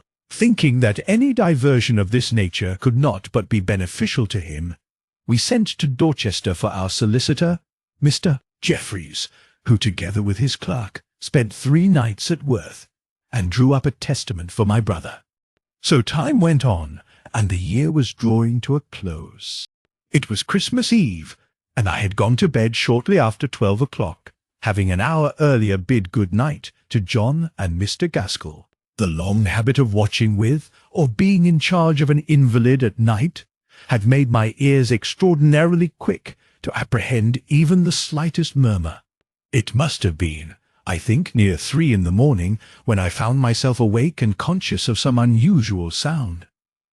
It was low and far off, but I knew instantly what it was, and felt a choking sensation of fear and horror, as if an icy hand had gripped my throat, on recognizing the air of the Gagliarda.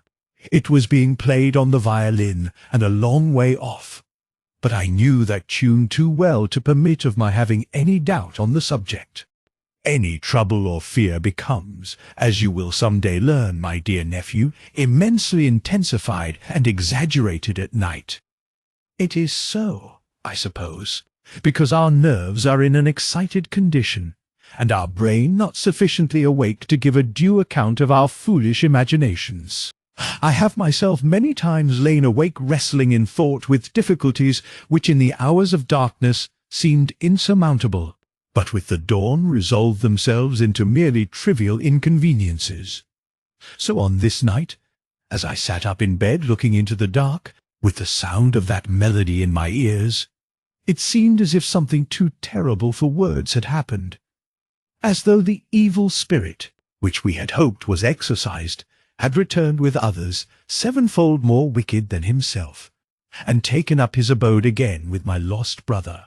The memory of another night rushed to my mind when Constance had called me from my bed at Royston, and we had stolen together down the moonlit passages, with the lilt of that wicked music vibrating on the still summer air.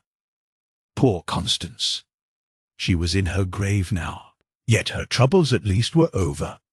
But here, as by some bitter irony, instead of carol or sweet symphony, it was the Gagliarda that woke me from my sleep on Christmas morning.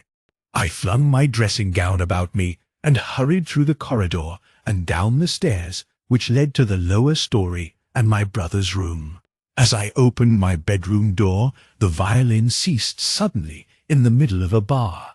Its last sound was not a musical note, but rather a horrible scream, such as I pray I may never hear again. It was a sound such as a wounded beast might utter. There is a picture I have seen of Blake's, showing the soul of a strong, wicked man leaving his body at death. The spirit is flying out through the window with awful staring eyes, aghast at the desolation into which it is going. If in the agony of dissolution such a lost soul could utter a cry, it would, I think, sound like the wail which I heard from the violin that night. Instantly all was in absolute stillness. The passages were silent and ghostly in the faint light of my candle, but as I reached the bottom of the stairs, I heard the sound of other footsteps, and Mr. Gaskell met me. He was fully dressed, and had evidently not been to bed. He took me kindly by the hand, and said, "I feared you might be alarmed by the sound of music. John has been walking in his sleep." He had taken out his violin, and was playing on it in a trance. Just as I reached him, something in it gave way, and the discord caused by the slackened strings roused him at once. He is awake now, and has returned to bed. Control your alarm for his sake and your own. It is better that he should not know you have been awakened. He pressed my hand, and spoke a few more reassuring words, and I went back to my room still much agitated, and yet feeling half ashamed for having shown so much anxiety with so little reason. That Christmas morning was one of the most beautiful that I ever remember. It seemed as though summer was so loath to leave our sunny Dorset coast that she came back on this day to bid us adieu before her final departure.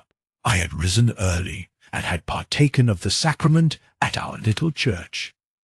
Dr. Butler had recently introduced this early service, and though any alteration of time-honoured customs in such matters might not otherwise have met with my approval, I was glad to avail myself of the privilege on this occasion, as I wished in any case to spend the later morning with my brother.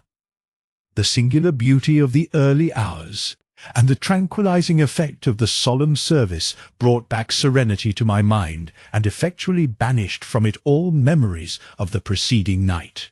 Mr. Gaskell met me in the hall on my return, and after greeting me kindly with the established compliments of the day, inquired after my health, and hoped that the disturbance of my slumber on the previous night had not affected me injuriously.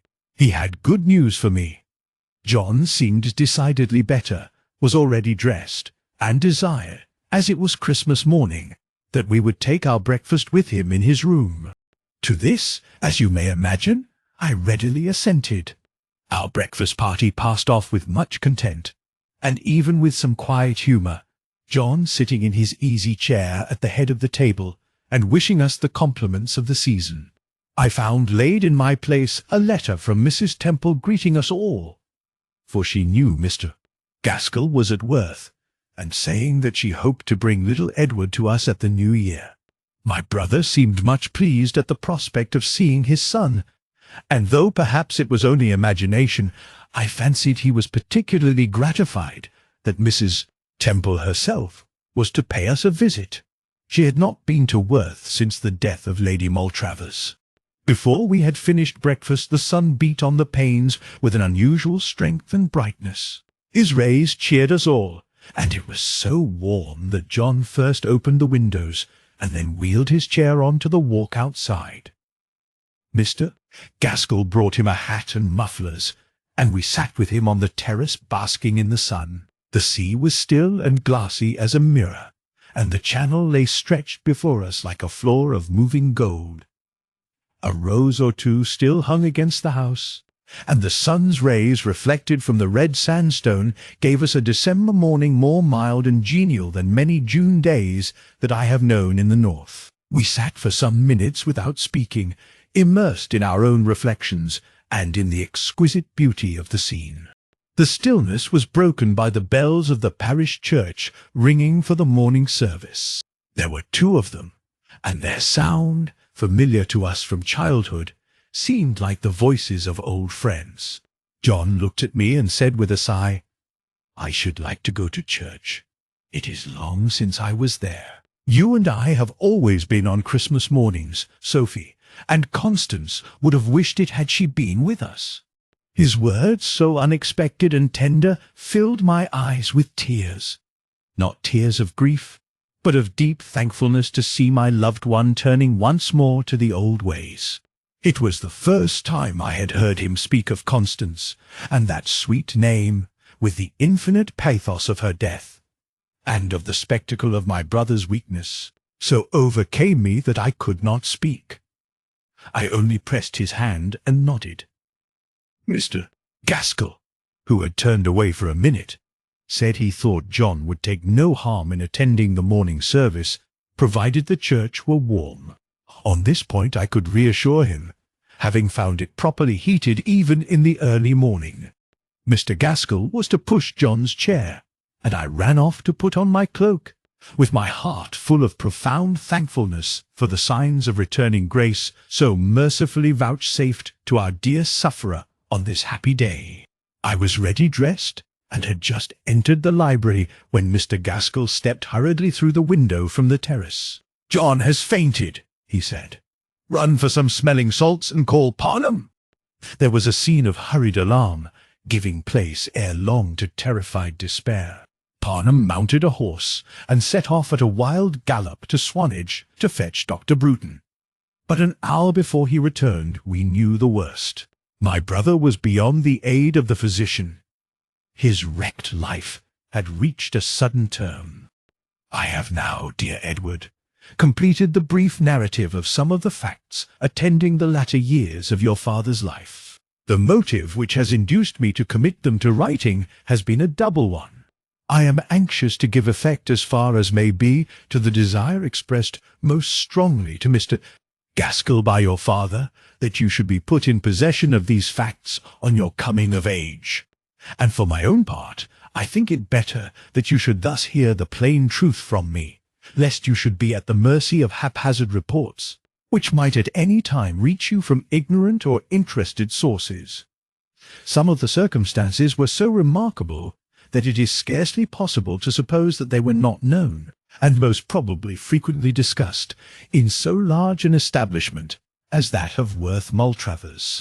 I even have reason to believe that exaggerated and absurd stories were current at the time of Sir John's death, and I should be grieved to think that such foolish tales might by any chance reach your ear without your having any sure means of discovering where the truth lay. God knows how grievous it has been to me to set down on paper some of the facts that I have here narrated.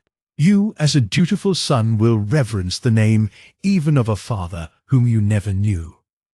But you must remember that his sister did more. She loved him with a single-hearted devotion, and it still grieves her to the quick to write anything which may seem to detract from his memory. Only, above all things, let us speak the truth. Much of what I have told you needs, I feel, further explanation, but this I cannot give, for I do not understand the circumstances. Mr. Gaskell, your guardian, will, I believe, add to this account a few notes of his own, which may tend to elucidate some points, as he is in possession of certain facts of which I am still ignorant. M.R. Gaskell's note. I have read what Miss Maltravers has written, and have but little to add to it. I can give no explanation that will tally with all the facts, or meet all the difficulties involved in her narrative. The most obvious solution of some points would be, of course, to suppose that Sir John Maltravers was insane. But to anyone who knew him as intimately as I did, such an hypothesis is untenable. Nor, if admitted, would it explain some of the strangest incidents. Moreover, it was strongly negatived by Dr. Frobisher, from whose verdict in such matters there was at the time no appeal, by Dr. Doby, and by Dr. Bruton, who had known Sir John from his infancy. It is possible that towards the close of his life he suffered occasionally from hallucination, though I could not positively affirm even so much. but this was only when his health had been completely undermined by causes which are very difficult to analyze.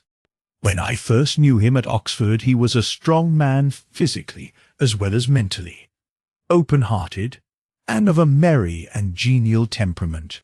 At the same time he was, like most cultured persons, and especially musicians, highly strung and excitable. But at a certain point in his career, his very nature seemed to change. He became reserved, secretive, and saturnine.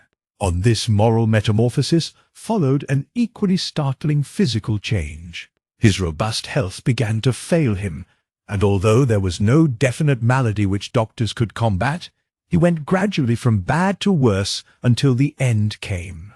The commencement of this extraordinary change coincided, I believe, almost exactly with his discovery of the Stradivarius violin, and whether this was, after all, a mere coincidence or something more, it is not easy to say. Until a very short time before his death, neither Miss Maltravers nor I had any idea how that instrument had come into his possession, or I think something might perhaps have been done to save him. Though towards the end of his life he spoke freely to his sister of the finding of the violin, he only told her half the story, for he concealed from her entirely that there was anything else in the hidden cupboard at Oxford. But as a matter of fact, he had found there also 2 manuscript books containing an elaborate diary of some years of a man's life. That man was Adrian Temple, and I believe that in the perusal of this diary must be sought the origin of John Maltravers's ruin. The manuscript was beautifully written in a clear but cramped 18th century hand, and gave the idea of a man writing with deliberation, and wishing to transcribe his impressions with accuracy for further reference. The style was excellent, and the minute details given were often of high antiquarian interest. But the record throughout was marred by gross license. Adrian Temple's life had undoubtedly so definite an influence on Sir John's that a brief outline of it, as gathered from his diaries, is necessary for the understanding of what followed. Temple went up to Oxford in 1737. He was 17 years old, without parents, brothers, or sisters, and he possessed the Royston estates in Derbyshire, which were then, as now, a most valuable property. With the year 1738 his diaries begin, and though then little more than a boy, he had tasted every illicit pleasure that Oxford had to offer. His temptations were no doubt great, for besides being wealthy he was handsome, and had probably never known any proper control, as both his parents had died when he was still very young. But in spite of other failings, he was a brilliant scholar, and on taking his degree was made at once a Fellow of St. John's. He took up his abode in that college in a fine set of rooms looking on to the gardens, and from this period seems to have used Royston but little, living always either at Oxford or on the Continent. He formed at this time the acquaintance of one Jocelyn, whom he engaged as companion and amanuensis. Jocelyn was a man of talent, but of irregular life, and was no doubt an accomplice in many of Temple's excesses. In 1743 they both undertook the so-called Grand Tour, and though it was not his first visit, it was then probably that Temple first felt the fascination of pagan Italy, a fascination which increased with every year of his afterlife. On his return from foreign travel, he found himself among the stirring events of 1745. He was an ardent supporter of the Pretender, and made no attempt to conceal his views. Jacobite tendencies were indeed generally prevalent in the college at the time, and had this been the sum of his offending, it is probable that little notice would have been taken by the college authorities. But his notoriously wild life told against the young man, and certain dark suspicions were not easily passed over. After the fiasco of the rebellion, Dr. Holmes, then president of the college, seems to have made a scapegoat of Temple. He was deprived of his fellowship, and though not formally expelled, such pressure was put upon him as resulted in his leaving St. John's and removing to Magdalen Hall. There his great wealth evidently secured him consideration, and he was given the best rooms in the hall, that very set looking on to New College Lane, which Sir John Maltravers afterwards occupied. In the first half of the 18th century, the romance of the Middle Ages, though dying, was not dead, and the occult sciences still found followers among the Oxford towers. From his early years, Temple's mind seems to have been set strongly towards mysticism of all kinds, and he and Jocelyn were versed in the jargon of the alchemist and astrologer, and practiced according to the ancient rules. It was his reputation as a necromancer, and the stories current of illicit rites performed in the garden rooms at St. John's that contributed largely to his being dismissed from that college. He had also become acquainted with Francis Dashwood, the notorious Lord Le Despencer, and many a winter's night saw him riding through the misty Thames meadows to the door of the sham Franciscan Abbey. In his diaries were more notices than one of the Franciscans and the nameless orgies of Medmenham. He was devoted to music. It was a rare enough accomplishment then, and a rarer thing still to find a wealthy landowner performing on the violin. Yet so he did, though he kept his passion very much to himself, as fiddling was thought lightly of in those days. His musical skill was altogether exceptional, and he was the first possessor of the Stradivarius violin, which afterwards fell so unfortunately into Sir John's hands. This violin Temple bought in the autumn of 1738, on the occasion of a first visit to Italy. In that year died the nonagenarian Antonius Stradivarius, the greatest violin maker the world has ever seen. After Stradivarius's death, the stock of fiddles in his shop was sold by auction. Temple happened to be travelling in Cremona at the time with a tutor, and at the auction he bought that very instrument which we afterwards had cause to know so well. A note in his diary gave its cost at 4 louis, and said that a curious history attached to it. Though it was of his golden period, and probably the finest instrument he ever made, Stradivarius would never sell it, and it had hung for more than 30 years in his shop. It was said that from some whim as he lay dying he had given orders that it should be burnt. But if that were so, the instructions were neglected, and after his death it came under the hammer. Adrian Temple from the first recognized the great value of the instrument. His notes show that he only used it on certain special occasions, and it was no doubt for its better protection that he devised the hidden cupboard where Sir John eventually found it. The later years of Temple's life were spent for the most part in Italy. On the Scoglio di Venere, near Naples, he built the Villa de Angelis, and there henceforth passed all except the hottest months of the year. Shortly after the completion of the villa, Jocelyn left him suddenly, and became a Carthusian monk. A caustic note in his diary hinted that even this foul parasite was shocked into the austerest form of religion by something he had seen going forward. At Naples, Temple's dark life became still darker. He dallied, it is true, with Neoplatonism, and boasts that he, like Plotinus, had twice passed the circle of the nous and enjoyed the fruition of the deity. But the ideals of even that easy doctrine grew in his evil life still more miserably debased.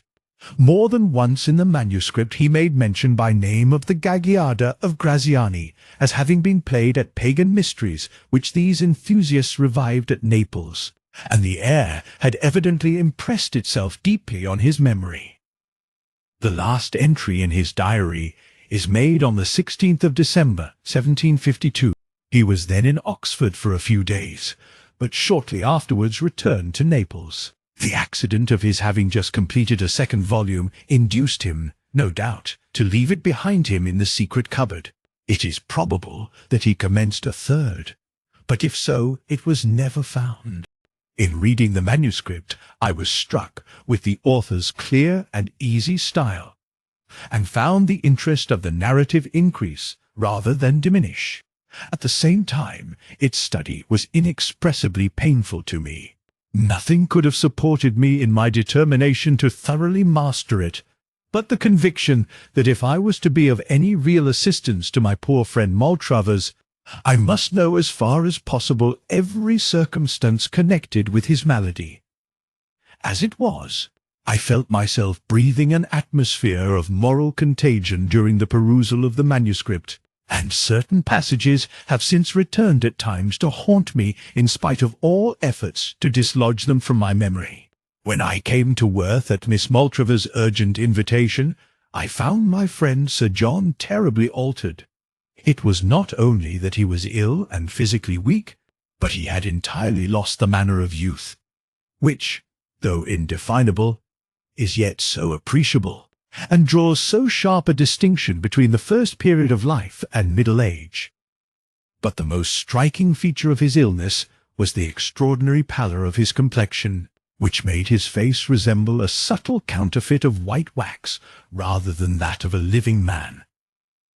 He welcomed me undemonstratively, but with evident sincerity, and there was an entire absence of the constraint which often accompanies the meeting again of friends whose cordial relations have suffered interruption. From the time of my arrival at Worth until his death we were constantly together. Indeed, I was much struck by the almost childish dislike which he showed to be left alone, even for a few moments. As night approached, this feeling became intensified. Parnham slept always in his master's room, but if anything called the servant away, even for a minute, he would send for Carotenuto or myself to be with him until his return. His nerves were weak. He started violently at any unexpected noise, and above all, he dreaded being in the dark. When night fell, he had additional lamps brought into his room, and even when he composed himself to sleep, insisted on a strong light being kept by his bedside. I had often read in books of people wearing a hunted expression, and had laughed at the phrase as conventional and unmeaning. But when I came to Worth, I knew its truth. For if any face ever wore a hunted, I had almost written a haunted. Look, it was the white face of Sir John Maltravers. His air seemed that of a man who was constantly expecting the arrival of some evil tidings, and at times reminded me painfully of the guilty expectation of a felon who knows that a warrant is issued for his arrest. During my visit, he spoke to me frequently about his past life, and instead of showing any reluctance to discuss the subject, seemed glad of the opportunity of disburdening his mind. I gathered from him that the reading of Adrian Temple's memoirs had made a deep impression on his mind, which was no doubt intensified by the vision which he thought he saw in his rooms at Oxford, and by the discovery of the portrait at Royston. Of those singular phenomena I have no explanation to offer. The romantic element in his disposition rendered him peculiarly susceptible to the fascination of that mysticism which breathed through Temple's narrative.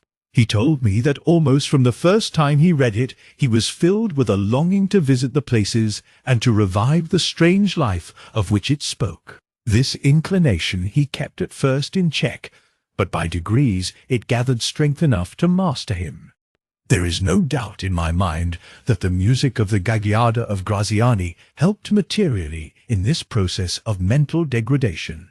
It is curious that Michael Praetorius in the Syntagma Musicum should speak of the Gallia generally as an invention of the devil, full of shameful and licentious gestures and immodest movements. And the singular melody of the Gagliarda in the Areopagita suite certainly exercised from the first a strange influence over me. I shall not do more than touch on the question here, because I see Miss Maltravers has spoken of it at length, and will only say that though since the day of Sir John's death I have never heard a note of it, the air is still fresh in my mind, and has at times presented itself to me unexpectedly, and always with an unwholesome effect. This I have found happen generally in times of physical depression, and the same air no doubt exerted a similar influence on Sir John, which his impressionable nature rendered from the first more deleterious to him. I say this advisedly, because I am sure that if some music is good for man and elevates him, Other melodies are equally bad and enervating. An experience far wider than any we yet possess is necessary to enable us to say how far this influence is capable of extension. How far, that is. The mind may be directed on the one hand to ascetic abnegation by the systematic use of certain music, or on the other to illicit and dangerous pleasures by melodies of an opposite tendency. But this much is, I think, certain, that after a comparatively advanced standard of culture has once been attained, music is the readiest, if not the only key which admits to the yet narrower circle of the highest imaginative thought. On the occasion for travel afforded him by his honeymoon, an impulse which he could not at the time explain, but which after events have convinced me was the haunting suggestion of the Gagliarda, drove him to visit the scenes mentioned so often in Temple's diary. He had always been an excellent scholar, and a classic of more than ordinary ability. Rome and southern Italy filled him with a strange delight. His education enabled him to appreciate to the full what he saw. He peopled the stage with the figures of the original actors, and tried to assimilate his thought to theirs. He began reading classical literature widely, no longer from the scholarly but the literary standpoint. In Rome he spent much time in the librarians' shops, and there met with copies of the numerous authors of the later empire and of those Alexandrine philosophers which are rarely seen in England. In these he found a new delight and fresh food for his mysticism. Such study, if carried to any extent, is probably dangerous to the English character, and certainly was to a man of Maltravers's romantic sympathies. This reading produced in time so real an effect upon his mind, that if he did not definitely abandon Christianity, as I fear he did, he at least adulterated it with other doctrines till it became to him Neoplatonism. That most seductive of philosophies, which has enthralled so many minds from Proclus and Julian to Augustine and the Renaissancists, found an easy convert in John Maltravers. Its passionate longing for the vague and undefined good, its tolerance of aesthetic impressions, the pleasant superstitions of its dynamic pantheism, all touched responsive chords in his nature. His mind, he told me, became filled with a measureless yearning for the old culture of pagan philosophy, and as the past became clearer and more real, so the present grew dimmer, and his thoughts were gradually weaned entirely from all the natural objects of affection and interest which should otherwise have occupied them. To what a terrible extent this process went on, Miss Maltravers's narrative shows. Soon after reaching Naples he visited the Villa de Angelis, which Temple had built on the ruins of a sea-house of Pomponius. The later building had in its turn become dismantled and ruinous, and Sir John found no difficulty in buying the site outright. He afterwards rebuilt it on an elaborate scale, endeavouring to reproduce in its equipment the luxury of the later empire. I had occasion to visit the house more than once in my capacity of executor, and found it full of priceless works of art, which, though neither so difficult to procure at that time, nor so costly as they would be now, were yet sufficiently valuable to have necessitated an unjustifiable outlay. The situation of the building fostered his infatuation for the past. It lay between the Bay of Naples and the Bay of Baia, and from its windows commanded the same exquisite view which had charmed Cicero and Lucullus, Severus, and the Antonines. Hard by stood Baia, the princely seaside resort of the empire. That most luxurious and wanton of all cities of antiquity survived the cataclysms of ages, and only lost its civic continuity, and became the ruined village of today in the sack of the 15th century. But a continuity of wickedness is not so easily broken, and those who know the spot best say that it is still instinct with memories of a shameful past. For miles along that haunted coast the foot cannot be put down, except on the ruins of some splendid villa, and over all there broods a spirit of corruption and debasement actually sensible and oppressive. Of the dawns and sunsets of the noonday sun tempered by the sea breeze and the shade of scented groves. Those who have been there know the charm, and to those who have not, no words can describe it. But there are malefic vapours rising from the corpse of a past not altogether buried, and most cultivated Englishmen who tarry there long feel their influence, as did John Maltravers. Like so many deceptors of the Neoplatonic school, he did not practice the abnegation enjoined by the very cult he professed to follow. Though his nature was far too refined, I believe, ever to sink into the sensualism revealed in Temple's diaries, yet it was through the gratification of corporeal tastes that he endeavoured to achieve the divine ecstasis, and there were constantly lavish and sumptuous entertainments at the villa, at which strange guests were present. In such a nightmare of a life it was not to be expected that any mind would find repose, and Maltravers certainly found none. All those cares which usually occupy men's minds, all thoughts of wife, child, and home were, it is true, abandoned. But a wild unrest had hold of him, and never suffered him to be at ease. Though he never told me as much, yet I believe he was under the impression that the form which he had seen at Oxford and Royston had reappeared to him on more than one subsequent occasion.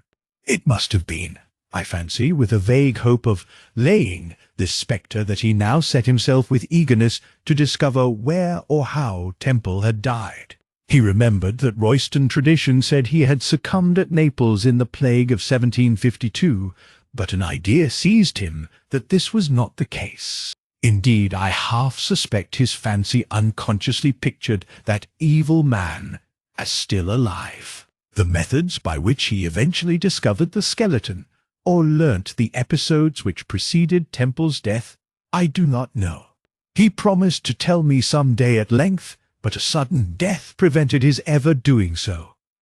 The facts, as he narrated them, and as I have little doubt they actually occurred, were these.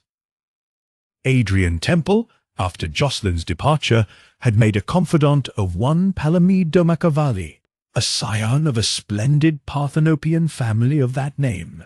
Palamede had a palace in the heart of Naples, and was Temple's equal in age and also in his great wealth. The two men became boon companions, associated in all kinds of wickedness and excess. At length Palamede married a beautiful girl named Olympia Aldobrandini, who was also of the noblest lineage.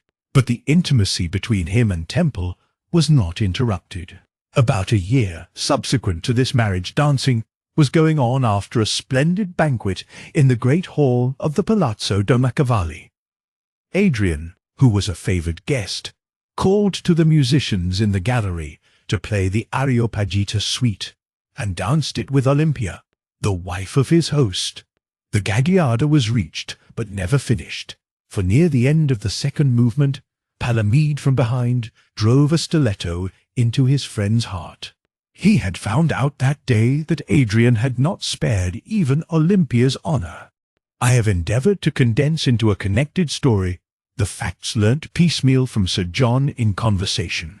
To a certain extent they supplied, if not an explanation, at least an account of the change that had come over my friend, but only to a certain extent.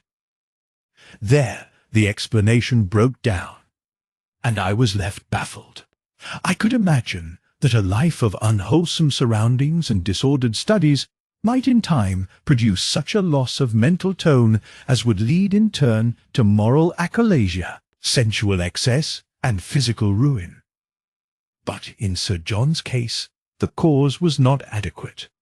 He had, so far as I know, never wholly given the reins to sensuality, and the change was too abrupt, and the breakdown of body and mind too complete to be accounted for by such events as those of which he had spoken. I had, too, an uneasy feeling, which grew upon me the more I saw of him, that while he spoke freely enough on certain topics, and obviously meant to give a complete history of his past life, there was in reality something in the background which he always kept from my view. He was, it seemed, like a young man asked by an indulgent father to disclose his debts in order that they may be discharged, who, although he knows his parents' leniency, and that any debt not now disclosed will be afterwards but a weight upon his own neck, yet hesitates for very shame to tell the full amount, and keep some items back. So poor Sir John kept something back from me, his friend, whose only aim was to afford him consolation and relief, and whose compassion would have made me listen without rebuke to the narration of the blackest crimes. I cannot say how much this conviction grieved me. I would most willingly have given my all, my very life, to save my friend and Miss Maltravers's brother, but my efforts were paralyzed by the feeling that I did not know what I had to combat, that some evil influence was at work on him which continually evaded my grasp. Once or twice it seemed as though he were within an ace of telling me all. Once or twice, I believe, he had definitely made up his mind to do so. But then the mood changed, or more probably his courage failed him. It was on one of these occasions that he asked me, somewhat suddenly, whether I thought that a man could by any conscious act committed in the flesh take away from himself all possibility of repentance and ultimate salvation. Though, I trust, a sincere Christian, I am nothing of a theologian, and the question touching on a topic which had not occurred to my mind since childhood, and which seemed to savour rather of medieval romance than of practical religion, took me for a moment aback. I hesitated for an instant, and then replied that the means of salvation offered man were undoubtedly so sufficient as to remove from one truly penitent the guilt of any crime, however dark. My hesitation had been but momentary, but Sir John seemed to have noticed it, and sealed his lips to any confession, if he had indeed intended to make any, by changing the subject abruptly. This question naturally gave me food for serious reflection and anxiety. It was the first occasion on which he appeared to me to be undoubtedly suffering from definite hallucination, and I was aware that any illusions connected with religion are generally most difficult to remove. At the same time, anything of this sort was the more remarkable in Sir John's case, as he had, so far as I knew, for a considerable time entirely abandoned the Christian belief. Unable to elicit any further information from him, and being thus thrown entirely upon my own resources, I determined that I would read through again the whole of Temple's diaries. The task was a very distasteful one, as I have already explained, but I hoped that a second reading might perhaps throw some light on the dark misgiving that was troubling Sir John. I read the manuscript again with the closest attention. Nothing, however, of any importance seemed to have escaped me on the former occasions, and I had reached nearly the end of the second volume when a comparatively slight matter arrested my attention. I have said that the pages were all carefully numbered, and the events of each day recorded separately. Even where Temple had found nothing of moment to notice on a given day, he had still inserted the date with the word nil written against it. But as I sat one evening in the library at Worth after Sir John had gone to bed, and was finally glancing through the days of the months in Temple's diary to make sure that all were complete, I found one day was missing. It was towards the end of the second volume, and the day was the 23rd of October in the year 70. A glance at the numbering of the pages revealed the fact that 3 leaves had been entirely removed, and that the pages numbered 349 to 354 were not to be found. Again I ran through the diaries to see whether there were any leaves removed in other places, but found no other single page missing. All was complete except at this one place, the manuscript beautifully written, with scarcely an error or erasure throughout. A closer examination showed that these leaves had been cut out close to the back, and the cut edges of the paper appeared too fresh to admit of this being done a century ago. A very short reflection convinced me, in fact, that the excision was not likely to have been Temple's, and that it must have been made by Sir John. My first intention was to ask him at once what the lost pages had contained, and why they had been cut out. The matter might be a mere triviality, which he could explain in a moment. But on softly opening his bedroom door, I found him sleeping, and Parnham, whom the strong light always burnt in the room rendered more wakeful, informed me that his master had been in a deep sleep for more than an hour. I knew how sorely his wasted energies needed such repose, and stepped back to the library without awaking him. A few minutes before, I had been feeling sleepy at the conclusion of my task, but now all wish for sleep was suddenly banished, and a painful wakefulness took its place. I was under a species of mental excitement which reminded me of my feelings some years before at Oxford on the first occasion of our ever playing the Gagliarda together, and an idea struck me with the force of intuition that in these 3 lost leaves lay the secret of my friend's ruin. I turned to the context to see whether there was anything in the entries preceding or following the lacuna that would afford a clue to the missing passage. The record of the few days immediately preceding the 23rd of October was short and contained nothing of any moment whatever. Adrian and Jocelyn were alone together at the Villa de Angelis. The entry on the 22nd was very unimportant and apparently quite complete, ending at the bottom of page 348. Of the 23rd there was, as I have said, no record at all, and the entry for the 24th began at the top of page 355. This last memorandum was also brief, and written when the author was annoyed by Jocelyn leaving him. The defection of his companion had been apparently entirely unexpected.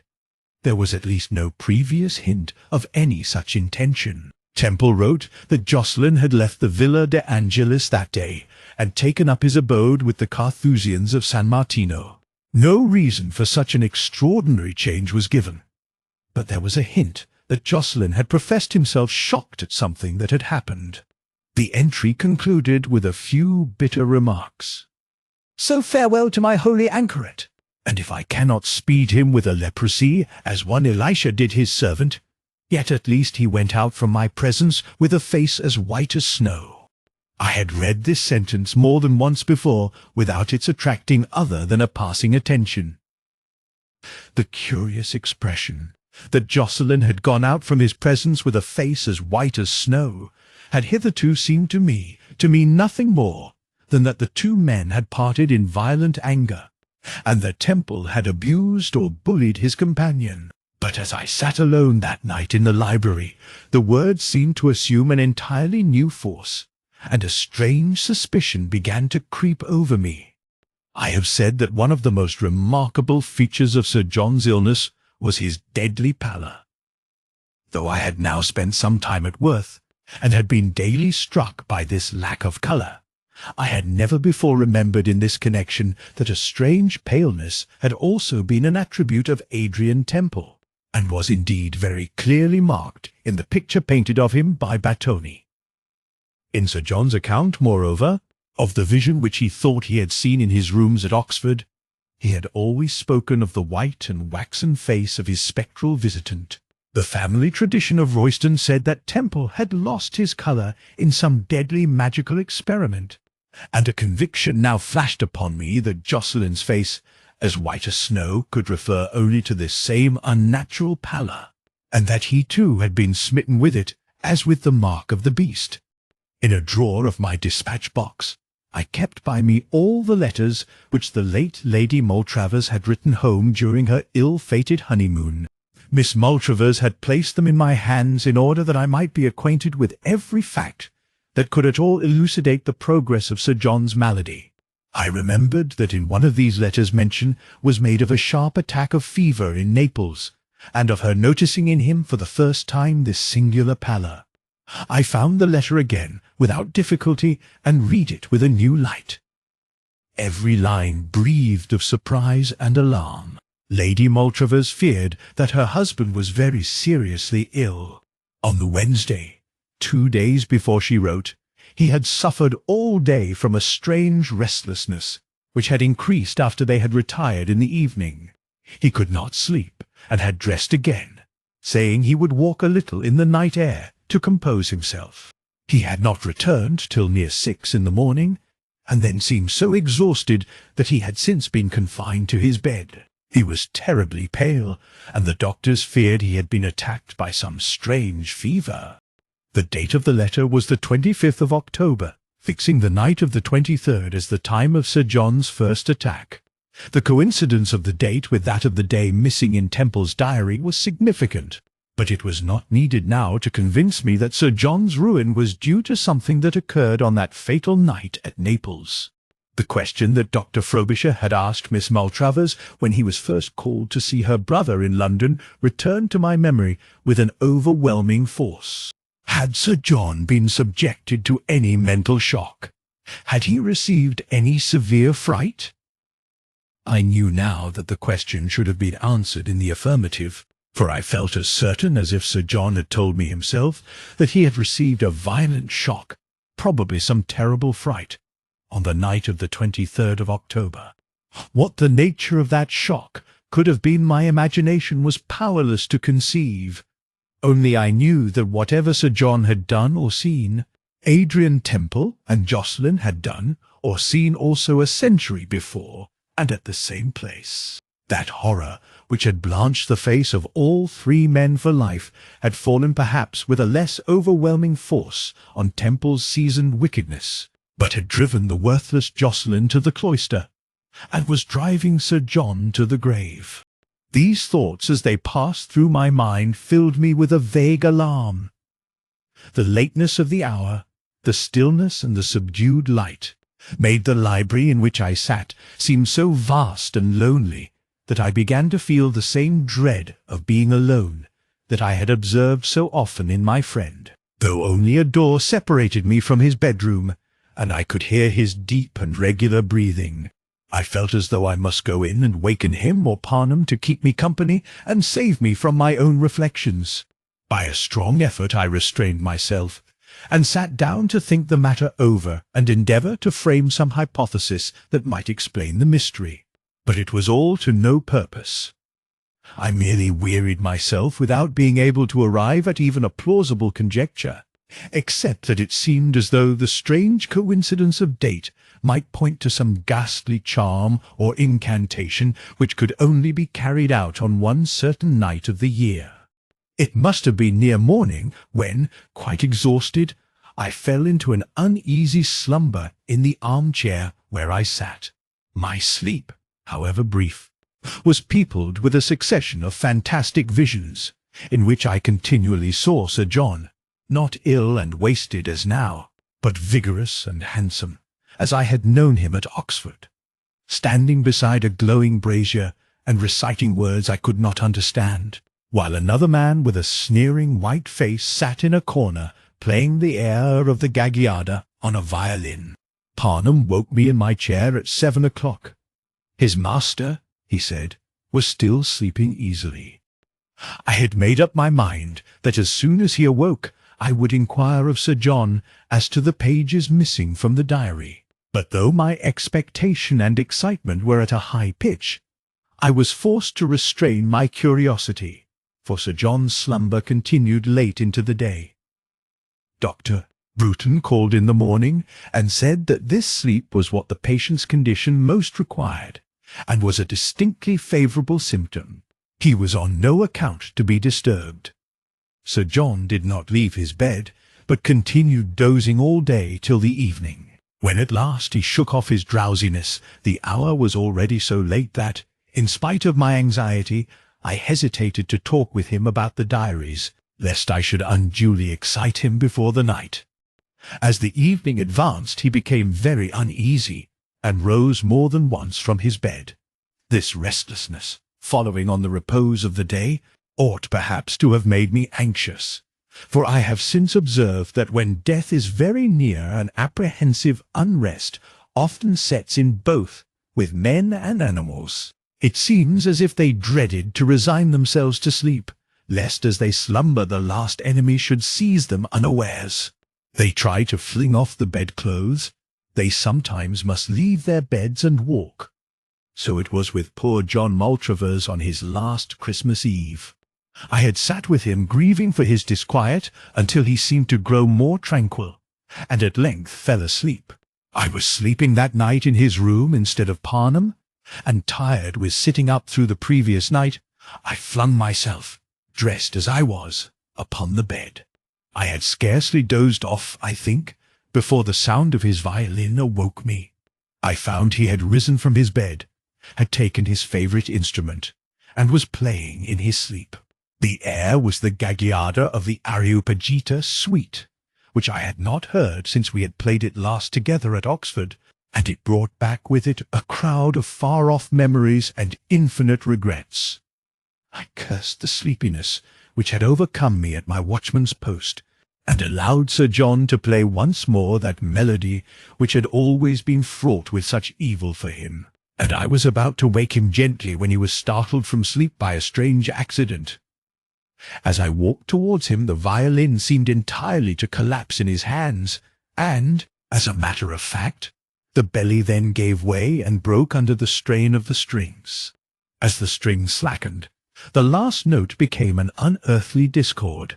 If I were superstitious, I should say that some evil spirit then went out of the violin and broke in his parting throes the wooden tabernacle which had so long sheltered him.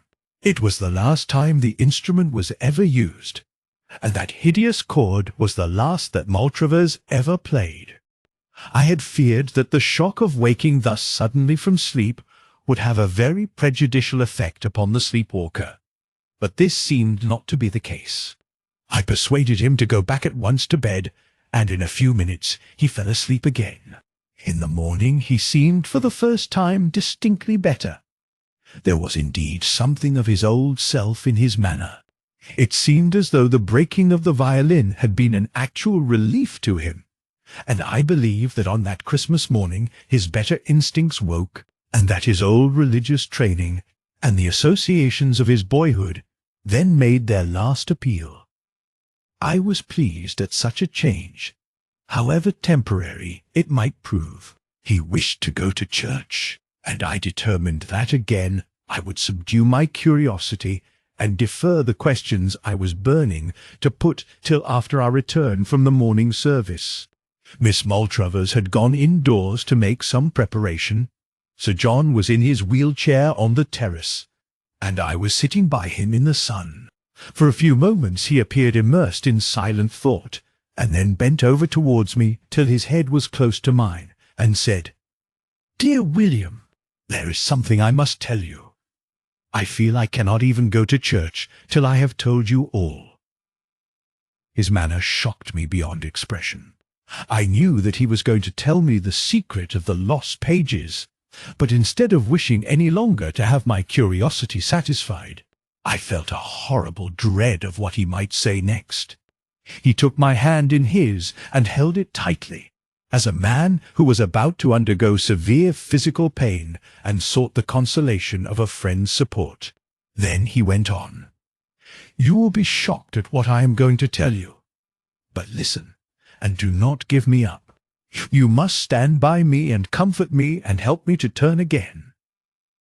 He paused for a moment and continued, "It was one night in October, when Constance and I were at Naples. I took that violin and went by myself to the ruined villa on the Scoglio di Venere." He had been speaking with difficulty. His hand clutched mine convulsively, but still I felt it trembling, and I could see the moisture standing thick on his forehead. At this point the effort seemed too much for him, and he broke off. "I cannot go on. I cannot tell you, but you can read it for yourself. In that diary which I gave you there are some pages missing." The suspense was becoming intolerable to me, and I broke in, Yes, I know. You cut them out." "Tell me where they are," he went on. "Yes, I cut them out, lest they should possibly fall into anyone's hands unaware. But before you read them you must swear, as you hope for salvation, that you will never try to do what is written in them. Swear this to me now, or I never can let you see them."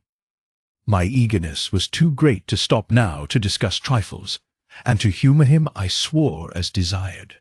He had been speaking with a continual increasing effort. He cast a hurried and fearful glance round, as though he expected to see someone listening, and it was almost in a whisper that he went on, "You will find them in."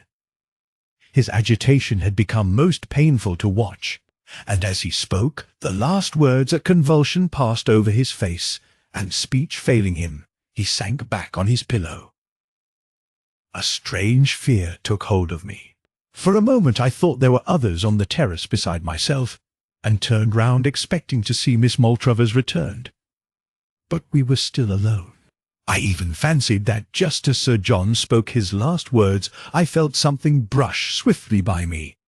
He put up his hands, beating the air with a most painful gesture, as though he were trying to keep off an antagonist who had gripped him by the throat, and made a final struggle to speak. But the spasm was too strong for him. A dreadful stillness followed, and he was gone. There is little more to add, for Sir John's guilty secret perished with him, though I was sure from his manner that the missing leaves were concealed somewhere at Worth, and though as executor I caused the most diligent search to be made, no trace of them was afterwards found, nor did any circumstance ever transpire to fling further light upon the matter. I must confess that I should have felt the discovery of these pages as a relief, for though I dreaded what I might have had to read, yet I was more anxious lest, being found at a later period and falling into other hands, they should cause a recrudescence of that plague which had blighted Sir John's life. Of the nature of the events which took place on that night at Naples I can form no conjecture, but as certain physical sights have ere now proved so revolting as to unhinge the intellect, so I can imagine that the mind may in a state of extreme tension conjure up to itself some form of moral evil so hideous as metaphysically to sear it. And this, I believe, happened in the case both of Adrian Temple and of Sir John Maltravers. It is difficult to imagine the accessories used to produce the mental excitation in which alone such a presentment of evil could become imaginable. Fancy and legend, which have combined to represent as possible appearances of the supernatural, agree also in considering them as more likely to occur at certain times and places than at others, and it is possible that the missing pages of the diary contained an account of the time, place, and other conditions chosen by Temple for some deadly experiment. Sir John most probably reenacted the scene under precisely similar conditions, and the effect on his overwrought imagination was so vivid as to upset the balance of his mind. The time chosen was no doubt the night of the 23rd of October, and I cannot help thinking that the place was one of those evil-looking and ruinous sea-rooms which had so terrifying an effect on Miss Maltravers. Temple may have used on that night one of the medieval incantations, or possibly the more ancient invocation of the Isiac rite, with which a man of his knowledge and proclivities would certainly be familiar. The accessories of either are sufficiently hideous to weaken the mind by terror, and so prepare it for a belief in some frightful apparition. But whatever was done, I feel sure that the music of the Gagliarda formed part of the ceremonial. Medieval philosophers and theologians held that evil is in its essence so horrible that the human mind, if it could realize it, must perish at its contemplation. Such realization was by mercy ordinarily withheld, but its possibility was hinted in the legend of the Visio Malefica. The Visio Beatific was, as is well known, that vision of the deity, or realization of the perfect good, which was to form the happiness of heaven and the reward of the sanctified in the next world. Tradition says that this vision was accorded also to some specially elect spirits even in this life, as to Enoch, Elijah, Stephen, and Jerome. But there was a converse to the beatific vision in the Visio Malefica, or presentation of absolute evil, which was to be the chief torture of the damned, and which, like the beatific vision, had been made visible in life to certain desperate men.